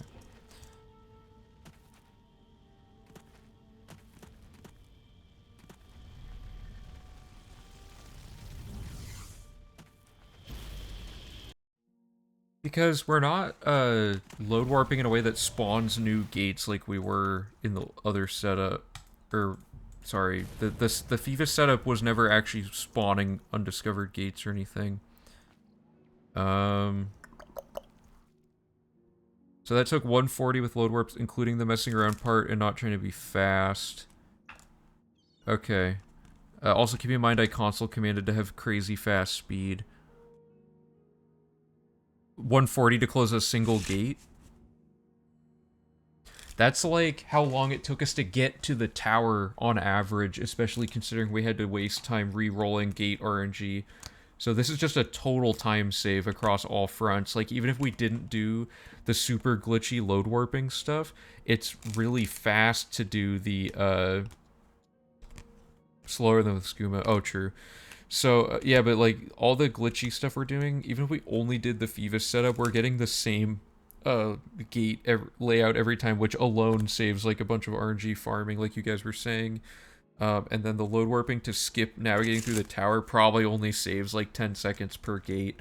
But that's, you know, that'll still add up. That also means that Max and Zane have to get pretty good at knowing how to do load warping, because the gate split is now just going to be closing the gates constantly. How fast can you do the towers since the world is set? Oh, do you want me to just... Yeah, I can time really quick how long doing a single one of these is.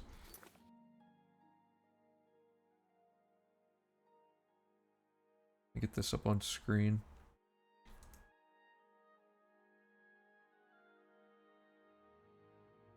Sure if my global hotkey's set for time. Yep. Okay.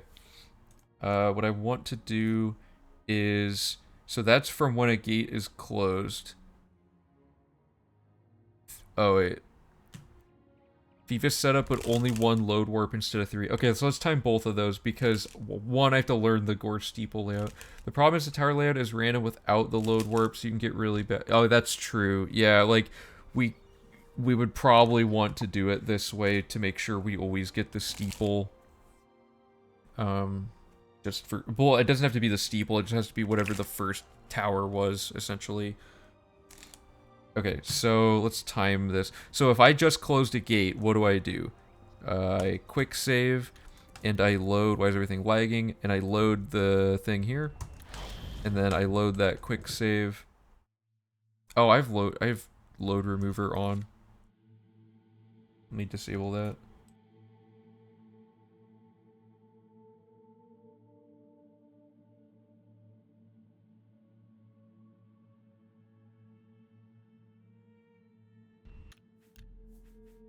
Okay.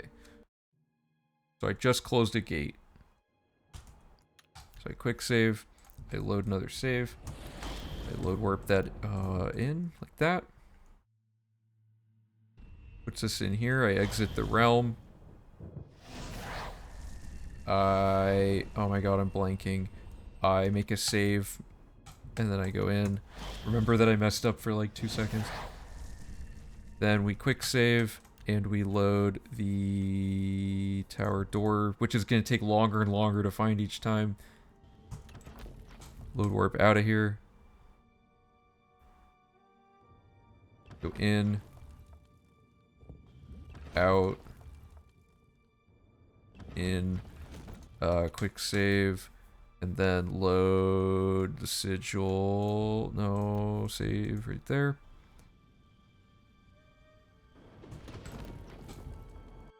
Load warp out of there. Here we are. Go back in. Climb the tower, which will be dependent on movement speed. Grab the stone and fall down. And then time as soon as I hit this. Okay. So yeah, that was like 1:20 with error. I think... Because this will work with like 40 of the gates, right? Or no, like 50 of them or something, like a lot more. So 1:20-ish per gate is pretty good. That means that the gates take like an hour, like a little over an hour, you know. So, I mean, I'm trying to think if there's any...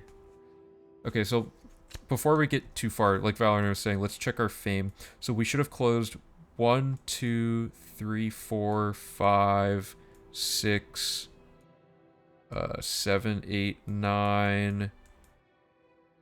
Not that one. 10.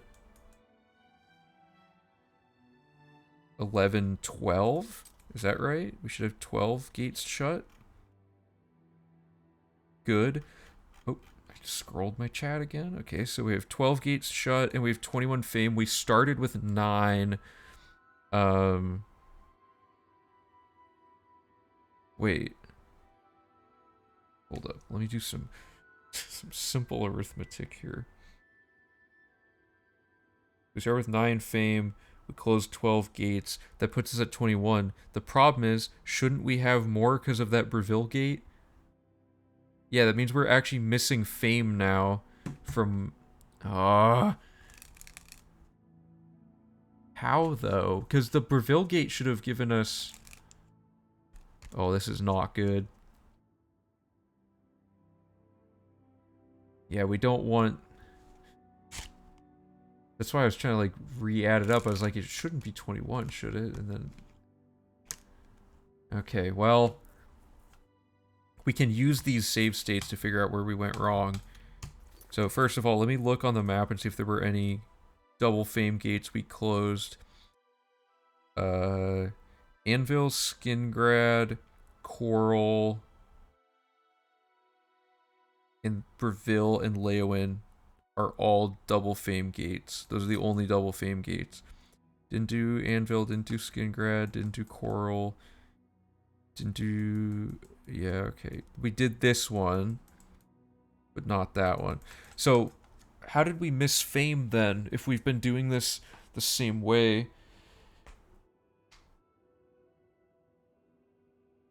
Because it should behave the same every time. Oh, man. Yeah, I'll check fame on each save. So we should be at 22, right? Because we should have this plus all the stuff we just closed. All the other stuff we just closed. Because this one's worth 2 and the other ones are each worth 1. Did I miscount the gates somehow?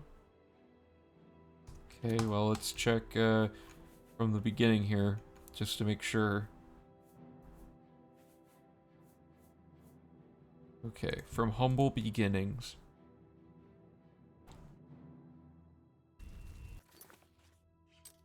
So this is prior to closing, or yeah, so we haven't closed the gate yet. We're at 9 fame, correct? And this is the only gate we'll have shut that is a double fame gate. This save is us after closing the Breville gate and before the second gate. So, fittingly, we got the double fame from Breville, good, and we got the gate shut. So, after that... How many of these did I do? Okay, so we just checked that one. So, now we need to check... This is after closing that gate. No, we closed the Kvatch gate earlier in the run.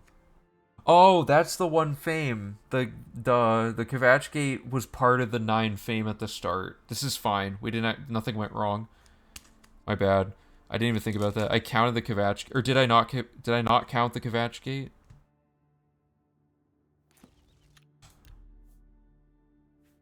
Okay, let's load the newest save.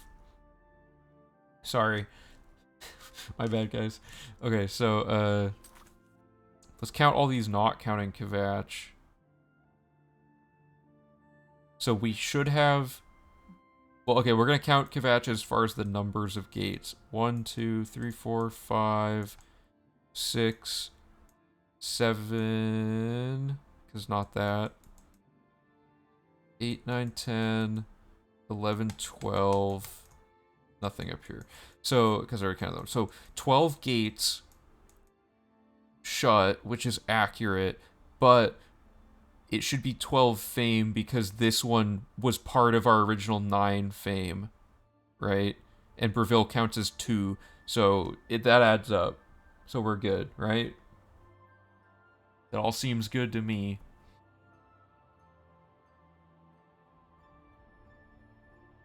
Because it's like 11 new gates that equal 12. Yeah, okay, so... Yeah, okay, this glitch then...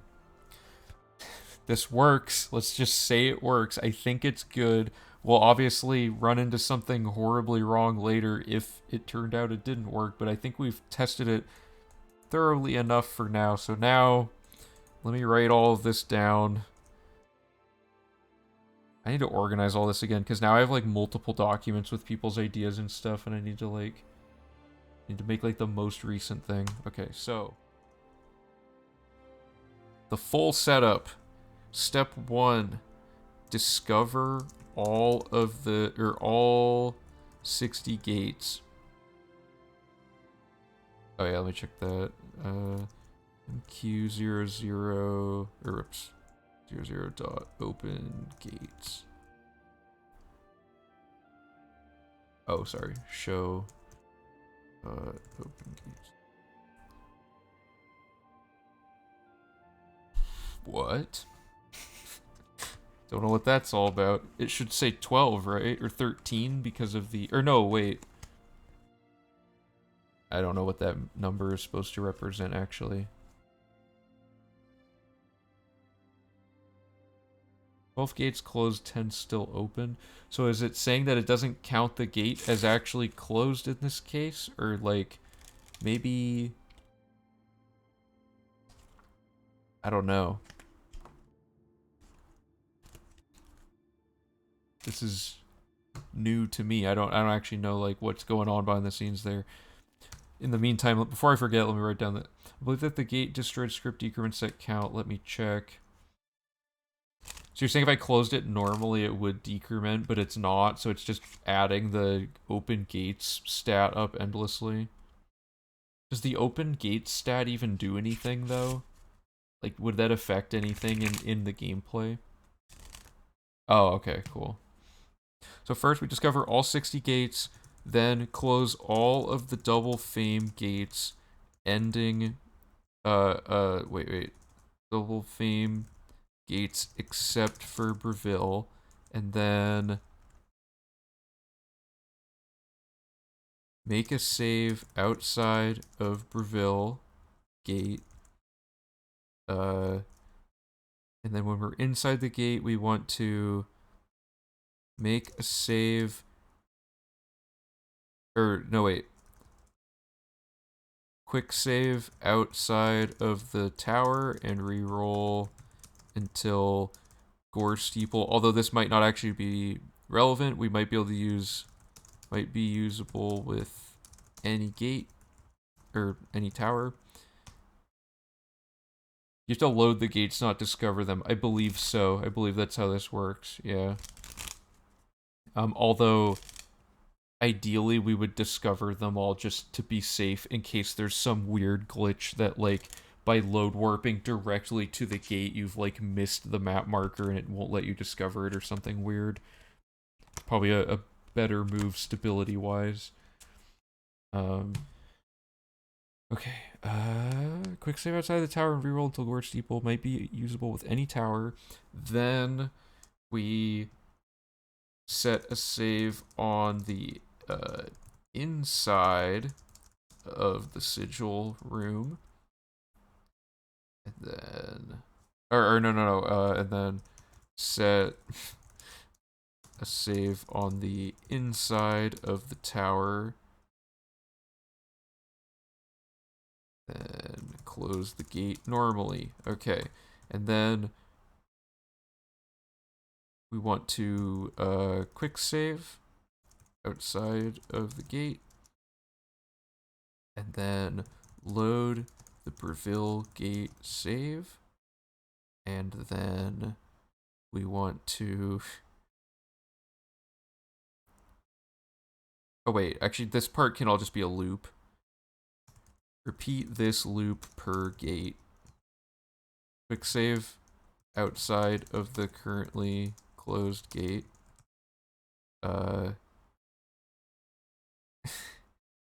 Quick save outside the gate. Load the previous save outside of how do I word this well?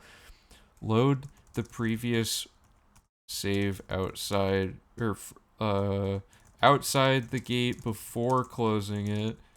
Load warp the quick save through the gate. Exit the Oblivion realm. Enter or make a hard save outside the new gate.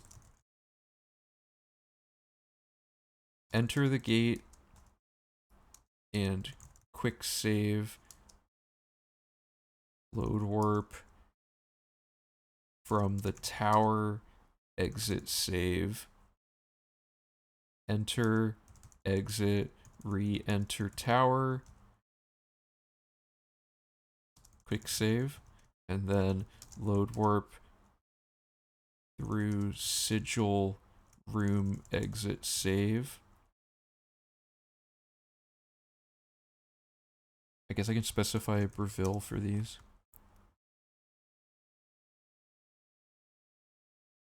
Load warp through the Breville sigil room exit save. Re-enter sigil room. Close gate as normal. Repeat until all of the gates are shut. Oh man, that is such a process. But the whole turnaround is a minute and a half, probably on average, because we're probably going to mess it up a little bit during the run. Refer to the saves as A, B, C. Yeah, I mean, for now, I'm just going to do this so that I can, like, retain my sanity. I'll figure out, like, the best way to word it later, but this is just good enough that later I can go back and figure this out. Okay. To be clear, when a cell containing a gate is loaded, the gate runs a script I posted in Discord, which has a random chance depending on the main quest progress to spawn the gate. Right, yeah, so we're doing this with the highest chance because we've completed Dagon Shrine before doing this phase, right? Let me look at the script, actually.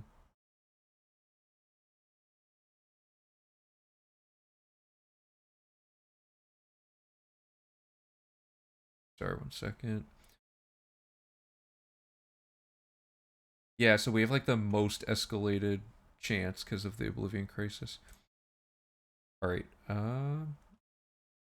A little worried now because nothing actually decrements that counter that I can see. This needs testing further, but this would actually let you spawn all 80 random gates, not just the first 60. There's nothing in the game that does it because we've never been able to get a 61st gate to spawn. There's probably a script somewhere that just says like if there's already 60 gates, don't spawn anymore, or if there's already 40 or whatever.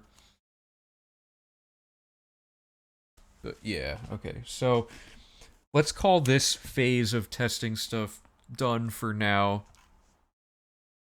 This is no longer the money here. The money is right here. So thank you, Phoebus, for finding this, and thank you everyone else for helping figure out how to work it in with load warping to make it even better. So that was a pretty crazy Oblivion Gate session there, but I think we've finally cracked Oblivion Gates enough that we can like call it good and not have to revisit it much for now. So that checks that off. So good job, everybody. We did it. We're not spawning additional gates. Yeah, but we can find them using the map that you had where we can just like enter and exit zones. That won't take very long at all. Re-rolling is like you just inside of the dungeon you're in, you just quick save, quick load, and then exit over and over. Yeah, so everything should be fine with that. Okay, so we did the fame announcement. We have the fame thing tracked here. We've determined combat is painful. Used a new spell instead that is a 2-shot kill on touch. And this was, let me just write down this spell that we made. Fire damage 26. Okay, fire, frost, shock, damage. Sorry, was it 21? Am I dumb? 6 points on touch. 1 second. And then we had weakness to all those things. 100 points on touch, 3 seconds. And then we have drain health, 100 points. And we're going to see if we can get away with just drain health. Drain health, 100 points. 1 second on touch. I got the ordering wrong, but whatever. And then finally, we want weakness to magic and then the fortify.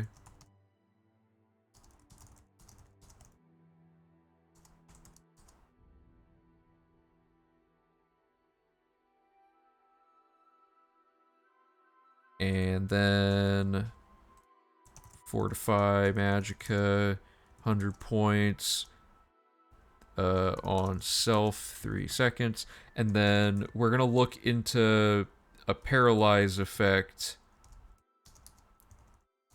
and see how this works. That was what we were going to do. So where's... Don't need this anymore. Yeah, here we go. Oh, sorry, let me test that spell menu out that you guys were talking about.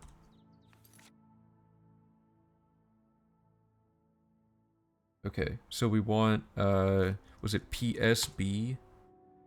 Oh god, it's not a menu, it just adds all of them, okay. That's how much it costs to cast the arena thing? That's wild. This is, kind of messy to do it that way. I'm probably just going to add in the few things I need so we don't get flooded with too many spells. Where did Paralyze go?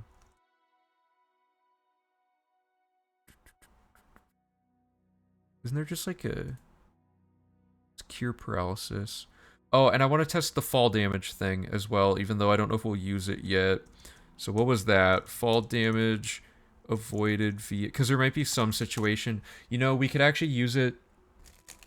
I guess it's not really worth setting up, but we could use it to survive... No, we don't need to do that for Thieves Guild anymore, because load warping. We don't need to survive the Boots of Spring-Heeled Jack fall. Okay, the open gate thing's fine. Alright, yeah, I mean, as long as the stat page in-game is checking off correctly, even if the behind-the-scenes stuff is horribly mangled, that's kind of like And as long as the save file reader checks off, that's probably still good, yeah. Fall damage avoided via paralyze on self and cure paralysis. Yeah, okay. I swear I've died while paralyzed, but maybe I wasn't doing it right. Okay, and then we're gonna make this spell again with a paralysis thing. So I want debilitate. So A9838.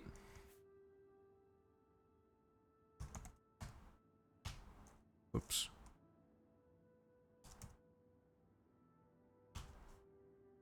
Okay, show spell making. Okay, we're making it again. So it's 26. A paralyze might add something to this, but this. So we might have to scale the damage down.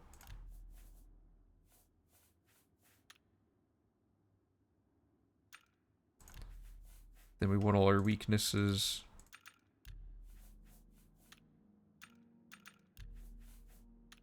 Oops. Then we want drain health, then weakness to magic.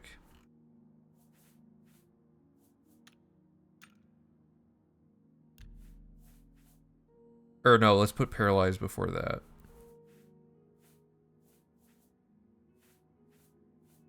Wait, where is it? Shouldn't I have it? Oh no.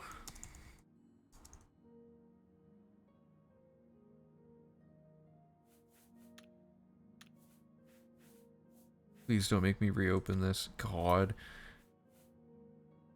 Oh man, okay.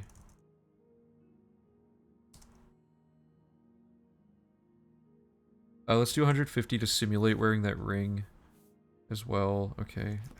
Let's do this again. Sorry about that.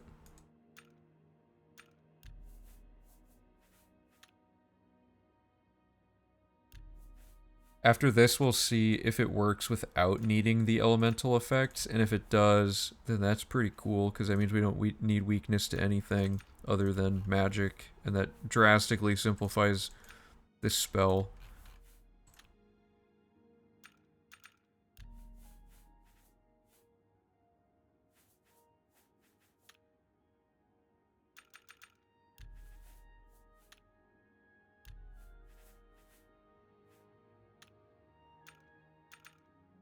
Whoa, Paralyze makes it crazy expensive. That, like, doubles the effect. Maybe that's not worth it. Okay, we're calling an audible. Let's see what happens if we remove everything but that.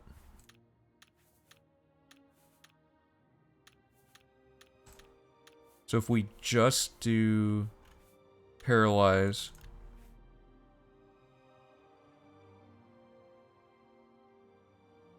Yeah, but Valorant, like, combat's gonna be really tricky if we have to move between two hotkeys at a time. That would actually be kind of difficult to execute. Drain speed 100 for a second. Maybe. I don't know. I guess we could try it, but let's start with seeing if we can do this.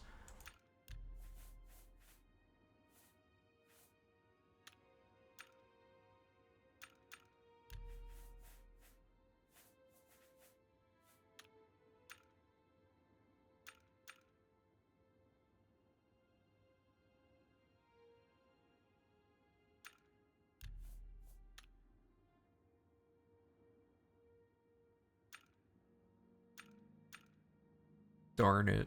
Okay, 68, I guess. Yeah, let's...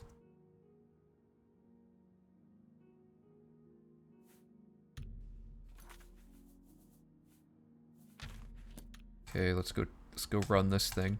We haven't tested that yet, no, Zane. We'll get to that soon. We're just making sure all the spell stuff is squared away first. Because the TCL thing is a huge can of worms, if it works. It's kind of funny, Because if you can go into zones and explore with it, we might be able to just, like, move through dungeons and instantly just get where we need to go. Drain fatigue. Oh, like, to get them to stop. Oh, because they pass out. That's a good point. Let me... Oh, that'd be better than paralyzed. Let me go test this on some guards, and then we'll see. Or guards aren't even, like, the hardest thing to kill. Let me loiter around, like, a gate or something. I don't know. Let's just go here. Shouldn't we be seeing, like, Minotaur lords and stuff? Isn't it kind of odd that the enemies around us are, like, a boar? You know what I mean? Oops.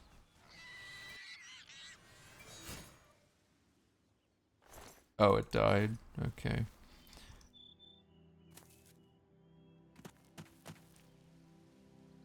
Yeah, like, wait, am I low level or something? I'm level 151. Everything around me should not be mud crabs.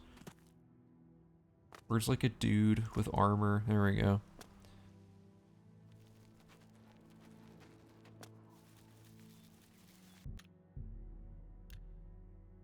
Okay, let's see how this goes. Did I not do the fortify on self? Did I mess this up? Oh my god. I'm probably really frustrating to watch because I always just, like, do really stupid mistakes like that. Okay, fortify magicka.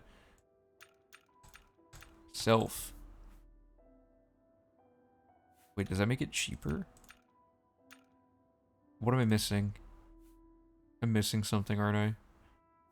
Oh, the weakness to magic. Ugh.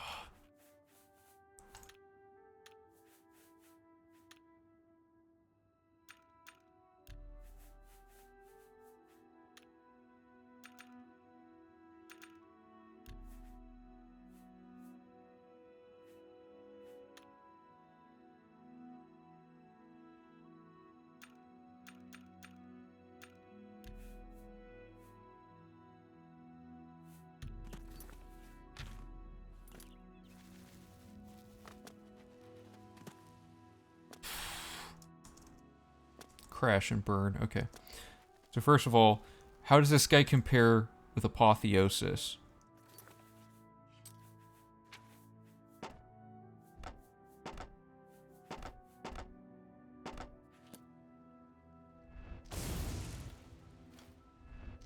Okay, so that guy's, like, decently strong, I guess.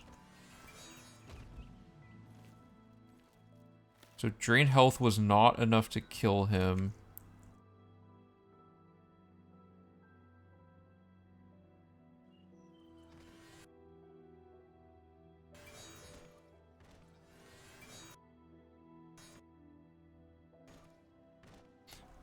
Oh, I see. The drain health would have to be longer because he has so much health that the 100 HP comes back.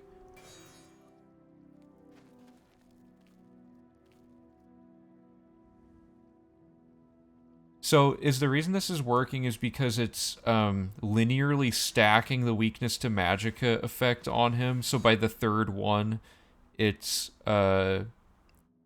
like enough stacks of weakness to magicka that the 100% or the 100 health damage is actually adding up to be a lot more. Because that didn't seem very, like, it linearly does it stack magnitude, or I mean duration, or just magnitude?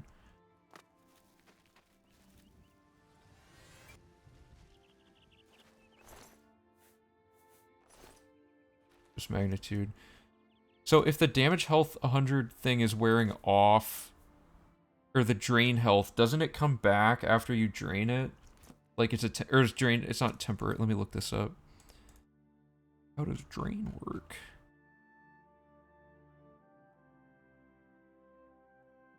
So that adds up to 600, but this guy has 800 health. So, or 840. Or is it, am I misunderstanding it?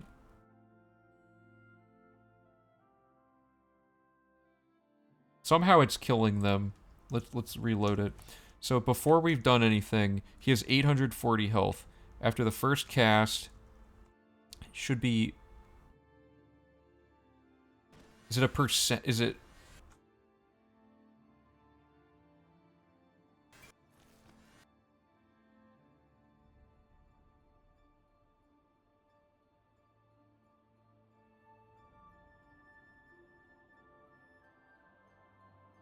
Oh, right, difficulty's part of it.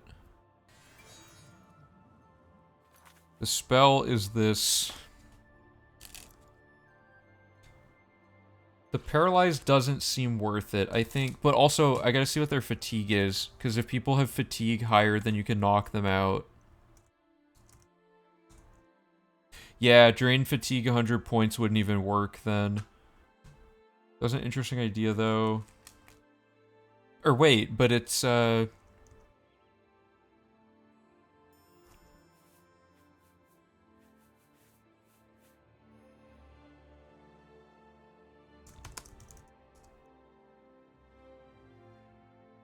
Okay, let me find a damage fatigue thing. Drain Endurance is actually a crazy hard effect to get a hold of. It takes too much time to go out of our way to get it, basically. Okay, Curse of Weakness. A97D2.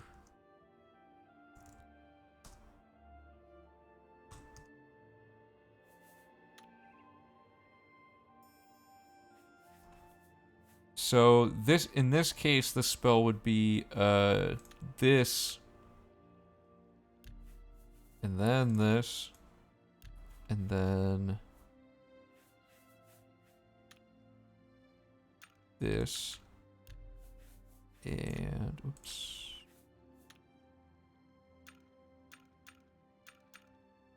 And this.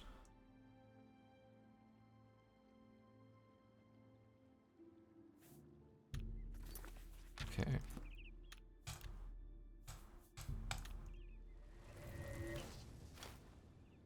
Okay, so that did knock him out. The other thing to consider, I guess, is that they don't really move when I don't have followers. Like, if I ever have to kill something for a quest, they don't... I guess this would work to do this.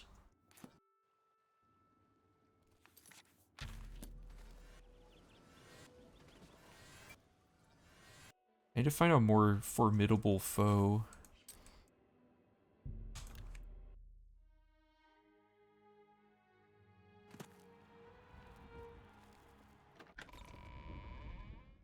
Calm can work. Even if they're getting hurt, they'll stop moving.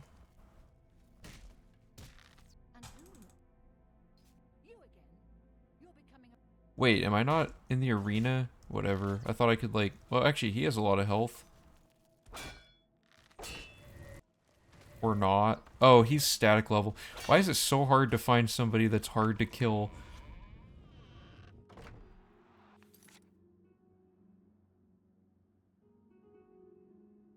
I don't know, maybe there's people still hanging out around these gates.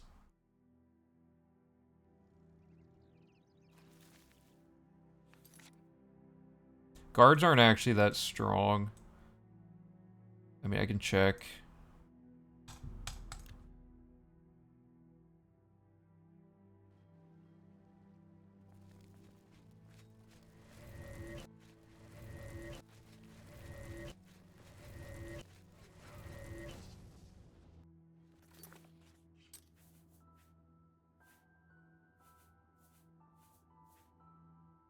What's the difference here?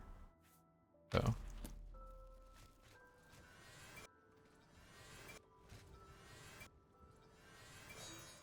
Those three, are they leveled?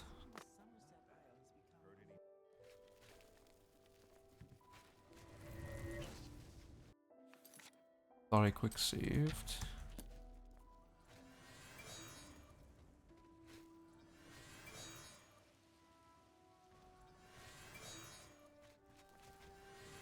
I mean, he takes 4, so their health just never goes away. We could spawn one in.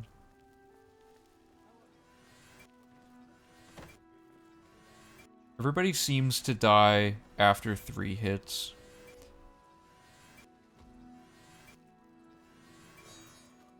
Well, I could just keep playing the main quest, because keep in mind, the only stuff we're going to be killing is at the very end of the run, I suppose, since leveling up at the start of the run would only, like, give us the luxury of putting... Well, no, we can't level up at the beginning of the run because of skill books, that's right.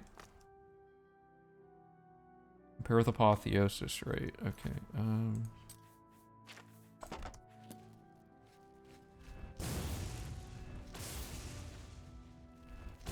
dies in 2 hits.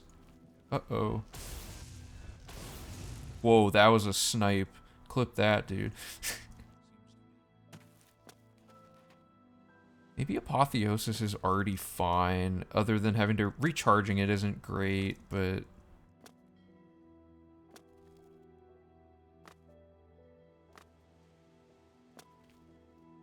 Yeah, health helps with fall damage, but if we level up at the beginning of the run, we can't read any of the skill books, right? That was the issue we ran into. Okay, I need to, like...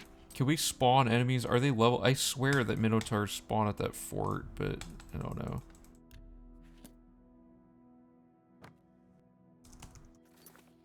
It was some random thing.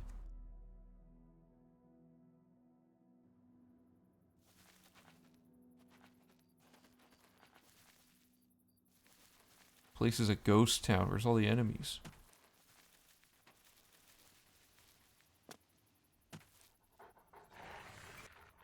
Oh, I thought that was a wolf, guys. No.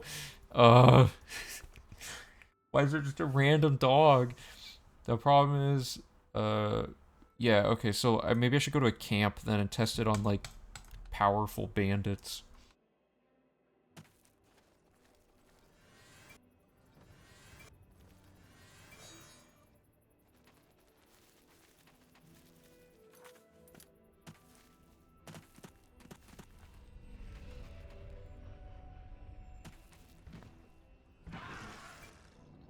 That died in 1 hit.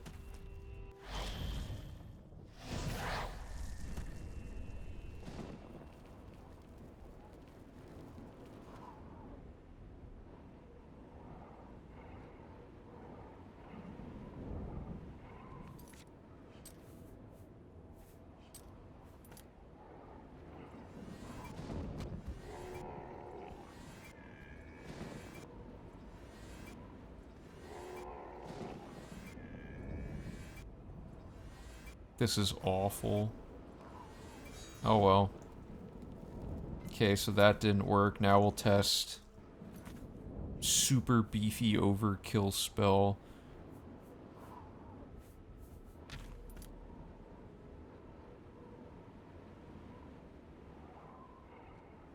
Oh, they're super weak to shock. Okay.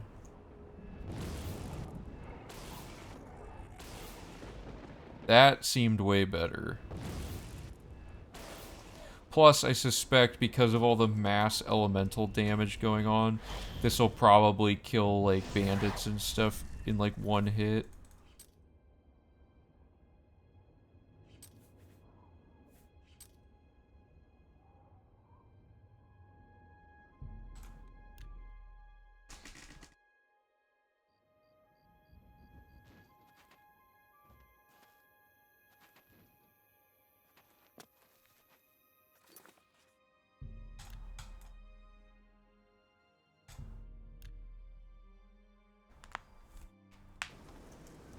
Are there any bandits? There we go.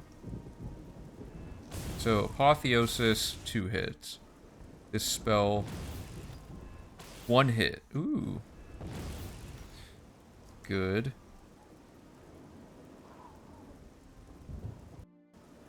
So, the only problem seems to be the Zivoli or whatever they're called. Because that guy, like, if you cast it once, there's so many effects that take a second to activate that he just straight up dies. Oops. What's something that would have... Oh, the mine, for the Malketh. There's gonna be some crazy overpowered stuff in here, I think.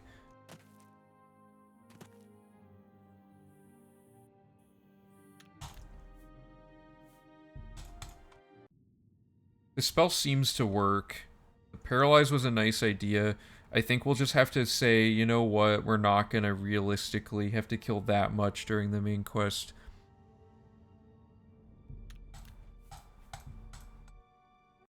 I just wish there was some way to work the main quest into this, so that we didn't have to have it be completely detached from the rest of the route logic. Why do they have such bad gear? Did things not, like, properly scale in level? They should have, like, Daedric tier stuff.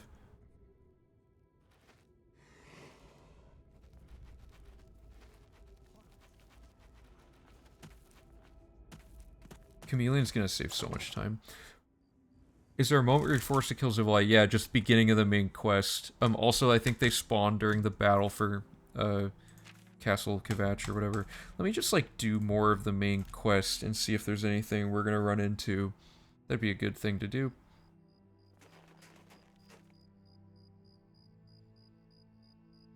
With Welkin Stones, you can go 100 for Frost Shock and Fire. Yeah, I just don't want to have to, like, be spamming the Welkin Stone, like, hotkey and duping it for stuff, but, I mean, I don't know. Wait, how did he see me? Whatever. We do already need to get Welkin Stones for something else, I suppose.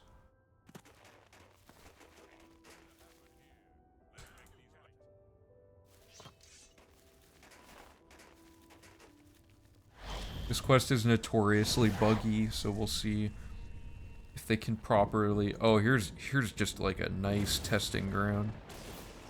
I mean, those die in 2 hits. Okay, well that time is different. Is it a random chance that it'll reflect or something? Because that's not too bad. I can live with this. It's the running out of magic thing that sucks. 50, oh, it's a chance. I thought it was a 50% of all magnitudes were absorbed. Yeah, okay, so that's just gonna suck, but whatever. That's unavoidable, I suppose.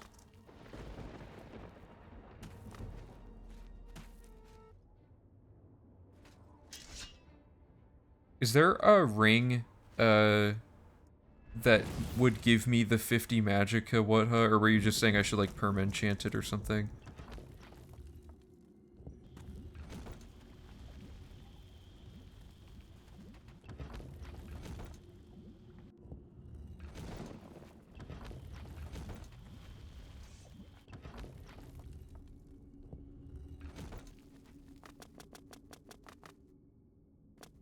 Okay, so what should we test after this? We should finalize our thoughts on the combat thing. I think this all works.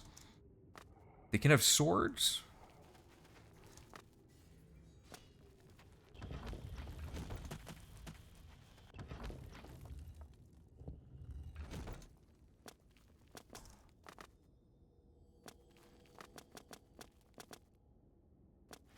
Okay.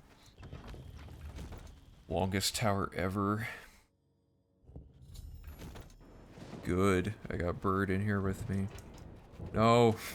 Why am I so bad at following this path?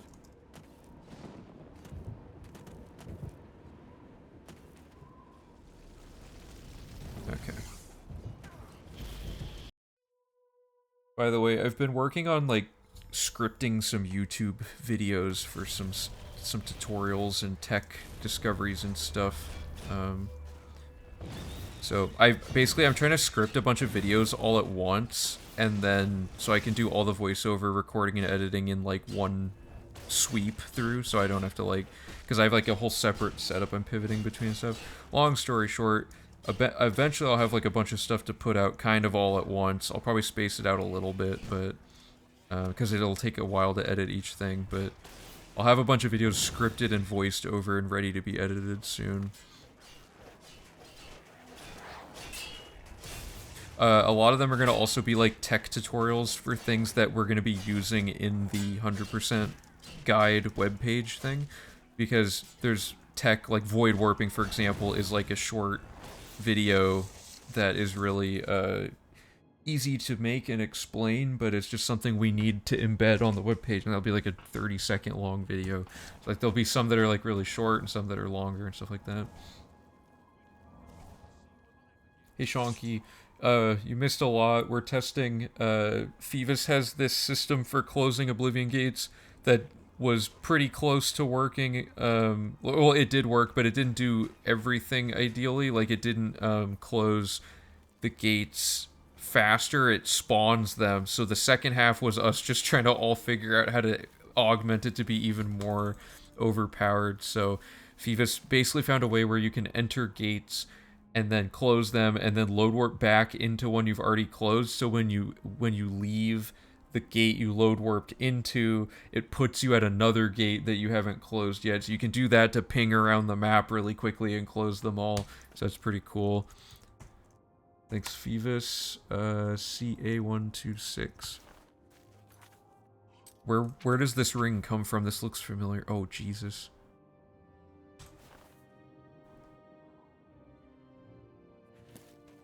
Okay, so that quest required maybe some combat, maybe not. Mostly just trying to force Bird through a door for like an hour, but whatever.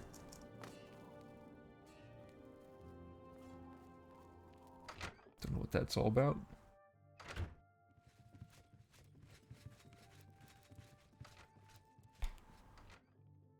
I don't have much to show for my prototype. I know Ultra Potassium and Muggy Fox are working on quite a bit of stuff for the webpage. I don't know if they have stuff to show yet, though.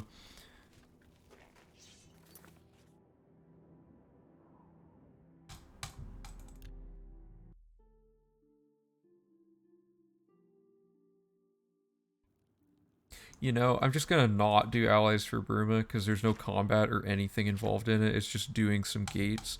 So I'm just gonna do this. Webpage stuff is kind of... So basically, there's been so much tech discovery stuff to figure out, and the Fame Summit, all that stuff, that I really haven't had time to keep working on the webpage for quite a while. And I'm trying to catch up on YouTube stuff. There's like 4 different things to be doing all at once.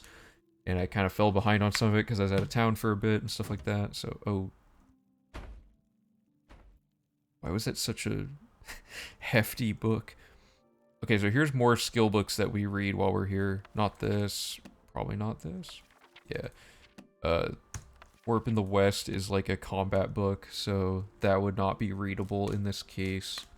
Necromancer Amulet, okay. UI Mobile. Oh, okay, cool.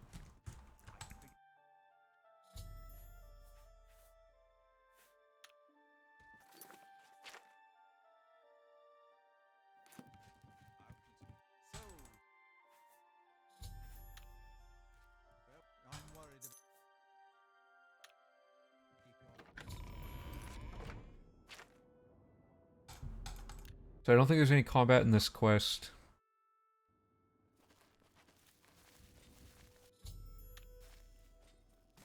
It's so weird being able to like look at all the characters running around without them aggroing you.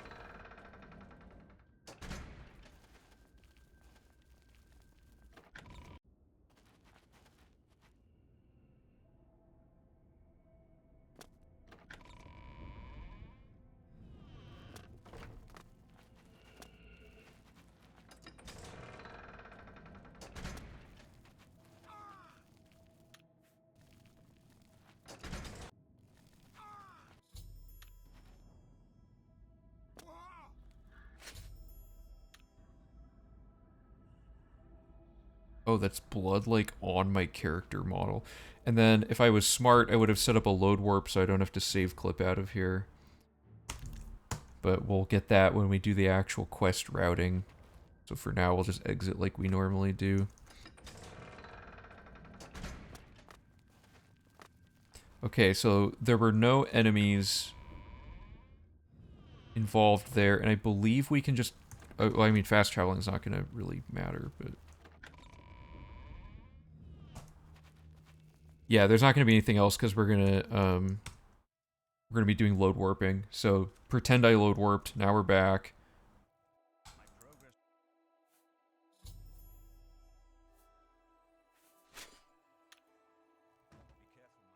Oh, okay.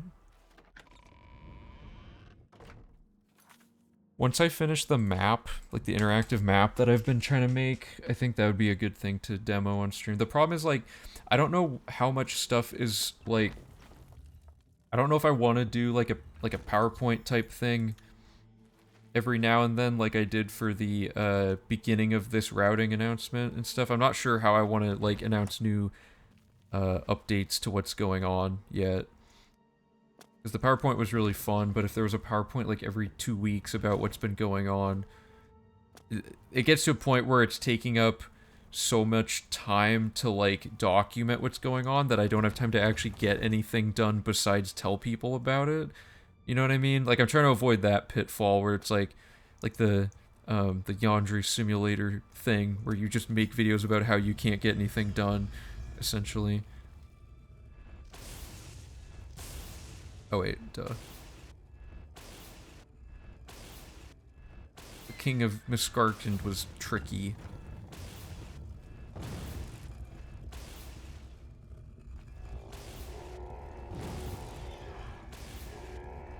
Yeah, I mean, combat's short enough here.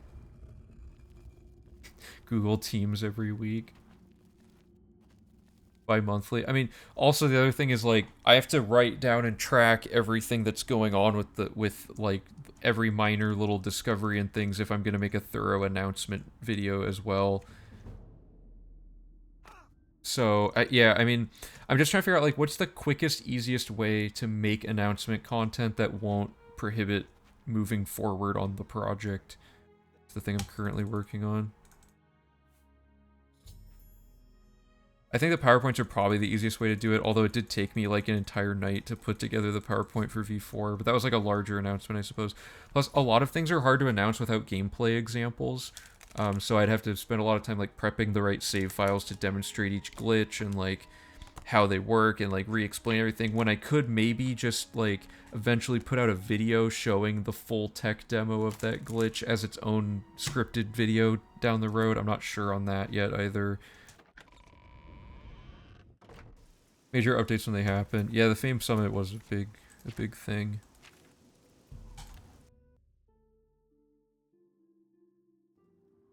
Yeah, if people want like consistent update things, then that would be. I can definitely make update videos. I'm also not sure how many people wanted like a, you know, like a whatever, like monthly update or whatever. Okay, yeah, I'll try to put stuff together for that then.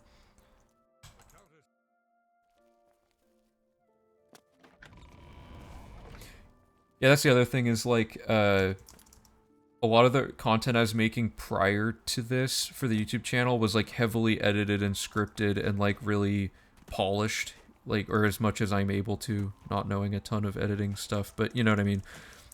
So I don't want the quality of the content to, like, dip just for the ease of, like, explaining the information unless people are fine with that, you know what I mean?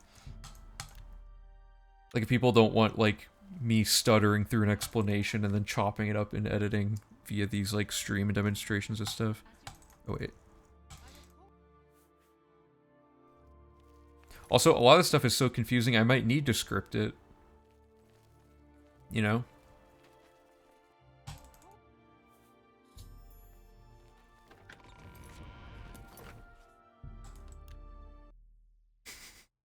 Hey, Sir Slaughter, how's it going? Oh yeah, just like lean into the old school Oblivion thing.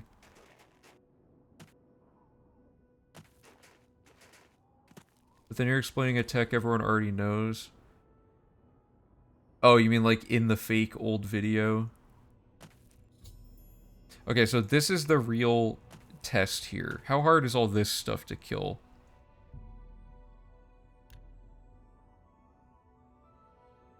Oh, the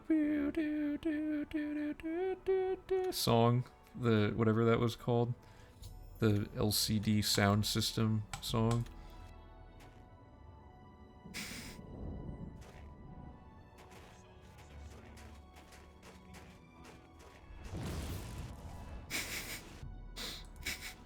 I just wanted to see how quickly that would work.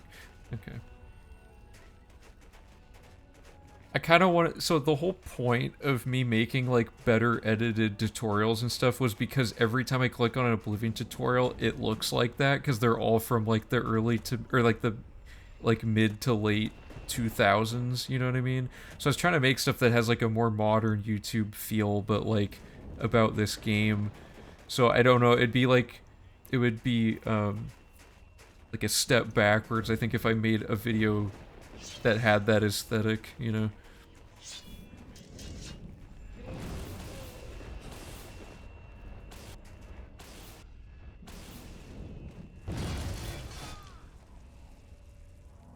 Martin probably will die during this fight because this is a hard fight to keep him alive during. Also, I'm still running out of magicka even with the ring fortifying it, so I don't know. Doesn't seem to be working.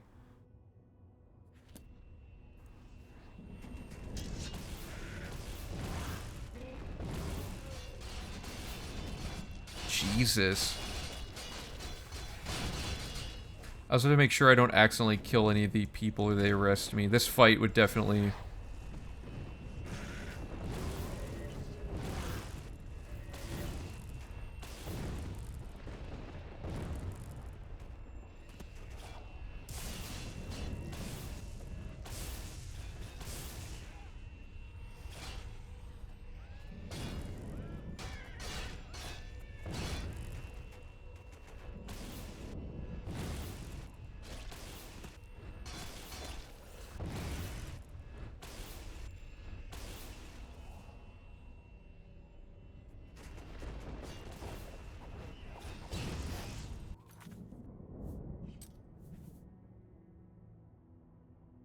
Oh, that's how it works? Oh, okay, let me try that. Ah, clever. Okay, I didn't... Sorry, I misunderstood how the exploit worked.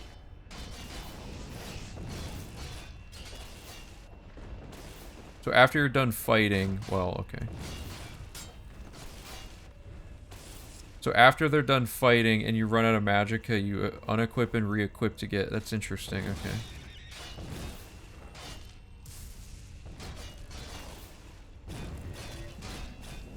Is it not working now? Huh, it's not working now. Did I get something damaged? That was already damaged. You guys was I pressing the wrong hotkey?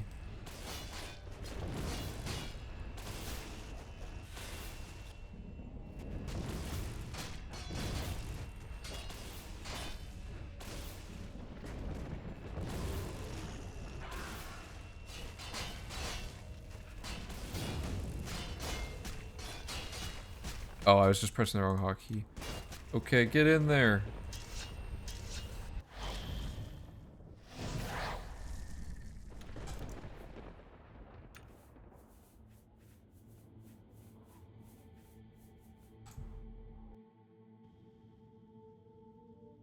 Paralyzer, yeah. I've heard that song so much from, is this gonna crash? Yeah. I heard that song so much, like, in middle school or something, I think. I don't remember when it was out.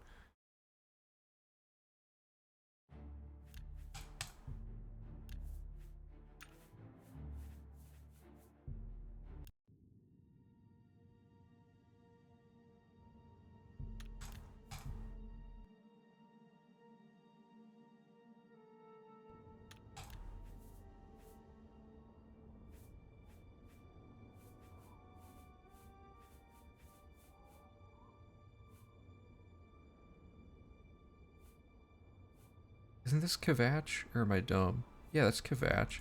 This shouldn't have crashed, but it did. We'll see why. Unless it doesn't crash this time. Okay, random crash, I guess.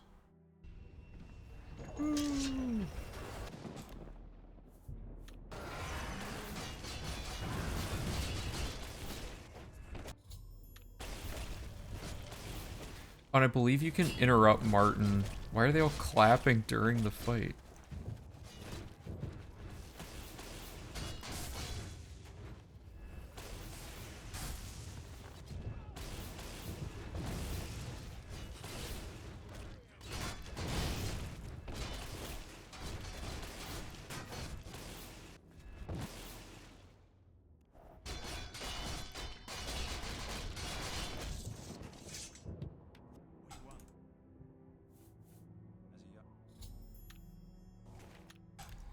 Okay.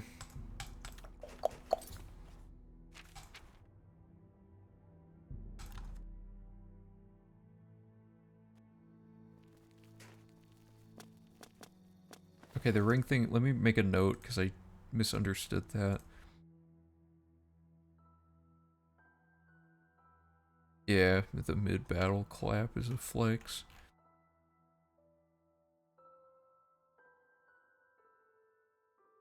What am I looking for here?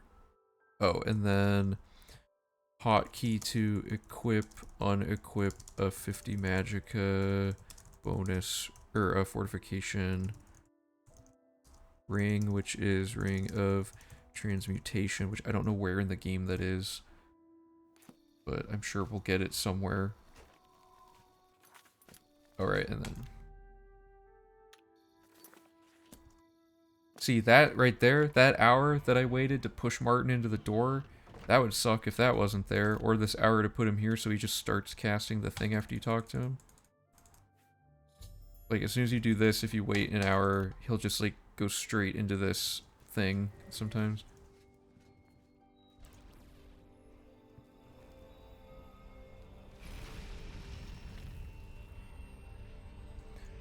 There's gotta be some, like, crazy, stupid thing we can do with this portal. What happens?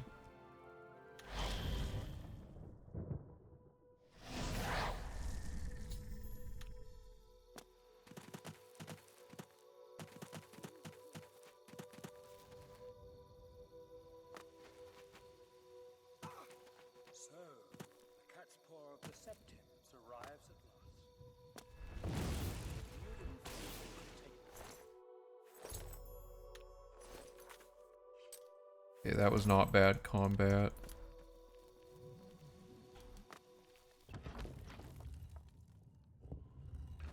Actually, I don't even think...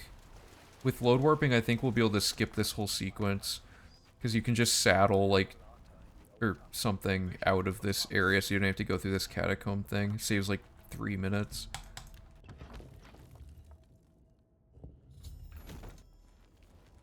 But for now, we'll just do it the V3 way.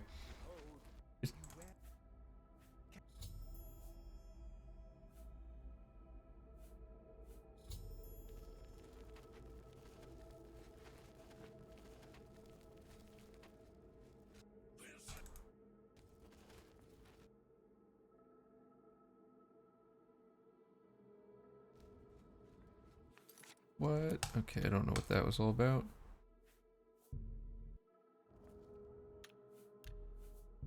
There's some way with saddling where it puts you, like, out of the barrier that they don't want you going in. I'm just gonna warp there for now, but basically, somewhere over here, yeah.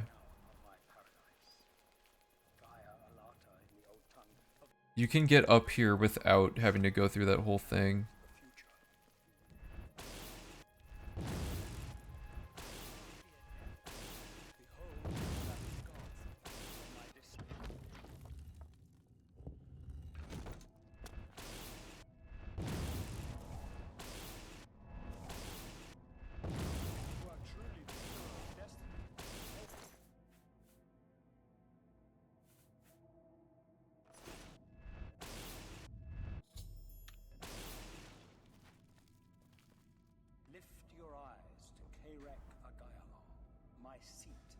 Let's just see how this plays out, I guess.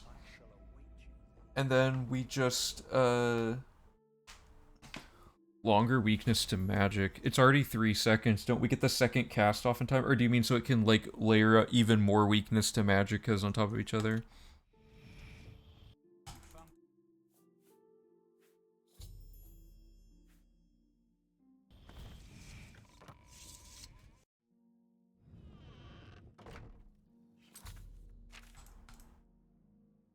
So now we just do Dragon Fire skip. So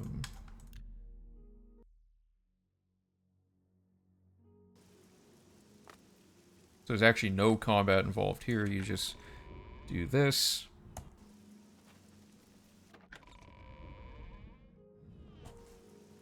Oh, I see. Okay.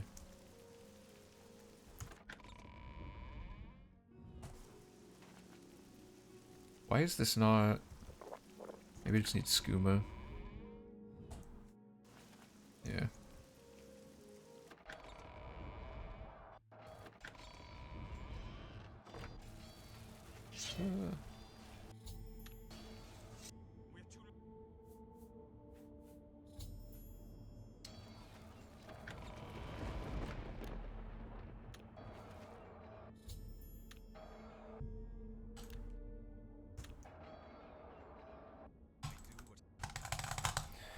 Okay, so the main quest works. Oh my god, that's loud. So we need to go look in the guide for skill book issues and see how to tackle that next.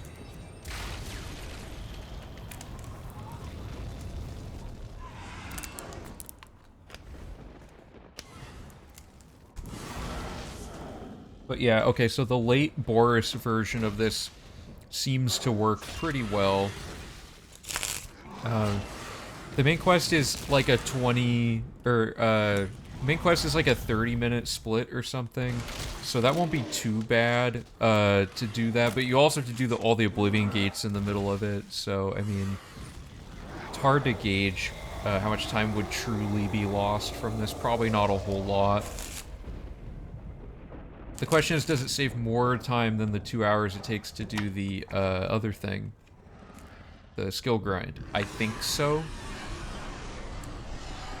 I would hope so. Oh yeah, there's one in Castle Kvatch as well. You alt-tab to close this cutscene.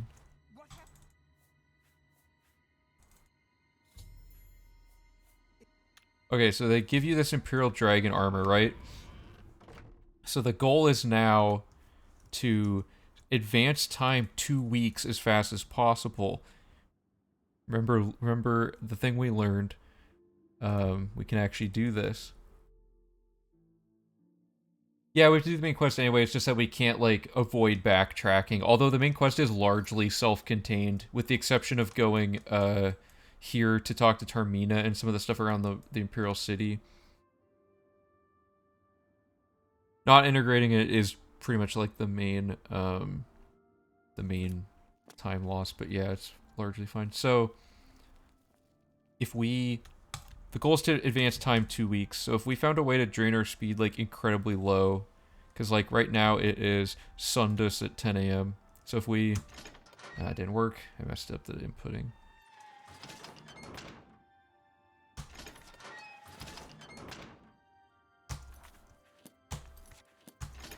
So if we do this, and we just go to, like, the exact opposite end of the universe, 10 a.m. Sundus, what does it become?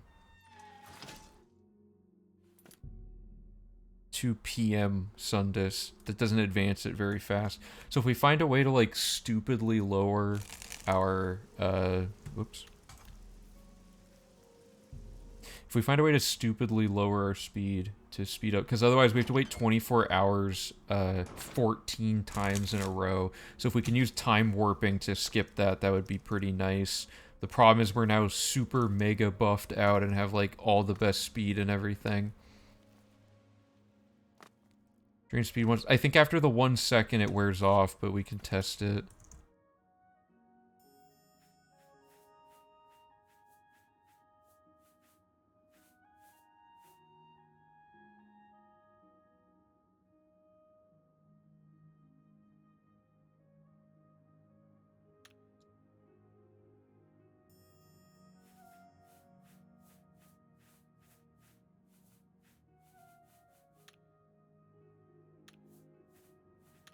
Or wait, we actually want both, right? We want...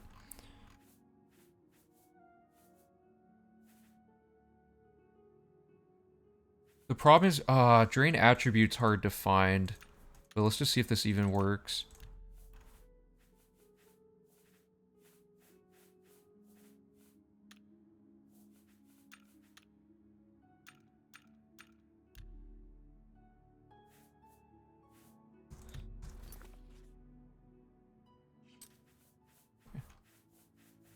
Oh god, there's too many things.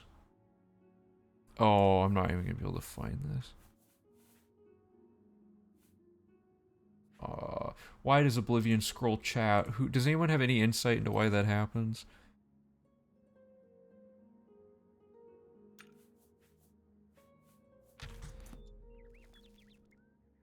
Okay. So the spell is active. It is 3 p.m. on the 2nd.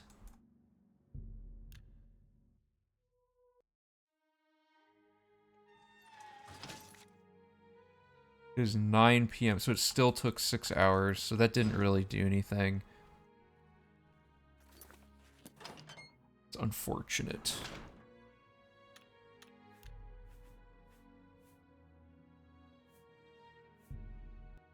Oh, I didn't make a save at the actual end of the run. Does this have everything? Okay, good. Well, this is a minor point, but just food for thought. We have to figure out a way to advance time 2 weeks as quickly as possible. Otherwise, we have to do the other thing.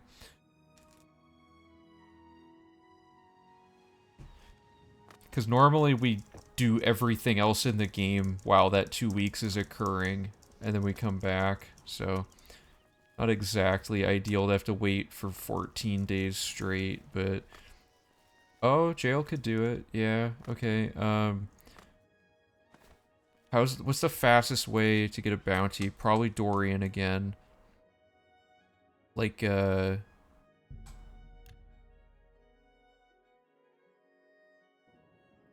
you're right, we lose skills. Out of curiosity, I want to see how quickly we can incur a massive bounty here.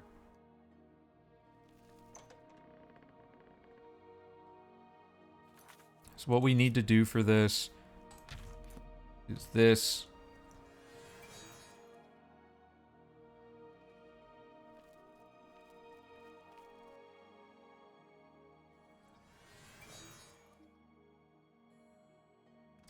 Is he fleeing before we've even done it?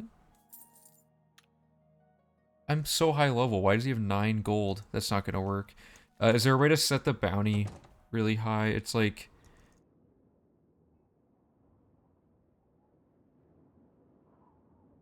It's like something with the word gold in it. Like crime gold or something. 2 murders is 2 weeks.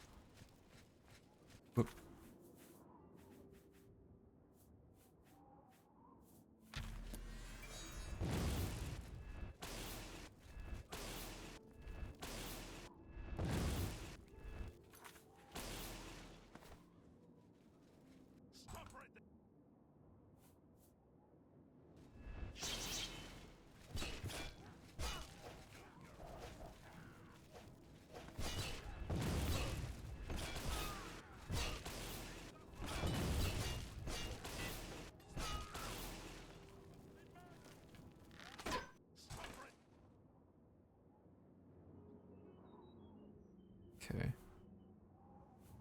So it is the 2nd at 1 p.m.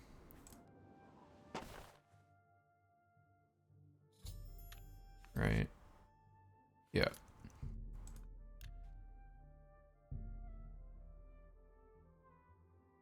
Oof. It's all combat skills. That sucks.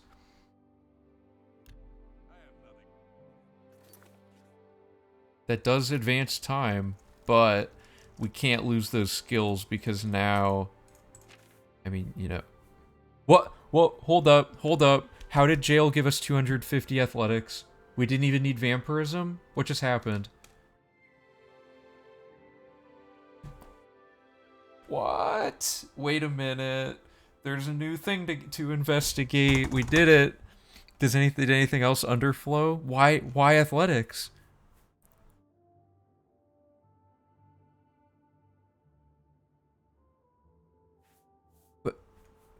But it shouldn't have. But wait, no. Now we have to figure out that, because if there's a setup that's faster than what we did or that we were planning to do,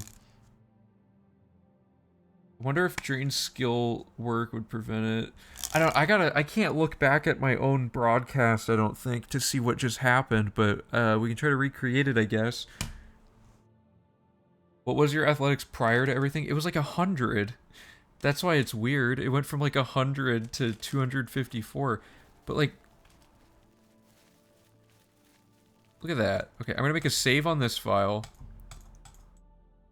And then, the most recent thing was, Dorian, and then I killed like 4 guards. So I should go out and get a bounty of 4,000 gold. Oh, oh, I'm stupid. I console commanded this in when we were exploring the map. Darn it. I thought that was going to be some crazy exploit, but I'm just crazy dumb. Sorry. I was so excited. Okay, but this does remind me, we needed to test the vampirism underflow and make sure that it doesn't break returning to the Baurus sewer. So we could do those next. Or really quickly, just for fun, we could test out the TCL thing.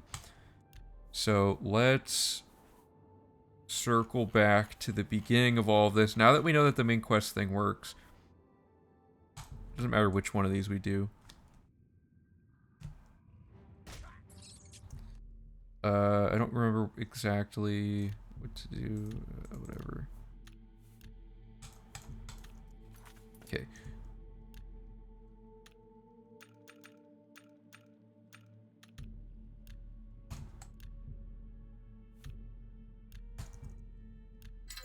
So we need a horse and damage fatigue 100 points. So let me just do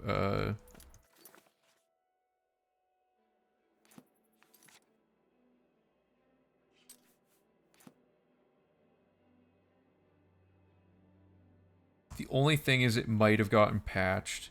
That's the only problem. Oh, that's so expensive. What if my destruction is higher?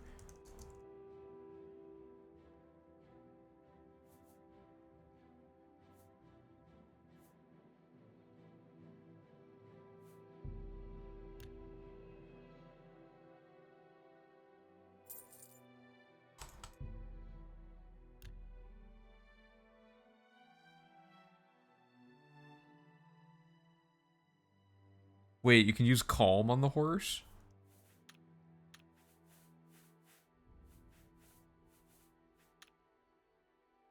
Like this?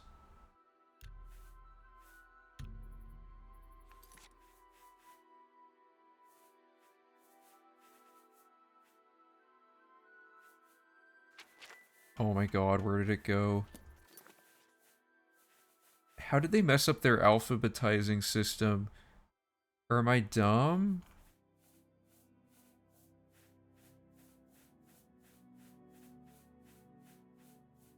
Those are all greater powers? So I'm dumb. Those are lesser powers.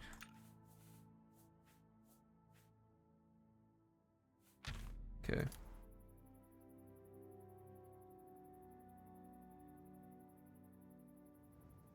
Almost cheapest for damaging it. Wait, so that's not for the horse thing.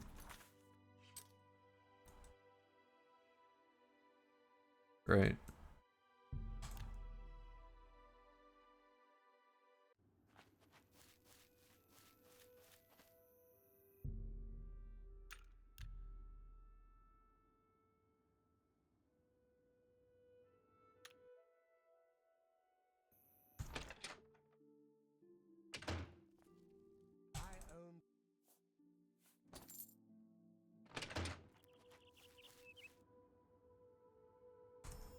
I'm gonna try the damage fatigue thing. This isn't looking promising just because we don't have, it's not gonna be easy to activate it, and it won't provide us much benefit necessarily, but we'll see.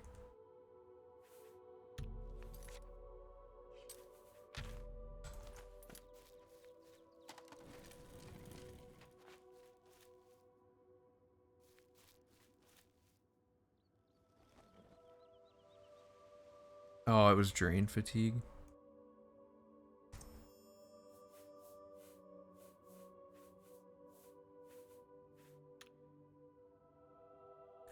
That costs nothing. Wait a minute. That's good. Okay, so maybe this can be used. Oops. Okay, so where do I go? Let me get this set up here. Okay.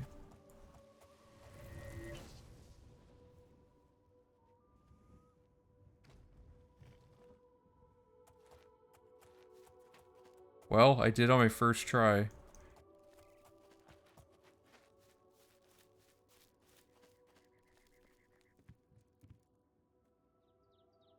Why is there... Oh, wait. Oh, I thought it was inside of the house. Well, that glitch works. That's cool. Oh, yeah, you, like, actually can't even go up or down. Yeah, trying this out. Is this giving me acrobatics or anything?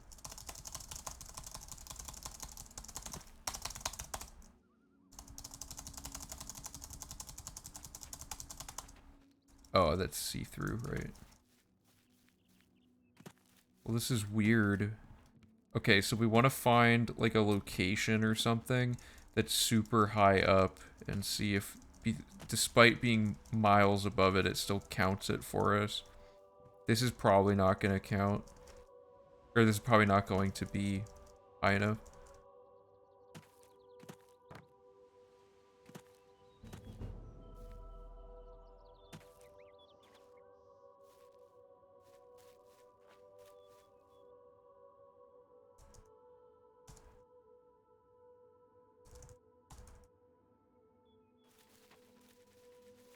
Yeah, that's just not high enough. Let me...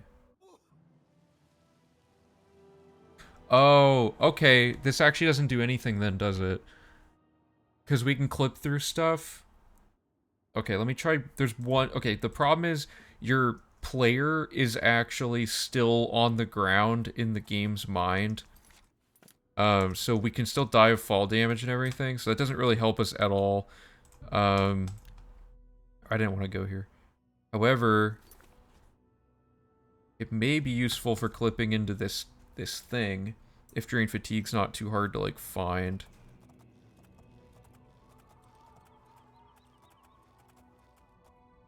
Because hear me out.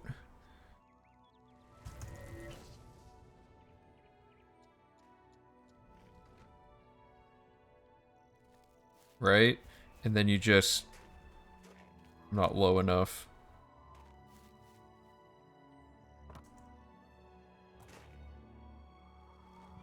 Try this again. I need to get lower. Like if I stand down here maybe. Or no, it moves you above the terrain though, doesn't it? So would this not even do anything?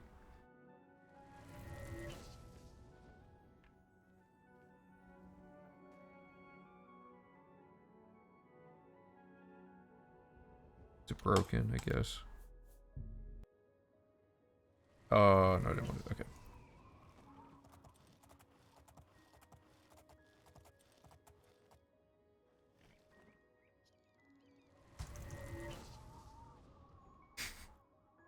So dumb.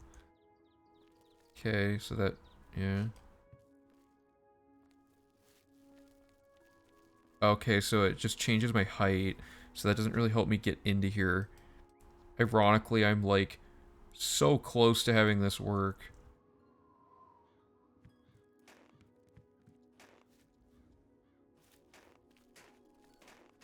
Although, maybe it could be used for quickly scaling dive rock. Look at that.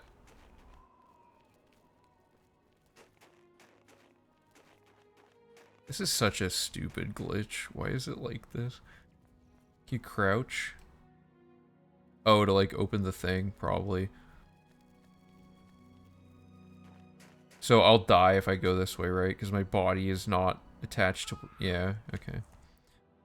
Yeah, I'll try crouching.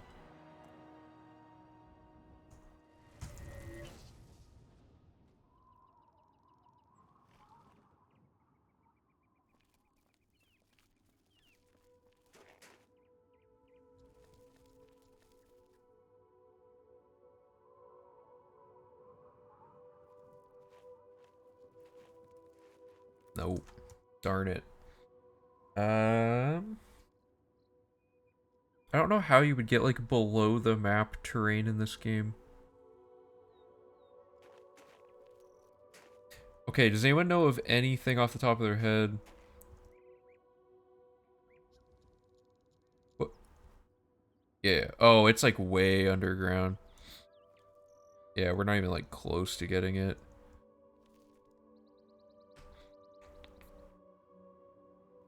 But it is there.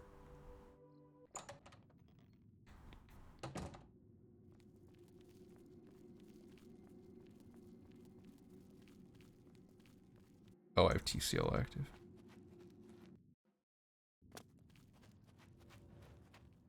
Can he hit me?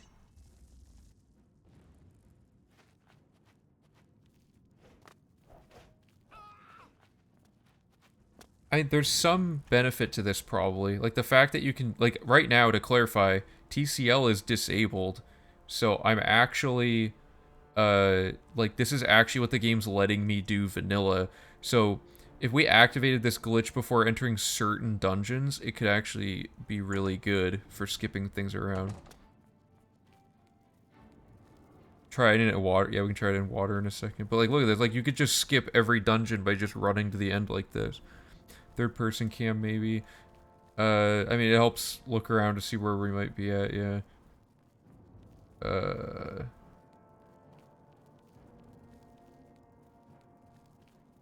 This is just weird, though. Like, okay, so...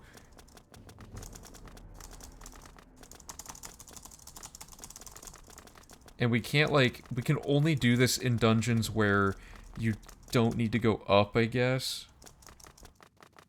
Man, what do we do with this information? Maybe this is a thing to disable load back. Yeah, okay, so... Let's go in water.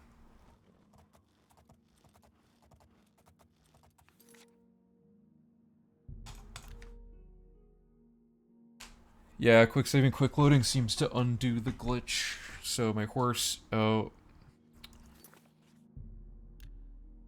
It's annoying you can't have your horse at the waterfront. Is this even where they stable it?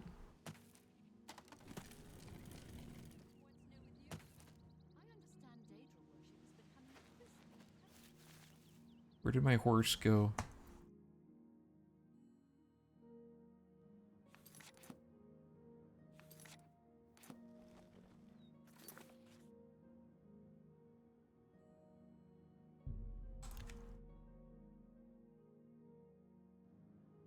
There, okay.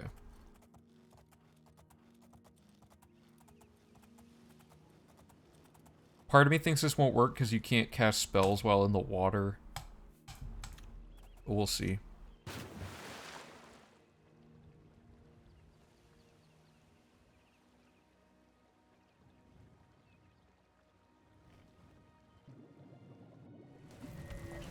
Oh, it's working. Seems to have just fixed itself.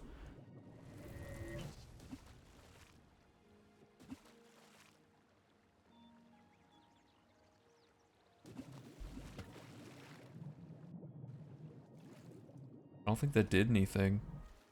Oh no, it's active.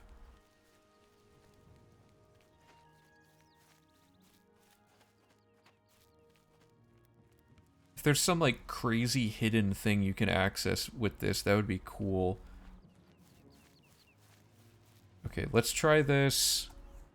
I need to do it on a save from before I unlocked all the map markers.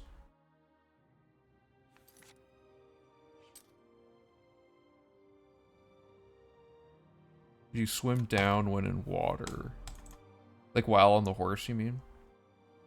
Or, oh, to adjust height.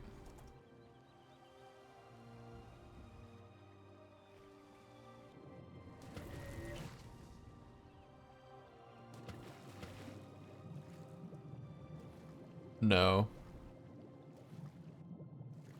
Oh, I can't go up either. This is bad. It does put you at the perfect height for scanning the terrain, I guess.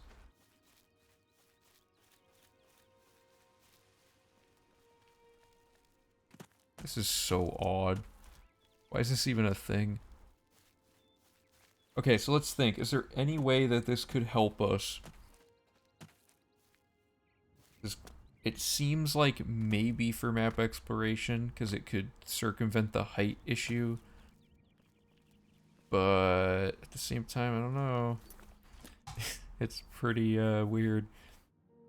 Okay, so let's go to Dive Rock.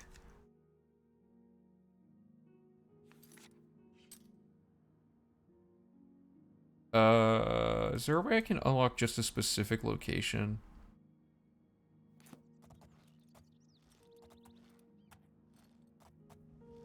Or I can just do...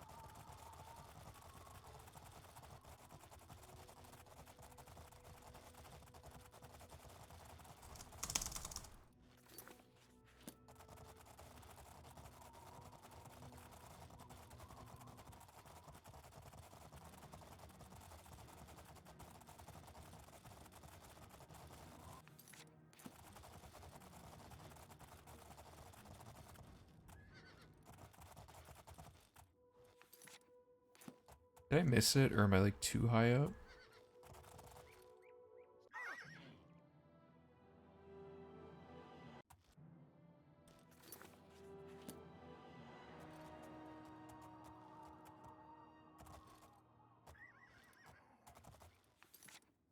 How did I point the wrong way?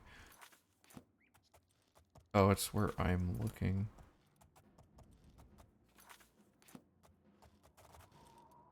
Oh, it's just right there, okay.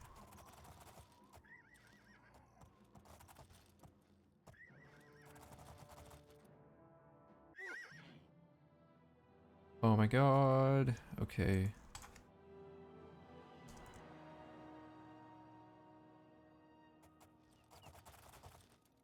I don't know why I didn't just think to do this sooner.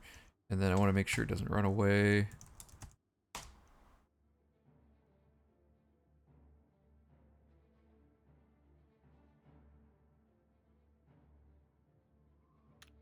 Okay, so what we're gonna do...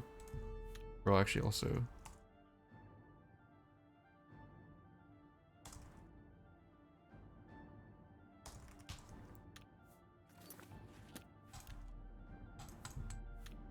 Okay. Step 1. Trigger this glitch to start.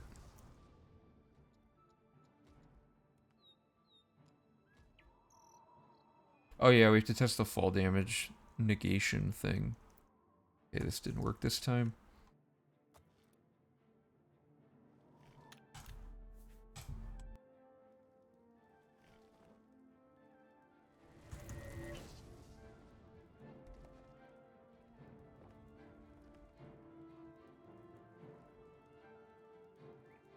It's just not working now.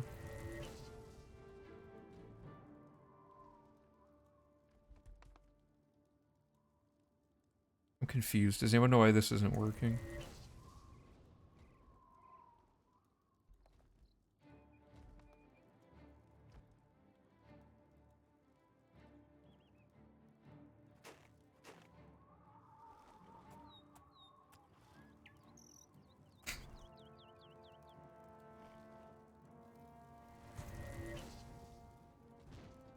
Come on. There we go. Did it work? I think that worked. Or actually, oh, whatever. I'm gonna do TGM. Okay, so... Good. So I think this allows for this.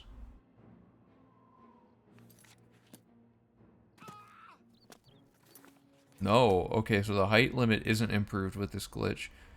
That was like the primary function, was to see can you just soar over everything to discover it, but it seems like no.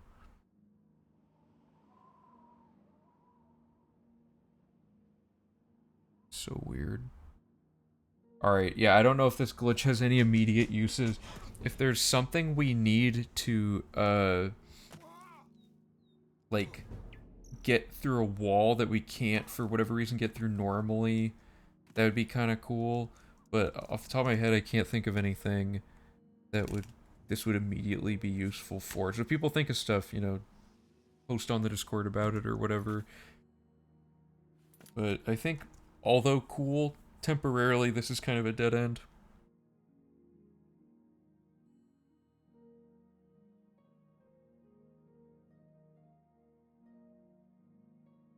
Yeah, I could skip a few caves. Any caves that don't have major change in height. But even then, I think we can just find a saddle location. Yeah, exactly. We could just saddle through many of the caves. So...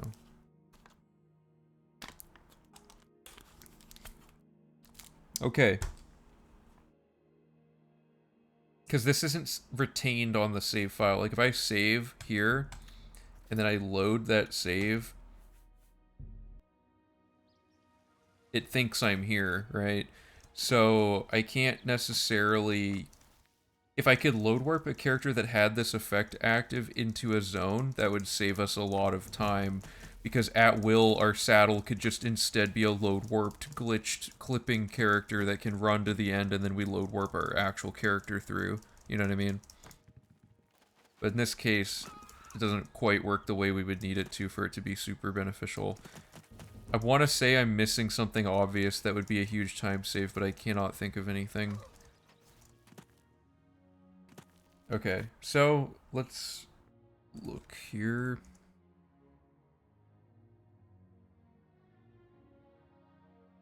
And then main quest had no problems aside from combat being longer.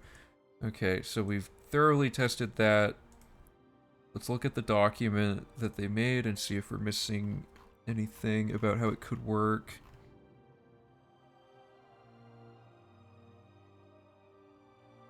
Another important consideration is to try to get the map explored as soon as possible, right? Of course, discover all the map markers. Oh yeah, okay, so here's like a breakdown of the different strategies for map exploration. Okay, so it took us an hour 45 to get all the map markers without an optimized practiced run through. What has potions with fall damage? Yeah, let's test the fall damage tech. What better spot to test it than Dive Rock too? Okay, so you're saying... Oh,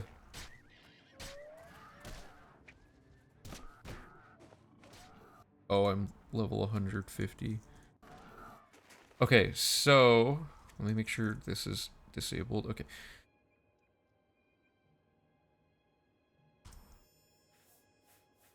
It's a single spell that paralyzes and cures paralysis, or is it two separate spells?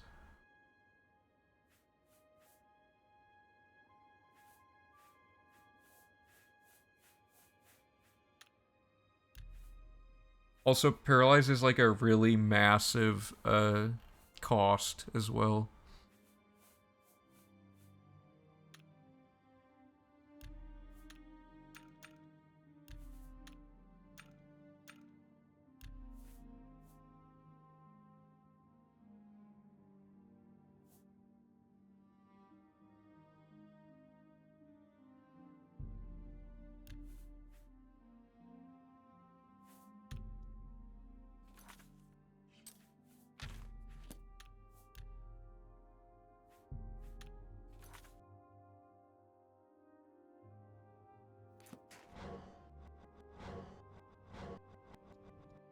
Whoops. Okay,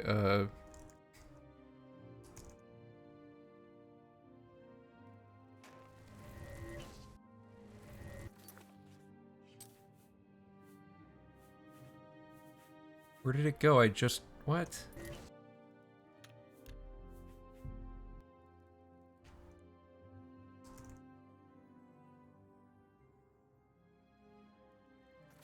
Yeah, okay, sorry. Yeah, we tested the TCL glitch, it doesn't seem like it's going to be very useful because it doesn't actually let you discover locations when you're hovering above them. You still take fall damage while using it because your body is secretly running along the ground anyway. We couldn't clip into the well with it for the Thieves Guild because of the like the well behind the Temple of the Moths, because it bumps your terrain up. We couldn't find anything immediately useful, but it does work, so just something to keep in mind, I guess.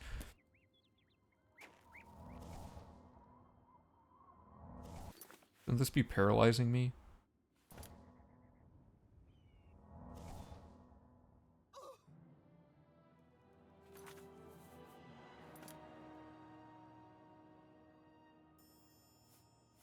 See if you do cure first.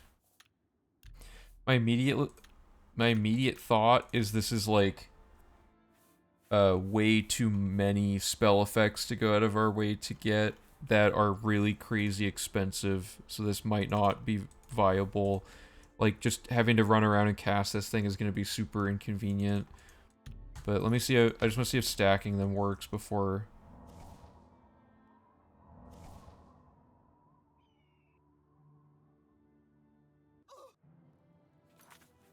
Okay, well, let's just do... We could also do it with potions, I guess. Yeah, I just wanted to test if they were merged. I know what you mean.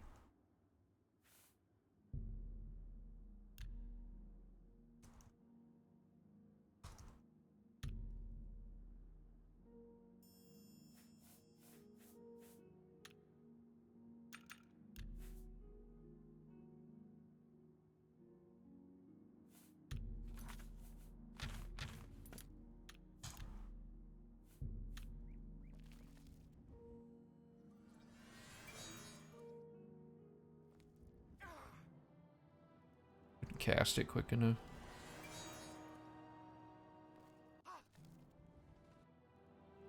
Am I not doing it at the right order or something? Oh, I can't switch my hotkey. What? That's ridiculous. It won't let me switch my hotkey.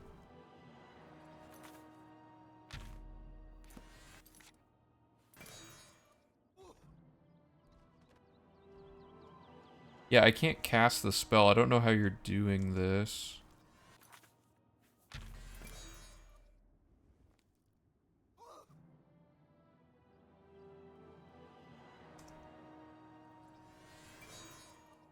Get up, get up, get up. Oh, it's a potion. My bad. Let me look up potion of cure disease.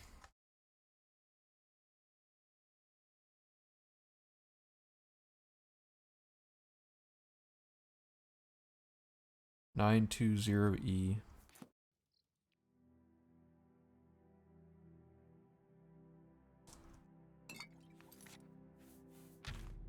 We want that, and then we want this.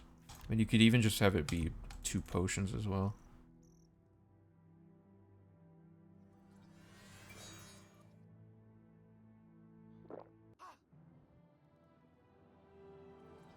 I'm paralyzed, and then... What? Why am I dumb? Okay.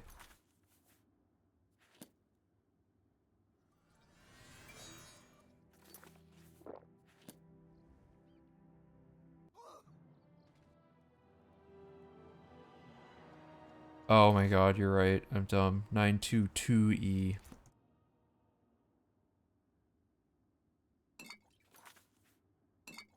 Someday I'll be good at this game, guys.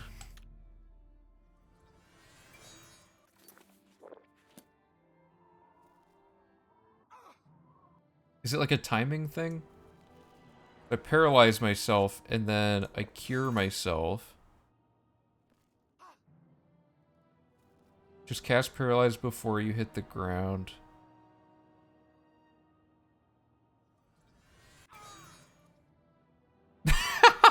What? That counts as a death? Wait, what do you mean still too high? Isn't it supposed to negate fall damage, though?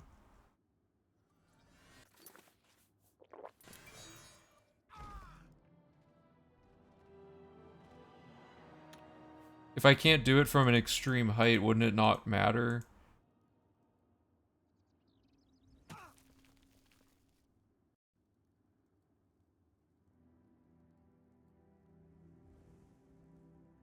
Oh, I'm drinking the potion too early. Okay. I get it now. Okay, so...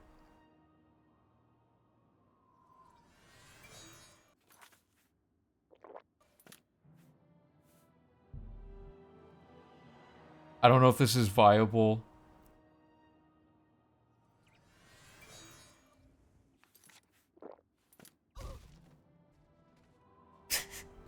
This will be really cool when it works, but I don't think it's consistent enough. Actually, no, that just won't work.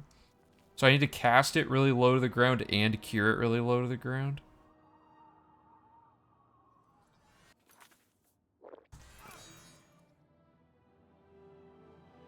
Yeah, if it's like super precise skill-based stuff, I don't know if it has any viable, like, I don't think it'll be worth trying to figure it out for the run, because it's just like, I mean, first of all, like, the fall damage that happens is very constant. It's like going down like a series of stairs, and each part of the staircase is like separate fall damage. I can't imagine it being very efficient to like to do this like per step of the staircase instead of just like moving correctly to begin with to avoid it. Well, there's that again, I guess. What is with that? Yeah, I'd have to like see it happening to figure out the timing. Cause am I casting this too early? Am I drinking this a little too late now? Like I don't even know what's going on.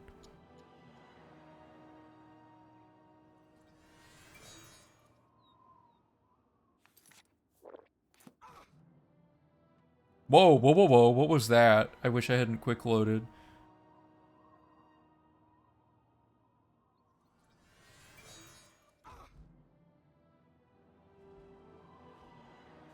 What is that? Hold up, can we talk about this?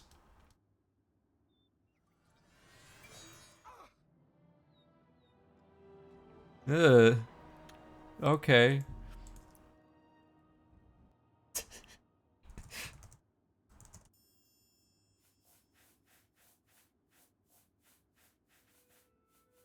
How much longer? Like 5 seconds or something?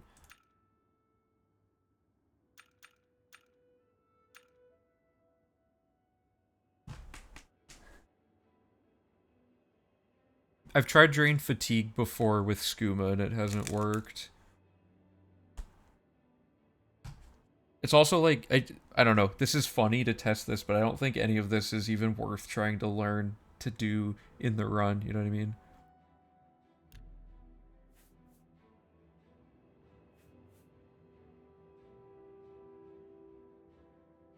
Yeah, Skooma has a fatigue issue.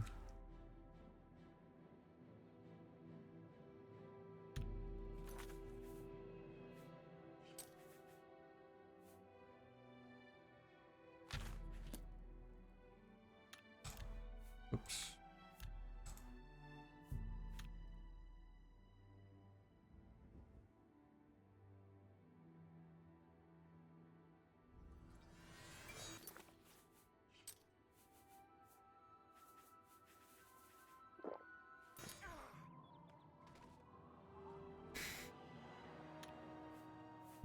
I don't get it.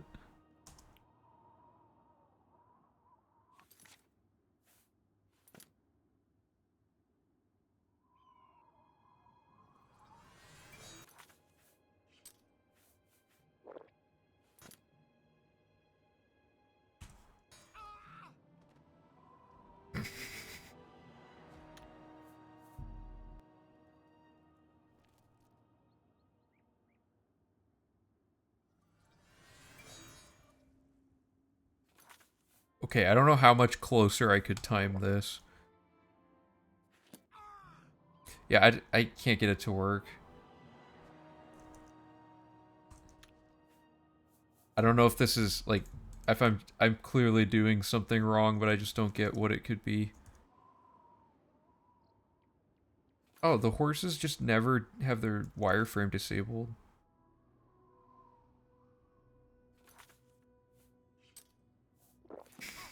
A shot in the dark there.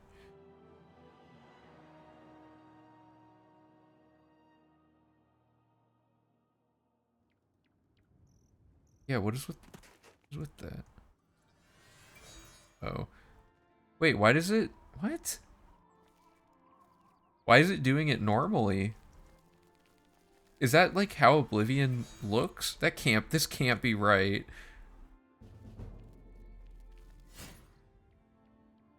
And I'm dead. Something has to be wrong here. That's not how the game works, right? Yeah, this is getting cursed again.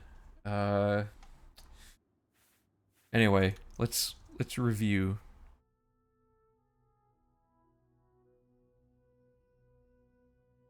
That's just how it works. I guess I've just never tried that. Huh. Okay, I thought it was like related to dying from fall damage while paralyzed on a hill or something.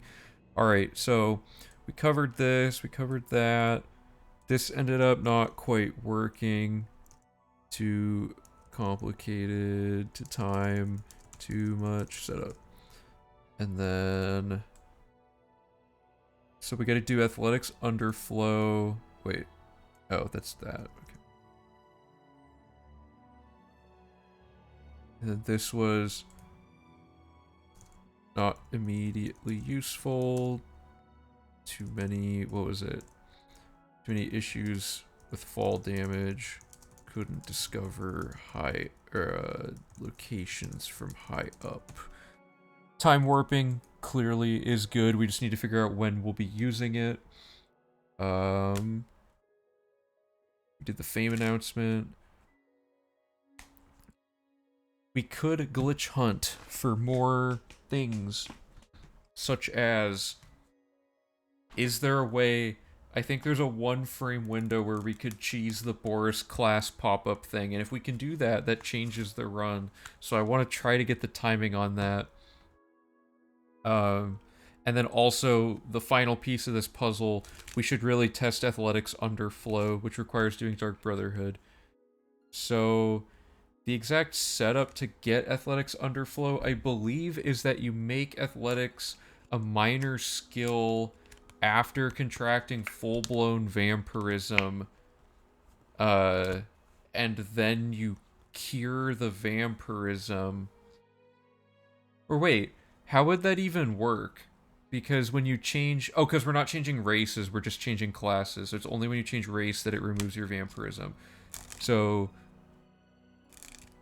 I'm gonna... Okay, we can test the underflow thing quickly by using that testing hall. Let's take it all the way back again. Why did this start so low? Okay. Baurus theory lets us underflow athletics, so let's start there. So, it doesn't matter what we pick here, I don't think, at all, but I am going to make sure we're the right race for this.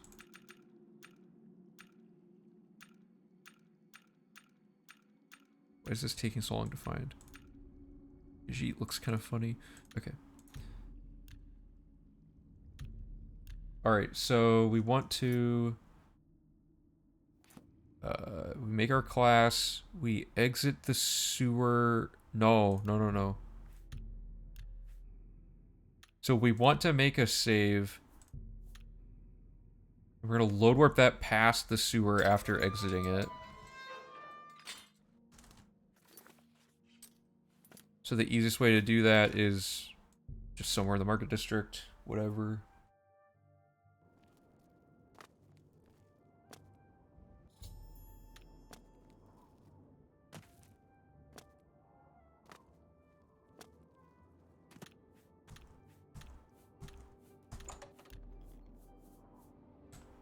Okay, so now we have the trigger to replace our class stats with really bad athletics. So now we want to get vampirism, and for the sake of that, we're going to just do this.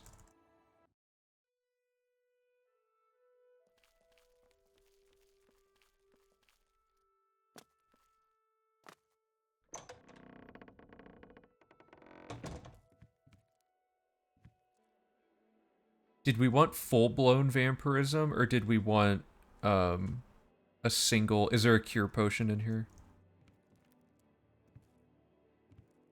I'll just console command that in. Let's do full-blown. So now we're like as much of a vampire as possible. Yeah, but if it works without full-blown, that'd be good to know too. Storage room. Is it this middle thing?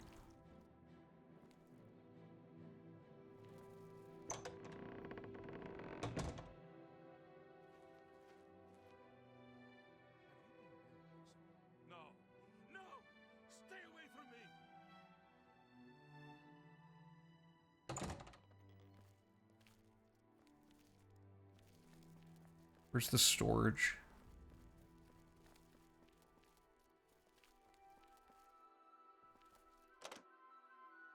There's too much stuff. This will be faster to just console command in.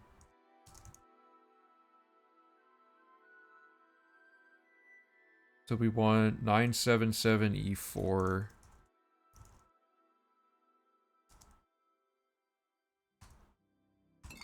And we want to now quick save, and we're going to load warp this character back into the tutorial.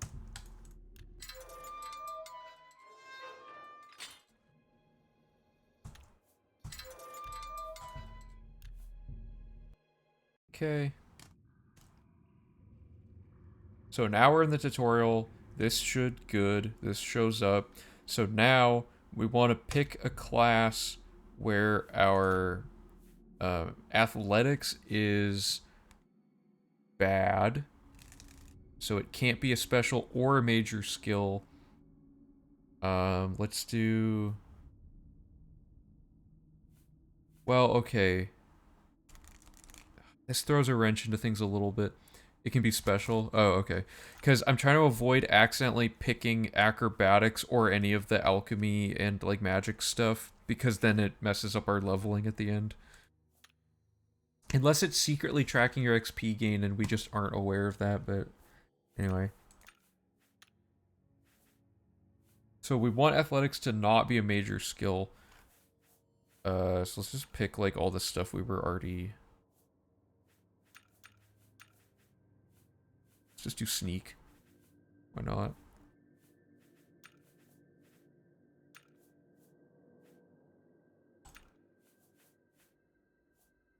It's probably good.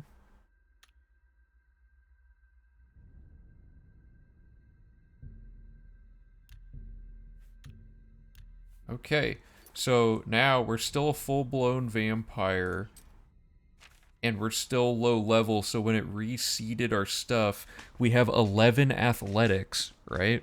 However, vampirism is giving us 20.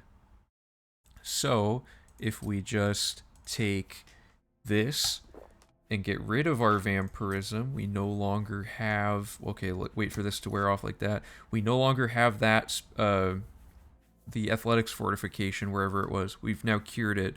So when we go back, now our athletics is 247.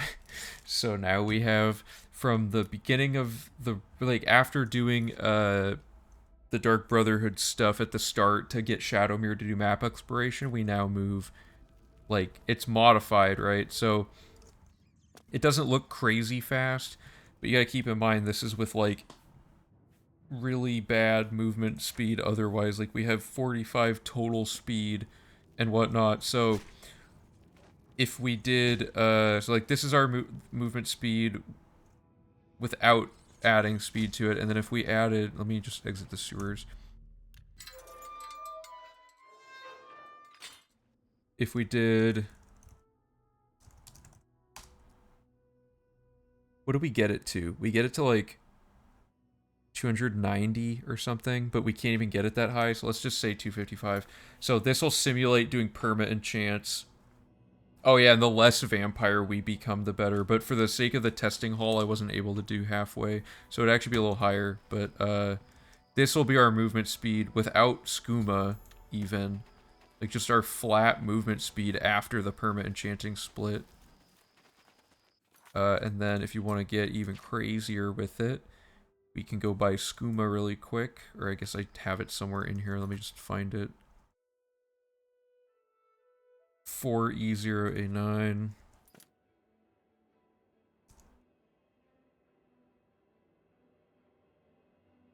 What is the 3 and the E? Okay, so after we buy skooma, which we'll have from the start of the game. So this is our regular movement speed we've come to expect, but now we also have turbo glitched athletics. So now we move this fast the whole run. And it'll only get better once we add what has stacked potion tech on top of it. This will just be our starting speed for the run. Right. So you can see how this is going to speed up the run significantly. To be adding in underflowed statistics. Also, I just wanted underflow stats. I think it would be cool to show off something that we found that hasn't been, presumably hasn't been done before.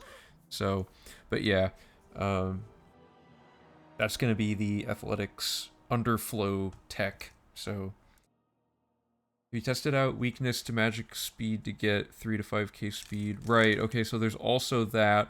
That requires a lot of upkeep, but it could be good in certain contexts. So this setup that we just did gives us passively the speed we need for the whole run, and we don't have to do anything. But there's this upper tier of brokenness that we could do that makes us even more stupidly fast by using weakness to magic effects on ourselves. Underflow just athletics could be 70% more speed than normal. Right, so let's look at, like, mathematically what the improvement is here. Where is this document? Once I find this document, I'll show you.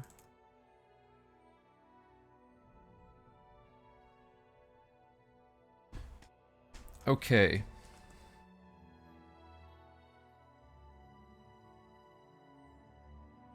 This calculates your movement speed. I think, what is move type modifier? Whatever. So this calculates like your actual speed. Given a speed and an athletics. So our athletics in this case is, what was it, 243? But it could be a little higher. 247. So let's just do that. And our speed is 45. So that gives us, let me just double check that speed is 45. Well, I won't be able to tell until skooma wears off.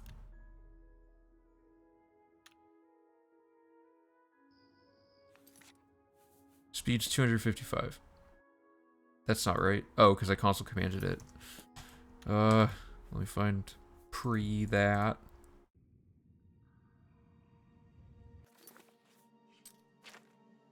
$65. So, without doing any perma enchanting, this gives us 634.52 movement speed. So let me just write that down.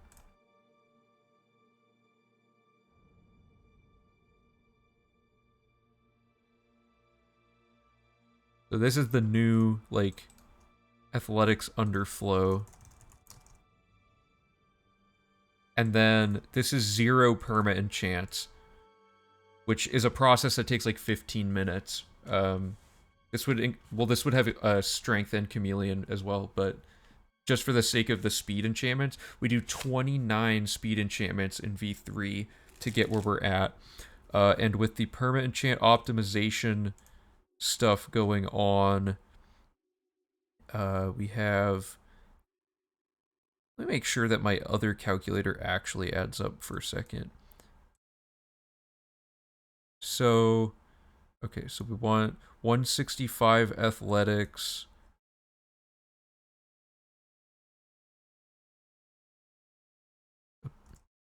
And we want 245 speed. So that's 874 movement speed. Does that line up with this? Yeah. Okay. Good. So the like optimal way to recreate the amount of speed we had in V3 with permanent chance by distributing it between athletics and speed ended up being 26 instead of 29 to get the same effect. I think is what was the deal there. Why does it say 27? I don't remember. See, I gotta organize some of this stuff a little better now. Because in the original run, we did 65 speed plus 29 speed enchantment. So we had 300. Oh, yeah, so we had 355 speed. And our athletics was just like 25 or something, right? So 754, let's just say. And this was V3. So without doing any perma enchanting, we're already almost at the base amount we needed before. And it would be a little higher actually when we don't underflow it as far as we did. So now the theoretical best thing to do for V4 for now is to try to figure out the best amount of speed to add on top of the underflow to equal this value. That's what we're going for. Makes us lose 1 or 2 strength enchantments. Oh, does it? Oh, right. Okay. Does it affect anything else, actually? Or is it just speed and strength?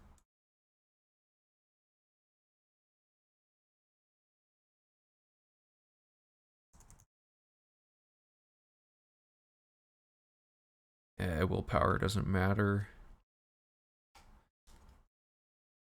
Useless mostly. Yeah, okay. So then... So it underflows, like... You could actually underflow more than just athletics, so we have to be careful what we pick, actually. Right? Because we need certain things... Like, acrobatics needs to be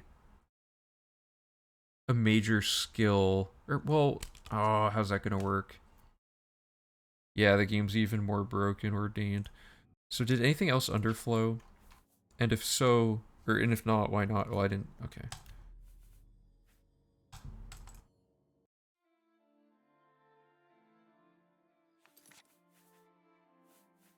We underflowed our athletics. Nothing else underflowed, even though... Oh my god. Okay, yeah, a few things underflowed. So that's problematic, because these are things we needed to grind during the end of the run. Or by the end of the run. So we can't underflow certain things, which means our class build actually... Our major skills during our class build... Oh, we can't actually win, because if they're minor, they underflow, which is bad. If they're a major skill and they don't underflow, they're still a major skill, so we can't get them all the way to 100. So this actually isn't as great as I originally thought it would be. But...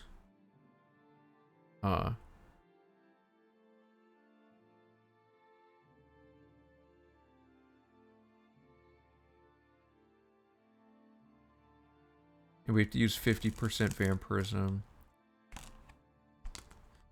But this...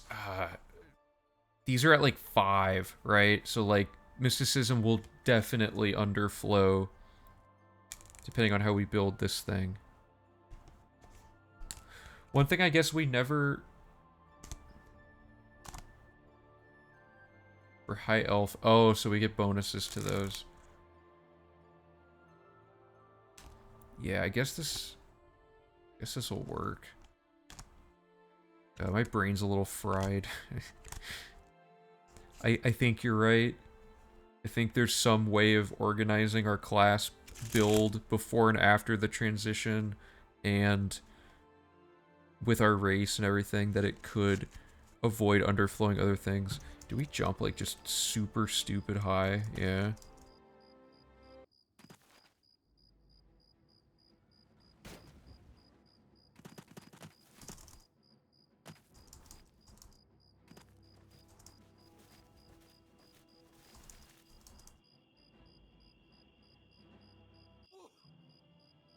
What just happened?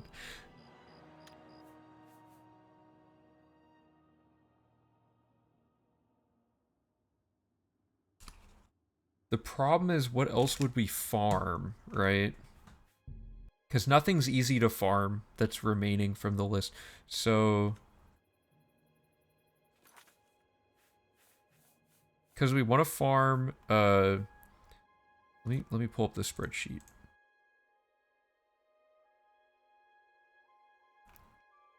And make another copy of this.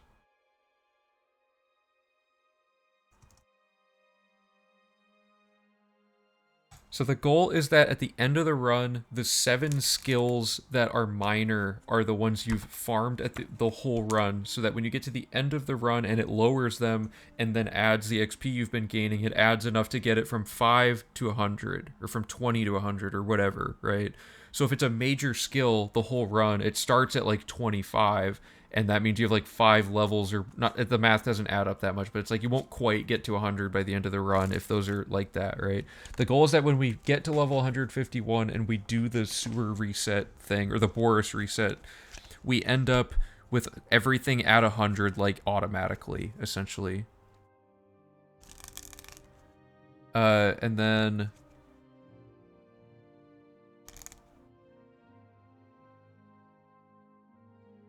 but I don't think we'll level them up enough to avoid the underflow.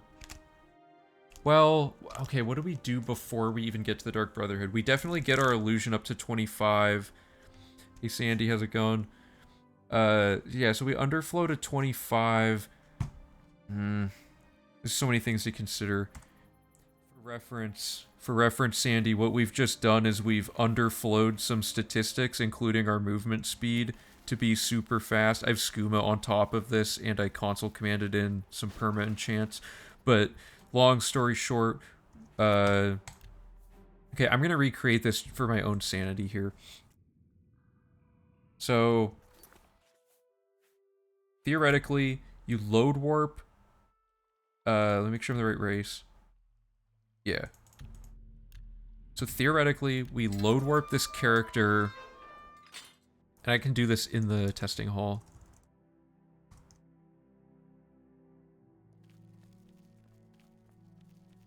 So somewhere... Yeah, so somewhere in the thing, we would load warp the character that hasn't exited the sewer yet out of the sewer to make that class pop-up stay. And then we would become a vampire at some point because it gives us the athletics boost that we need. And then, now that we're a full-blown vampire, we're going to load warp the vampire character back into the sewers. So wait for this. Whoops. So our vampire is now in the sewers, but can change their class. And then I want the cure potion. Which one is it? Is it this? Yeah, and we'll be doing all this through the Dark Brotherhood and everything. So now we're a vampire and we have the cure potion. So we make a class where our athletics is not a major skill. That's all that matters. If athletics is anything, like I'm gonna pick like literally anything but athletics. So in doing this, oh, whoops. Oh god, I messed up the menuing. So in doing this, our athletics becomes 10 because the stat reset thing changed our class so that our athletics is low again. And then we take the 20 athletics gain that we're getting from vampirism and we nuke it by drinking the cure potion, so that removes our 20 buff, which means now our athletics underflows from 10 to -10, which it ends up being 246. So now we have crazy movement speed. We also have a bunch of other stuff underflowed depending on what we pick. So we're in the case of 100%, we really want to avoid certain skills underflowing and other ones are completely benign. So let's isolate which ones we want to avoid and just make sure that they're major skills, I guess. And that's probably the best way to handle this. You can also level up a couple levels to start at even higher skills if needed, making the exact numbers so the desired underflow is set. True. Yeah. That way we could get exactly 255 athletics or something. And higher attributes. Oh yeah, and this also messes our attributes up. We take quite a strength hit from doing this.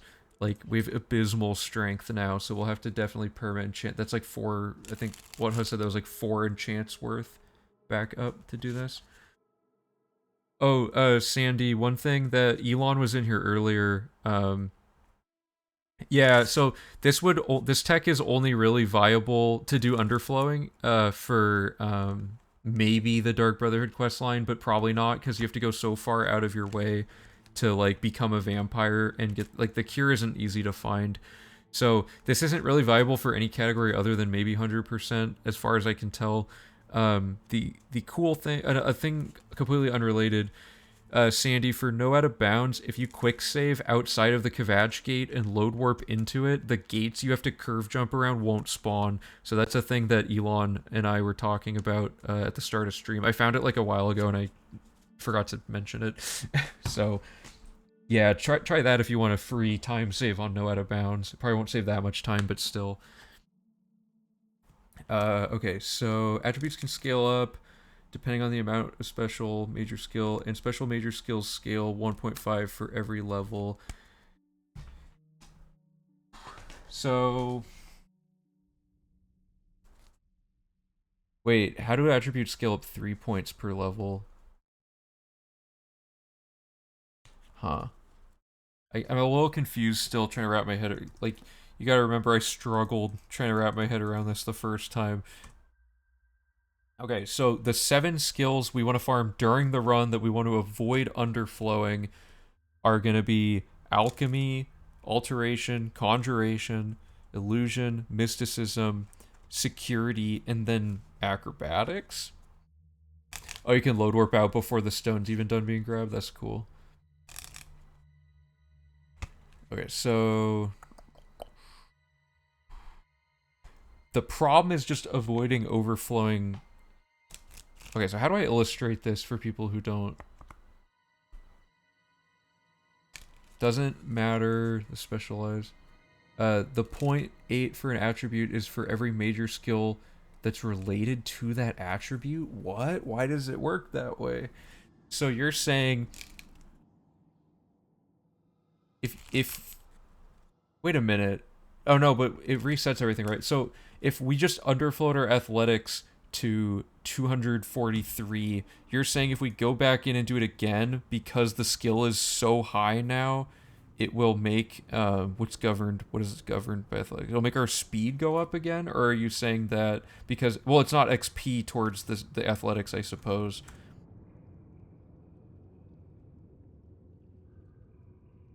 Let me try something. So this is like freshly underflowed. If I change my class again and I just do everything athletics all the time,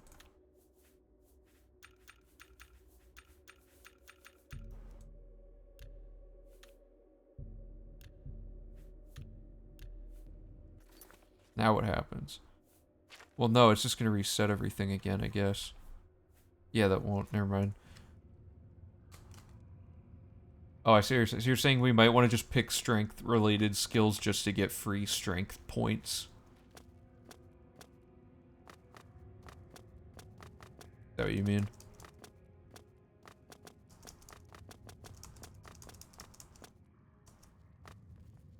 Or speed, yeah. Okay, what could we level up? None of these are crazy easy to set up. I don't know if it's... The setup time to do that... Oh, man. I'm trying to, like, catch up and figure out what's even going on anymore, because this is so annoyingly complicated. Let's bring up the spreadsheet again. The problem is underflowing acrobatics in this case, because acrobatics, if we made it level 35 because of it's a major skill, it would underflow when we're a vampire, and that would be bad. So we're trying to avoid that, because it's already underflowed here. Like, a ton of things are underflowed already.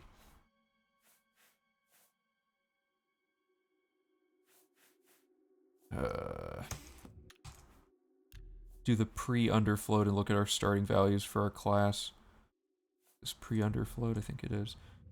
Oh, but I'm a vampire. Okay, so I don't want that.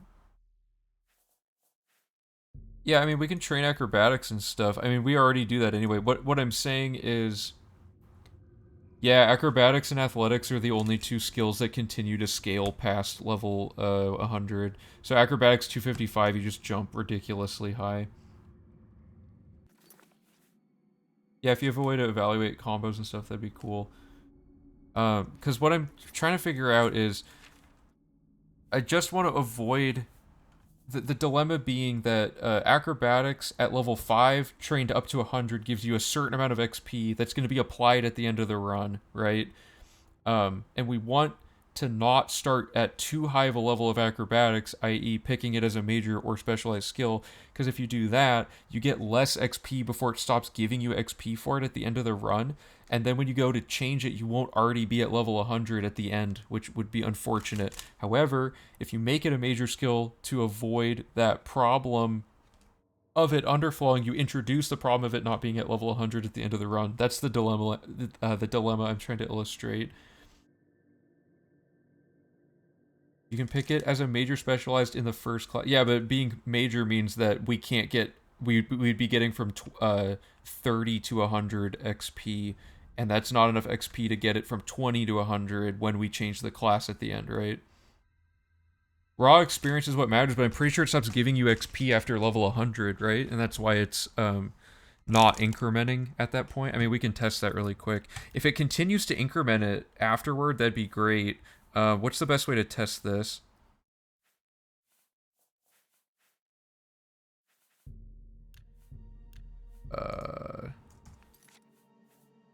The problem is we still don't have a console command that lets us add what we need for this. So you're saying if I took my acrobatics...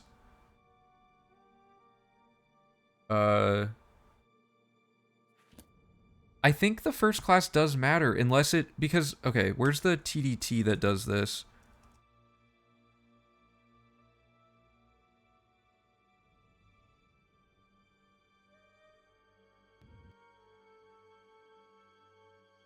Oh, sorry, I'm doing the wrong command.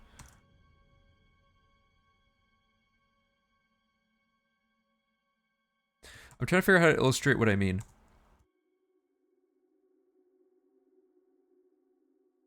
Is it this? No. Yes, I think this is what I want. Or not. What is this screen? None of my skills are, like, going up or anything.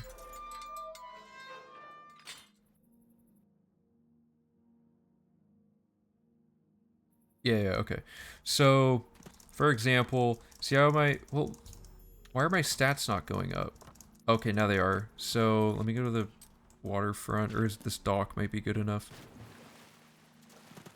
Yeah, so if I'm sitting here farming acrobatics, whatever, and I do this from its current level of 27 up to 100, the red bar stops filling up when you do skills, right? So I'm pretty sure at this point it would stop incrementing the amount of, like, gained XP you're getting, because it's not counting it after 100, is what I'm trying to say. I guess we can verify that this is true if we... What if I make it 99, and then I just jump all the way to 100?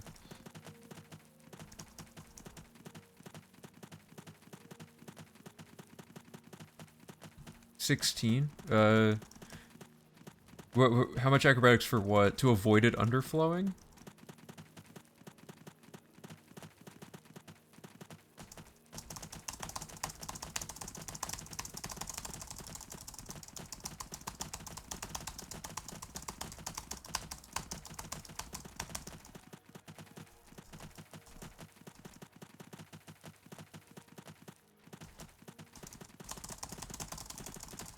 I guess at level 20 to avoid underflow.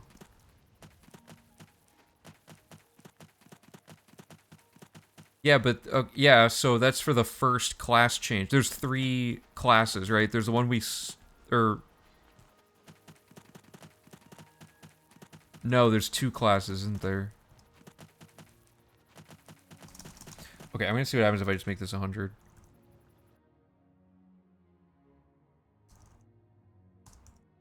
So if it's at 100, yeah, see, look, the number stops going up. See how it's stuck at 96.49? Right here. The number no longer goes up at 100, right? So it's not a problem of getting to the underflow value. It's a problem at the end of the run, our acrobatics won't be at 100 when we pick it as a specialized skill. Or as a...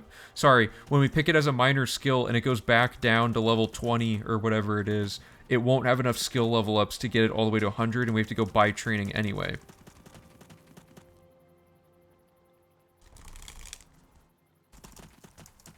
Make acrobatics a major skill. Train to level 30. If we don't make it a minor skill, though, at the end of the run, I'm telling you, we're going to get cornered by not having enough acrobatics XP gained throughout the run. I don't know. Is what I'm saying not making sense? Am I misunderstanding something about how it works? Because I'm pretty sure we confirmed that at the end of the run, if we didn't do enough farming...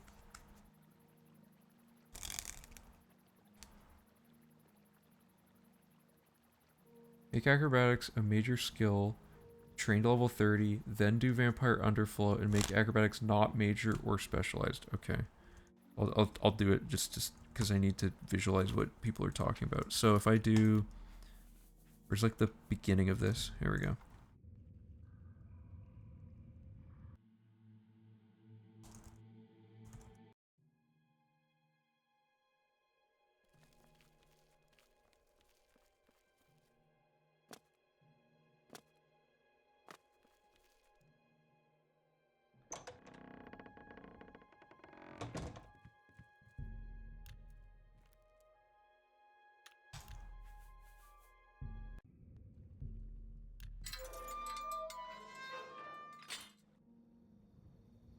Oh, sorry, I did the wrong order.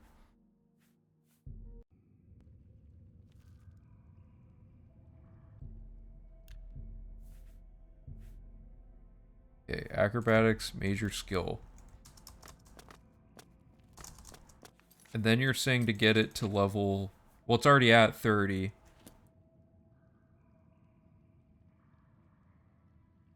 If it starts at 30, what is...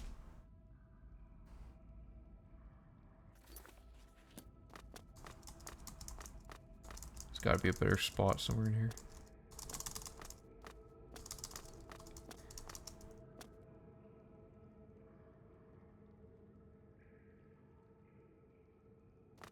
But I'm already level 30 based on picking well, is it just because it's my... Do you mean major but not specialized specifically?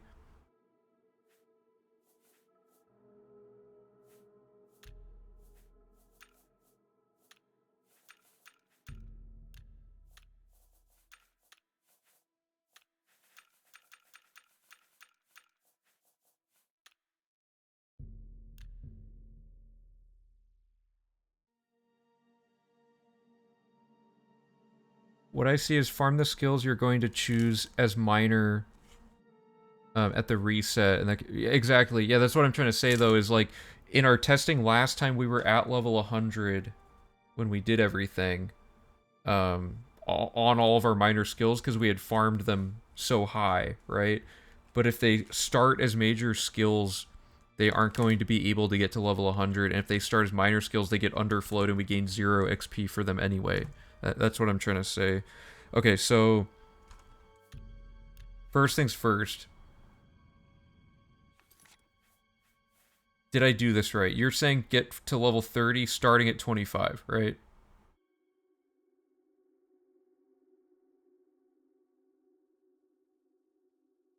Okay, so then get to level 30, so I'm just going to load warp this to the, Or, oops.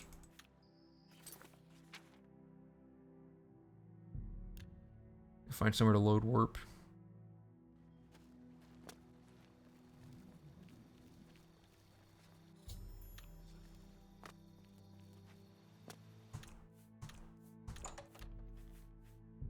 Okay, so now I have the flag not set yet.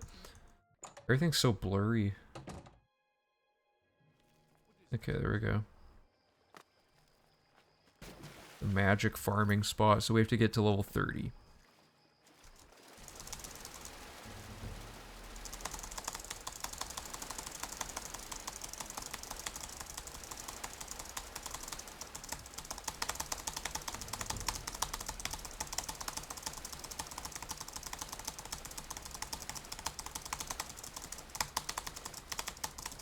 I must just be misunderstanding it or something.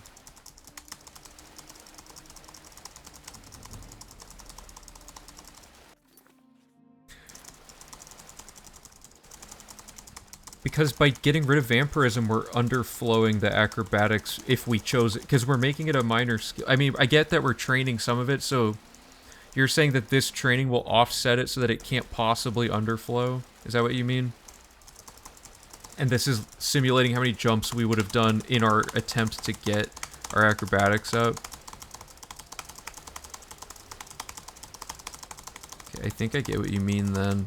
I don't know, maybe I was just thinking of it really incorrect. Okay, so now, what was the thing? Let me scroll back up.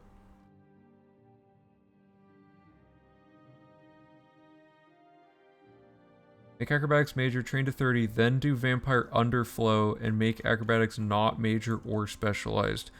Okay, so now I want to go to the testing hall.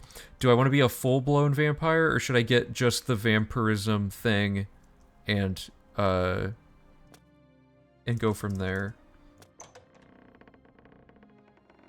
Full-blown vampire, okay.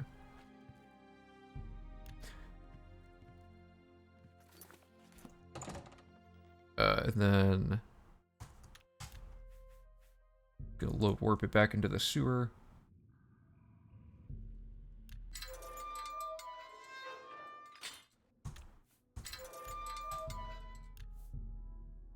Okay.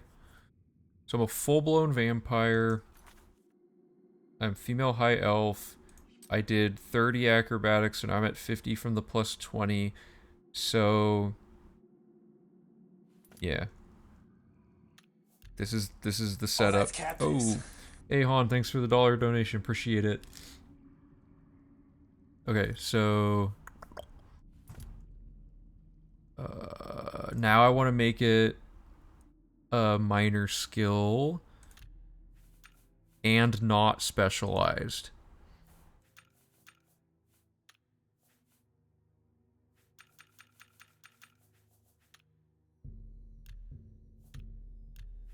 Okay, so that makes our acrobatics go down to 17, which would underflow 3 levels, right? Or did I miss something?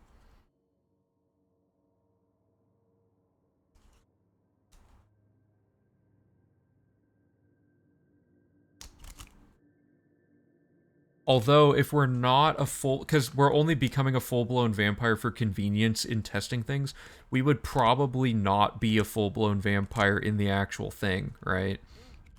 Because we only have to underflow acrobatics 5... Or, we lost XP somehow? That's not good. How does this work? Everything makes no sense. The game just ate our XP, I think.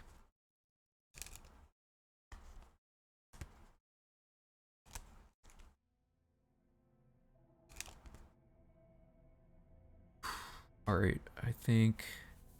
Because we would only be stage 2 of a vampire. Major levels advanced might reset on sewer class redos. But if levels of XP gained get lost when you do this, that would mean that we could have done the underflowing strat we originally theory crafted, but it wasn't working because the stats were going up. What if we, what if we pivoted this so many times in a row that it kept going down over and over again by 50% each time, and we diluted our XP gain down to nothing. Because that would allow us to do all of the crazy, dumb, overflowing stuff we mapped out before. But I don't think that's how this is working. So let me... So you're saying...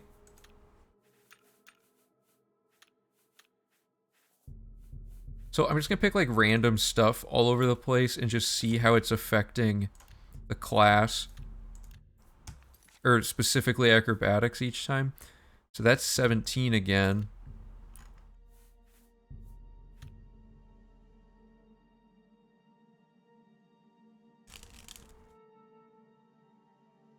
Well, I mean... Acrobatics will always be 17 minimum. Are you using like a calculator thing, like a spreadsheet, calculating what our level should be based on our XP gain?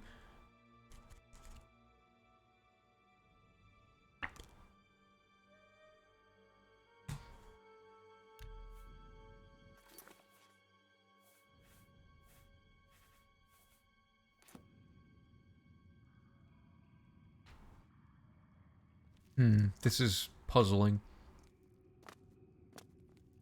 Oh, I see.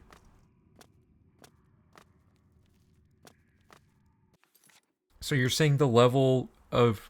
You're saying the XP from 25 to 30 should be the same XP to get from 5 to 21?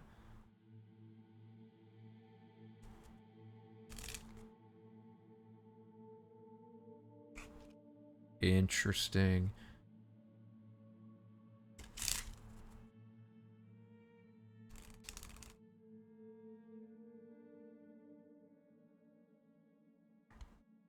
Oh, was there miscommunication or something? So Muggy Fox, the XP is a running total. It's not reset on level up. We found that it actually is, it's like perpetually stacking up. It, in some variable we can't find, is tracking your total XP you've gained. Oh, okay, so it just had to be more than that amount, but theoretically it'll work then? Is that what you mean?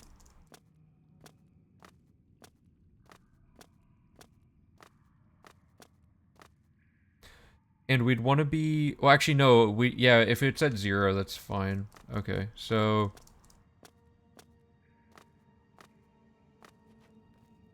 One thing to consider as well, reading these skill books doesn't count as XP, right? So by reading these books, every skill is going to be like 5 levels shy of the XP we needed. So we actually want to, funny enough, we want to read the books as soon as possible because that prevents us from having them count as more of the XP that we can't farm at the end, if that makes sense. Okay, jump 560 times. So what level would that put us at? Like 32, 33, something like that?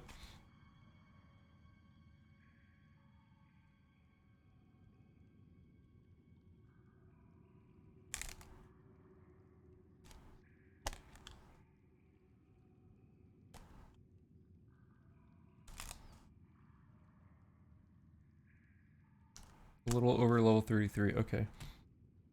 We could also just make acrobatics a minor skill. Smaller jump height, faster, or unless I'm missing something.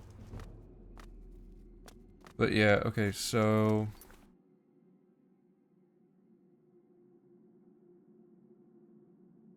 At the end of the run...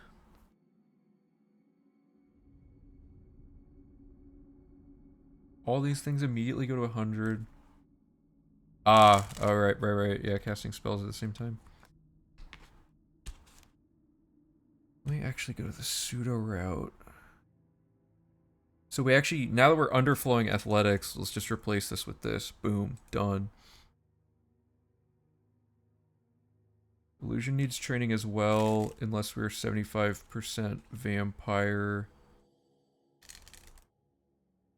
Yeah, there's like a lot of math stuff to figure out for this. Okay,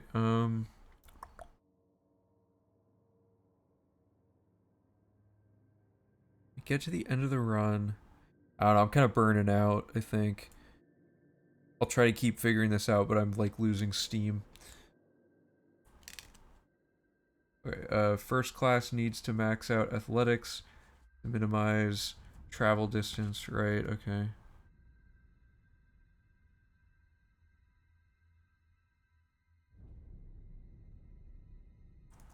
Oh, right, but there's, okay, so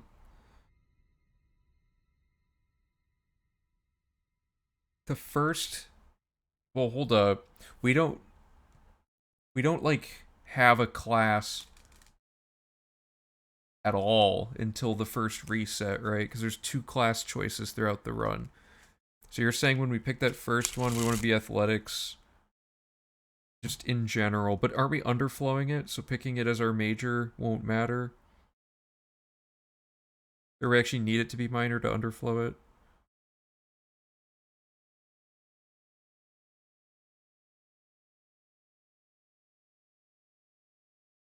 Okay, so... Oh, it's so confusing. We want... I'm trying to think, like, at the end of the run, how are we going to guarantee we have level 100 at everything? Or at least close enough.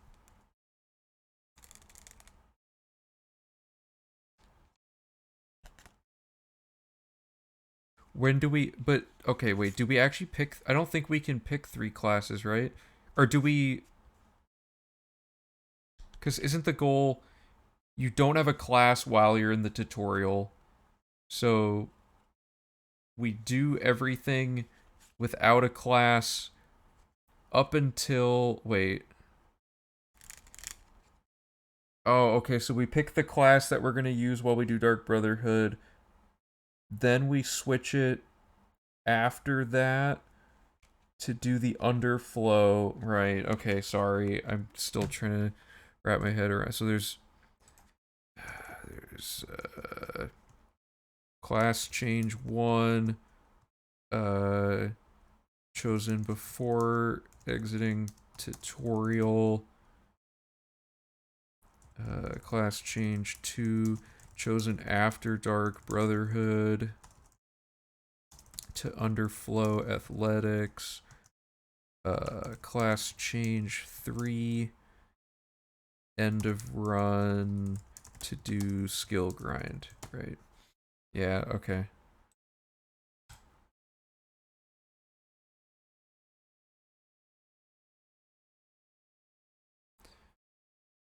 We actually need 3 phases here. Okay, I'm gonna clear all this extra garbage off the screen.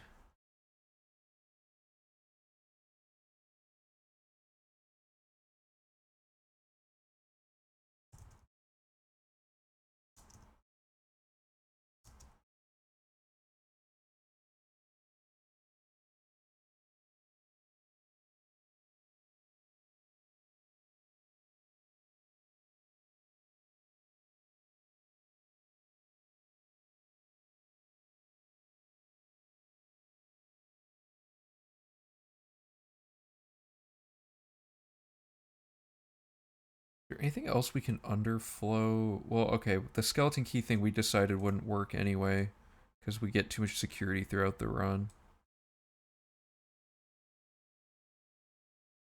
Okay, let's...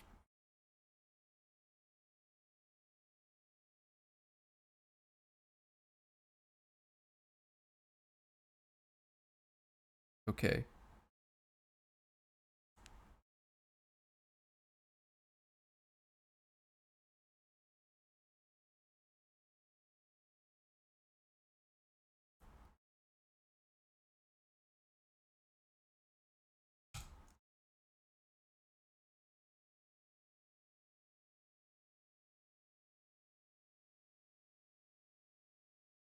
Alright, so we have phases 1, 2, and 3. And I don't know. I think I might need to just like I might need to sleep on this. I'm getting pretty like burnt out today. We change class, or sorry, 35 minutes of running gives us athletics level 14 after reset. So if we can perform the underflow before we've gotten 35 minutes of running, we can do 75% vampirism. Yeah, okay, that works. That makes sense. I doubt that it'll take 35 minutes of running to do the first half of Dark Brotherhood. So, should be fine. Yeah, still streaming, although I'm getting pretty tired. So, like, I'm having trouble following what's going on. Oh, this is with vampirism. Like, if I drink the vampire potion, I don't have it, but yeah, what a vampire looks like.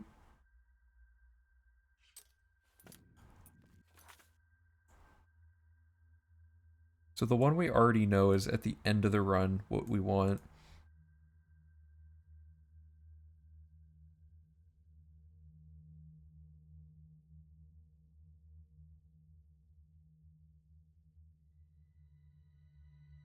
And then, but is this even true anymore? Okay, I might have to work from this backwards. Do we want alchemy, alteration, conjuration, illusion, mysticism, acrobatics, and security? Acrobatics is fine. These should all be fine. The thing I'm trying to avoid is having to buy training at all. Like, especially at the end of the run. But I think... I don't know. Could probably afford to have a little bit of training purchasing. I don't know, how did we math this out that we didn't have to do any training before, but now it seems like there's like a lot more things that won't actually be at 100 at the end. Yeah, there's some way to make this work. I don't know if I'll be able to like power through it today though. Might have to resume doing this tomorrow. Yeah.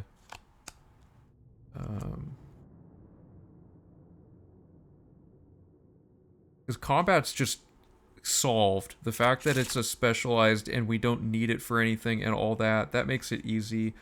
I know we want hand to hand for sure because we needed to kill that dude. We need athletics for speeding through things. None of that matters. So those can just be minor skills because they don't matter. And there can also be overlap, like, as well. These don't have to be completely segmented. Acrobatics can be... Does acrobatics... Yeah, for casting purposes. And then we want... security for lockpicking RNG. And mercantile and speechcraft, right? That's what we had in the pseudo route. Acrobatics, restoration. Oh, no. Okay, but those... The spell skill points can probably just be used during the, how's this gonna work? Because we have to buy training, but that training would get reset if we did it later.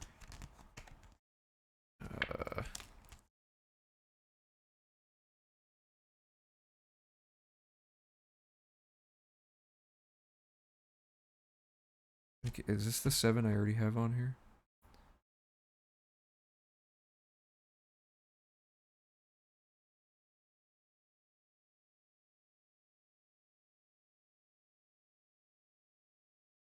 But, okay, so I guess my question is, this is the part I'm confused on. Class change 2 happens after we do right after we do Dark Brotherhood, right?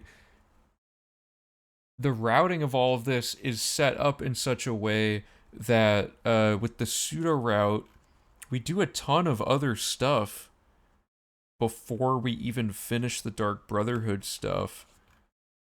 So the underflow would just happen at the time where we would have done the, I don't know, this whole pseudo route has to be reorganized as well. That might be part of my holdup is I can't wrap my head around, like, because I'm still thinking of the way this would work. Is that completely segments Dark Brotherhood?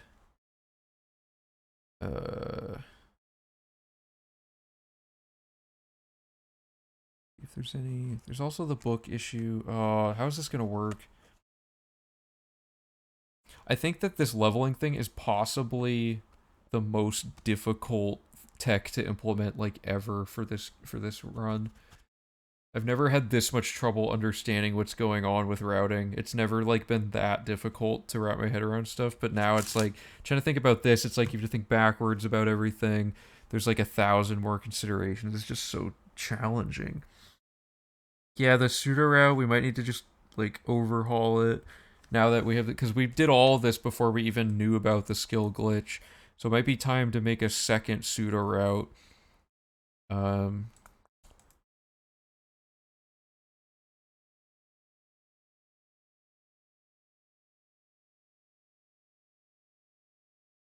okay, so I guess my question is, do we need destruction and restoration before the horse part? Like, when do we use destruction and restoration for anything? Like, prior to that? I don't think we use them for anything unless I'm missing something. Yeah, but we could just make the spells after. I guess no, because we don't want those to be major skills since we're going to be farming them. So you're saying we make the spells. Oh,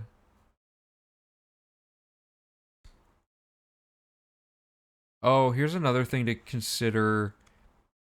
Oh man, okay, so we can't even buy training to get our skills up to the level that we need for making those spells. Because they need to be like level 50, right? So we have to buy training, but that levels you up, which changes the thing. What am I trying to say? It changes. Oh, I'm too tired for this. Um, we're higher level from buying training using the infinite level glitch, which would make it so that we can't easily underflow stuff because the scaling goes up because we're going to be like level 20 when we do this reset, right?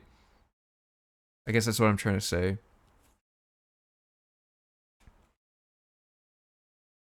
Higher skills gain 0.1. Oh, so you're saying it wouldn't be enough for... Well, we're going to be like level 20. Yeah, okay. That's probably not a big deal. Okay. That's probably negligible then. Yeah, I think you're right. I might have to just throw the pseudo route out and start over and try to like... Try to figure out a different setup. I don't know though. I mean,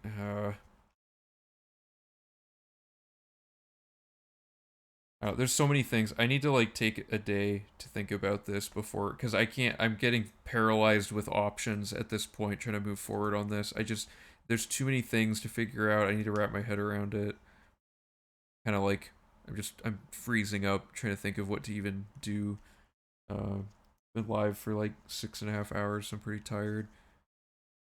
So I think I'm gonna call it for today. I'm losing my ability to be productive. So I'd rather each stream be pretty efficient rather than be just kind of floundering while everyone else knows what's going on and I'm just trying to catch up the whole time. So I think I'm going to call it for today. So we made really good progress though. We did a lot of, let's do a quick recap. First of all, we came to a consensus on the Fame Summit, so that's good. We tested out all of this tech and vetted things, which is nice, so we have a way to mitigate combat issues at the end. We started kind of going through this document to figure out what all works and doesn't work for the Baurus reset theory. So Baurus is looking like the way to go. Athletics underflowing is like the next big thing we're going to be tackling because we have to math out the perfect class structuring for this. And we blew through all of this gate tech and figured out some crazy gate setup things. So those are all good things for the run. Anything else I'm missing? Oh, and then the TCL thing we tested out, and it could be funny, but I don't know where it would be used yet. So yeah, I'll be talking with everyone on the Discord and like trying to figure this stuff out. Hopefully by next stream. I think I'll be streaming tomorrow. I'm not sure yet. I'm trying not to get burnt out on this. I think I've not taken enough break between V3 and V4, just kind of diving straight into this because I'm losing my ability to be super like efficient at all the routing stuff. But once we solve this, we'll be cruising because we'll have all the like once we get through the research phase, we'll have all the info we need and we just have to route around it. So we're still gathering all the info essentially for this part. So anyway, thanks again everyone for helping out with everything and for watching. Special thanks, Han, for the $1 donation. Appreciate it. And all the people who followed between this stream and the last one. It'd be time to hit up some more Redguard as a buffer. Yeah, I might play Redguard or something tomorrow if I'm not feeling up to it. I don't want to like do these streams where like I'm not in the right, like I have to be pretty like on top of things to run these routing streams efficiently. So some days I might burn out quicker than others, especially when we're doing like we pivoted so frequently between stuff today that like I think I just kind of burnt out. But yeah, thanks everyone for helping out. Everyone has really good ideas. It's good to see. So I will do something soon. I'm also trying to get YouTube stuff scripted and edited and stuff, so hopefully there'll be some YouTube stuff soon. Yeah, thanks again, guys. See you all probably tomorrow. Anyway, yep, bye.